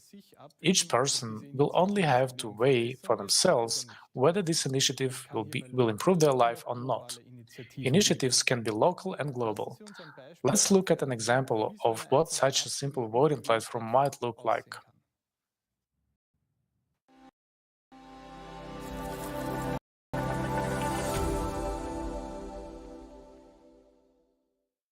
For example, Anna had two bills on the ballot: to allow houses to be built at the water's edge or not. The main point of each bill will be briefly and clearly stated with all the explanations for and against.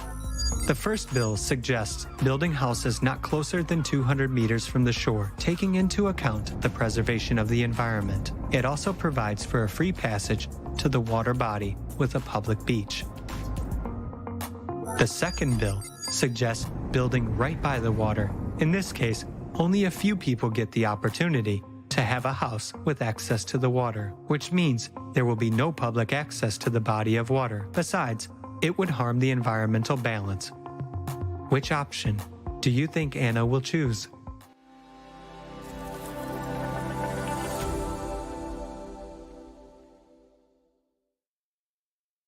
Haben wir heute die Möglichkeit, selbst über unser Leben zu entscheiden? Do we have the opportunity today to decide for ourselves how to live our lives? Are we the people, the ones who have decided to participate in wars? Did we ask for higher electricity and heating costs? Did we decide on this artificial inflation and constant rise in living costs? Did anyone ask us if we wanted all this social injustice?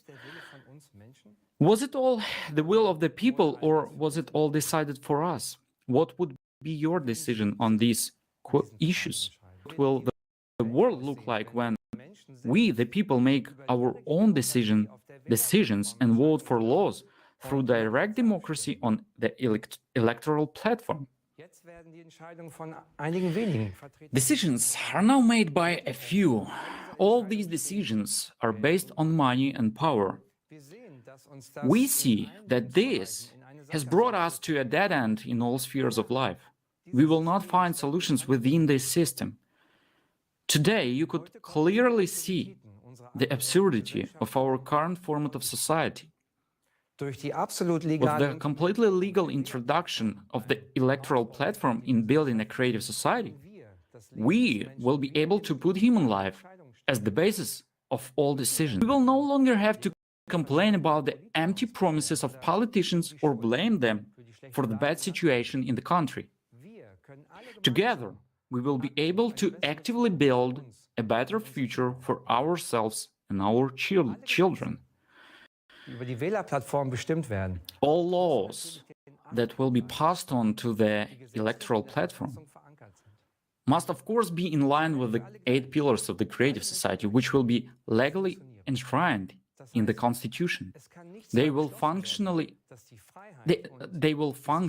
and apply equally to all people. This means that nothing that would threaten human freedom and security, that would degrade living conditions or even removal can be enacted. The focus and scope within which laws may operate are clearly defined, namely that they serve solely to improve and protect human life. The concept of the creative society didn't originate in Germany or any other country, but from a worldwide impulse of people based on the experiences and mistakes. From the analysis of experts, lawyers, political scientists and sociologists. But the legal and democratic realization starts from within the country. And that is where we, as citizens of our country, are needed. We can be a positive example for other countries because the whole world looks up at Germany. What keeps us from implementation is our passivity and lost faith in ourselves. We Germans can our self-organization and willingness to help, and with united efforts implement this plan with a short period of time. We heard that it is not possible to move to the political phase until the information phase is completed and the support of the electoral demand by the majority is secured. Why is informing so important? Because no one will do it for us. It is up to us to act. The will of the people is not a tick on the ballot paper, but the free expression of their will everywhere. When we are ready to tell everyone around us what we want, informing each other is a way of self-organization. We, the people, are responsible for our own lives. If you have a question, what exactly can I do? The answer is to tell your friends and acquaintances about the project. Share the information on social media. Use all the opportunities available to you. If you're a blogger, talk about the project on your channel. If you work with people, share the information with your clients. The media won't tell about us until there are so many of us that we can no longer be ignored. In the meantime, we will have to make some effort. After all, each of us can be that decisive voice on the scale in building the creative society. Let's look together at what motivates people to participate and how they inform others.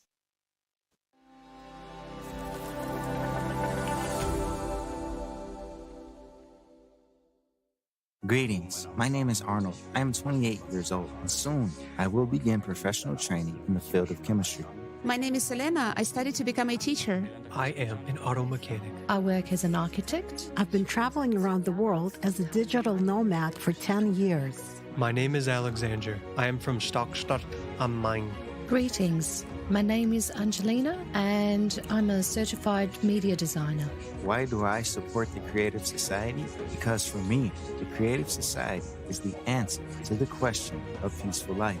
First of all, it is about how to live in harmony and in eternal peace with all the people on the planet. I want us to live in harmony with nature. I don't want animals to suffer. It's also very important to me that people all over the world get a free and good education. When I look at global events and at the world through the eyes of children, it becomes clear to me that something urgently needs to be changed. Something that will affect the whole world. This is the format in which we all live. It's time to take a step towards something great and united, where we'll unite, where we'll become one. It's time to step beyond and do something new. And nature itself shows us that we are at a point where we need to make a decision. Years ago, I thought, why aren't there people in this world who would finally start to build a world in which we can live freely? That's why I participate in the Creative Society Project. And every day, I see people from many countries supporting this project to build a better world for all of us. I do this first and foremost for myself, my children, and their descendants. All of humanity needs this, and I want everyone on the planet to have a decent life and life in peace. I read these 8 pillars, and each one of them, it's something I've been looking for subconsciously for a long time. And when I found out that such a project already exists, and so many people are participating in it, I just decided I have to be a part of it. I simply must be a part of it.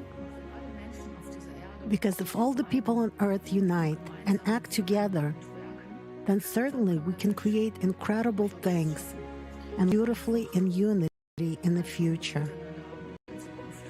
And that is the power when people unite in one goal with one vision of the future. That is what is so lacking in this. Thanks to the Creative Society project, I met many interesting participants.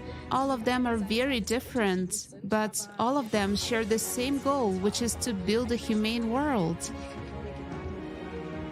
Right now, I'm doing voiceover of the female voice in one of the videos for the Creative Society project. I'm not a dubbing artist by profession. I'm a nurse. I'm honored to have an opportunity to support this project in this way. Creative Society project for me is the most important initiative that is implemented by people for people. The Creative Society reflects what I desire for myself and for all people in this world. I support it and try to participate in it as actively as possible to inform all people about this project. Question of how I inform about the Creative Society. I can say that only by my own example. I am telling people about the importance of this society format. I support the project by informing YouTubers and bloggers. I talk to my friends and relatives. I inform people around me in the area where I live. And I talk to people while I'm traveling. To the best of my ability, I try to inform as many people as possible so that we can move on to the next stage. Just to wake people up and say, hey, we have to go in a different direction together. Not walk like lemons to the edge and then throw ourselves off of it, but just find a way out of this dilemma together.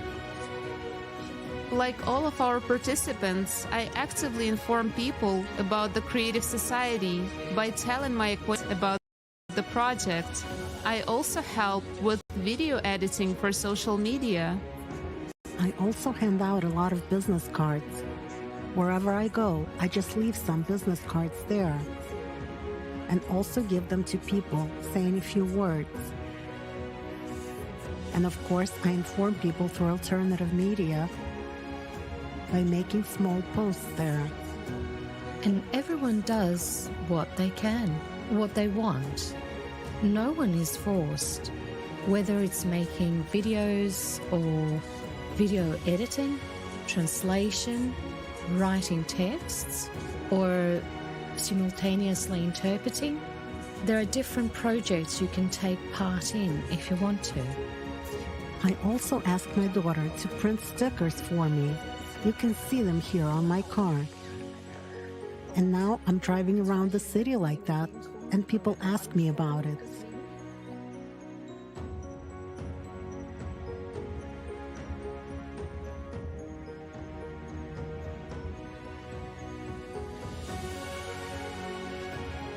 I support the Creative Society project in the following ways. I prepare and design informational materials such as flyers, posters, business cards, thumbnails for videos such as the ones you can see on YouTube. I inform people wherever I have the opportunity to do it, like with video or on TikTok. There are opportunities to talk to people everywhere. If we all put a little effort and think about what this project created by people for people will give us, then we'll have an opportunity to change the situation. Each of us has a heart, and we must finally start listening to it in order to build a better world on this planet.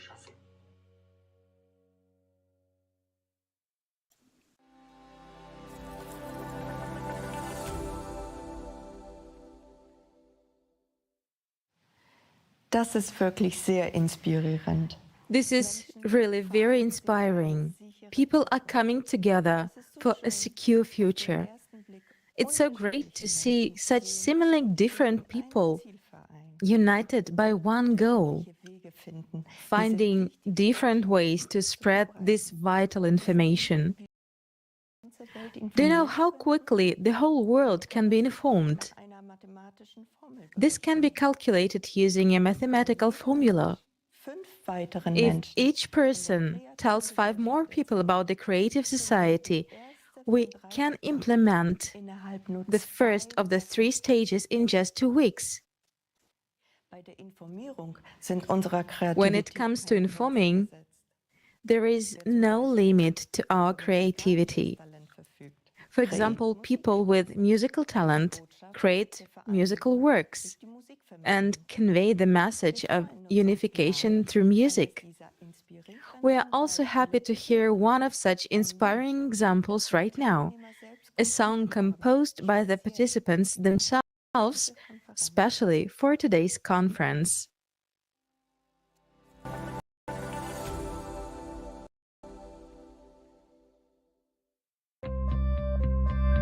Wir unterschätzen unsere Kraft, wenn wir vereint sind. Jeder will glücklich leben, in Frieden und ohne Sorgen. Unsere Kinder werden sich frei entfalten können, grenzenlos. Zeit, sich selbst zu fragen, wo wir eigentlich sind, zu warten auf Wunder, macht doch keinen Sinn. Wo ist das Leben? Wir sind mittendrin und kriegen das nicht hin. Zeit ist zu verstehen, durch Kraft und Seele wohnt es anzugehen. Sich für jeden von uns lohnt, das Leben wählen, heißt handeln hier und jetzt, denn Zukunft entsteht jetzt. Es ist Zeit, unser Land braucht Einigkeit, unser Land braucht Möglichkeit, aufzublühen. Es ist Zeit, endlich Zeit, es ist Zeit, jeder Mensch braucht Einigkeit, jeder Mensch braucht Möglichkeit, aufzublühen. Endlich Zeit. Uns fehlt nur dieser kleine Schritt, der Schritt zur kreativen Gesellschaft. Eine Welt, die sich jeder wünscht. Alles wird so einfach sein, wenn wir uns in diesem Ziel vereinen. Es ist unsere Chance. Zeit, uns zu entscheiden, so wie es jetzt ist, darf es doch nicht bleiben. Lasst uns unsere Zukunft selber schreiben, denn das Gute braucht uns, das Wunder liegt in uns. Muss die Hand zu reichen, das Unmögliche zu erreichen, über allem steht der Herz des Lebens, für alle Menschen gleich. Es ist Zeit, unser Land braucht Einigkeit,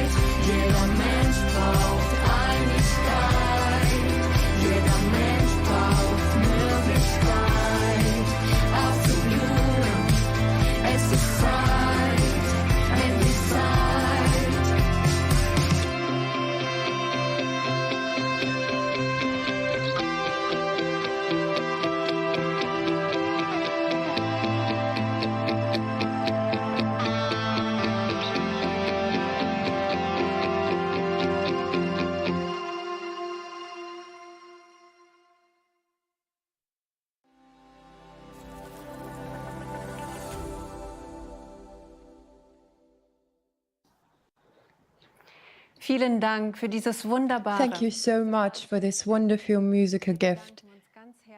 We would like to express our sincere appreciation to the participants who prepared it.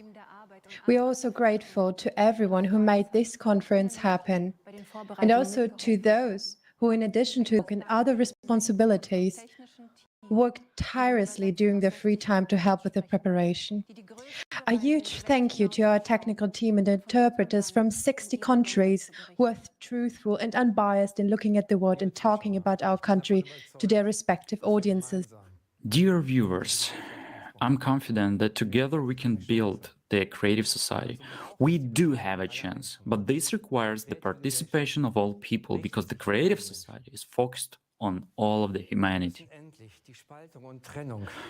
We must finally overcome divisions and separations we have never been aligned with. There's nothing that divides us. We are human beings. We are all united by the pursuit of human needs and love. The creative society, through its 8 pillars, ensures that we live as one human family, the way we want to live, in peace, love, and respect. Wir haben verstanden, dass unser heutiges We have realized that today's format of society has no future. Holistic solutions are neither feasible nor foreseen in the profit and power-oriented world. In the creative society, we can set a different vector. Important decisions will be made responsibly and will always be aligned with the interests of the people. The 8 pillars will show us the way. Wie wir heute gesehen haben, ist die As we have seen today, the creative society is what our country has always stood for: human rights, social security, an economy that must serve the people, progress with nature. The creative society guarantees all of this because human life in it comes first. Who, if not our country, has the potential to take the first step towards the creative society? Just imagine the potential that will be unleashed. The bright minds from various fields around the world will come together in an interdisciplinary basis, all working towards a common goal of improving people's lives. And we urgently need this potential now, as the progression of natural disasters requires immediate solutions, solutions that only united science can provide. And for this, we need the creative society. That's why it is time to act. We can no longer wait and hope that crisis and injustice will cease to exist in the current format of society. We must take responsibility for our lives, for our society, and for our country. To act. Let's begin today in unity, peacefully, and with respect for human life. Let's seize this opportunity to fundamentally solve our crisis and problems and together change the format from the consumerist to the creative one, in which every person will have a decent and secure life. You can contribute to positive change right now by sharing the link to today's conference and spreading the idea further. You can learn more about the project on our website, creativesociety.com. Tell your neighbors, friends, and acquaintances about the Creative Society. Together, we will build a sustainable future. The choice is ours.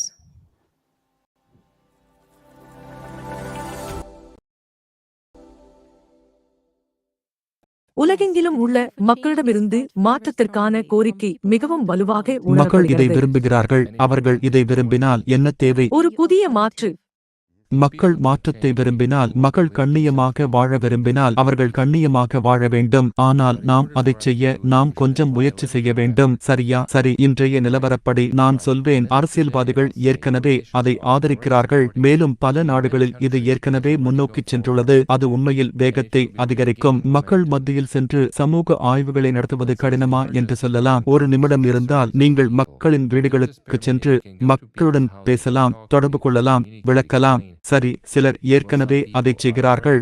அது நல்ல பலனை தருகிறது.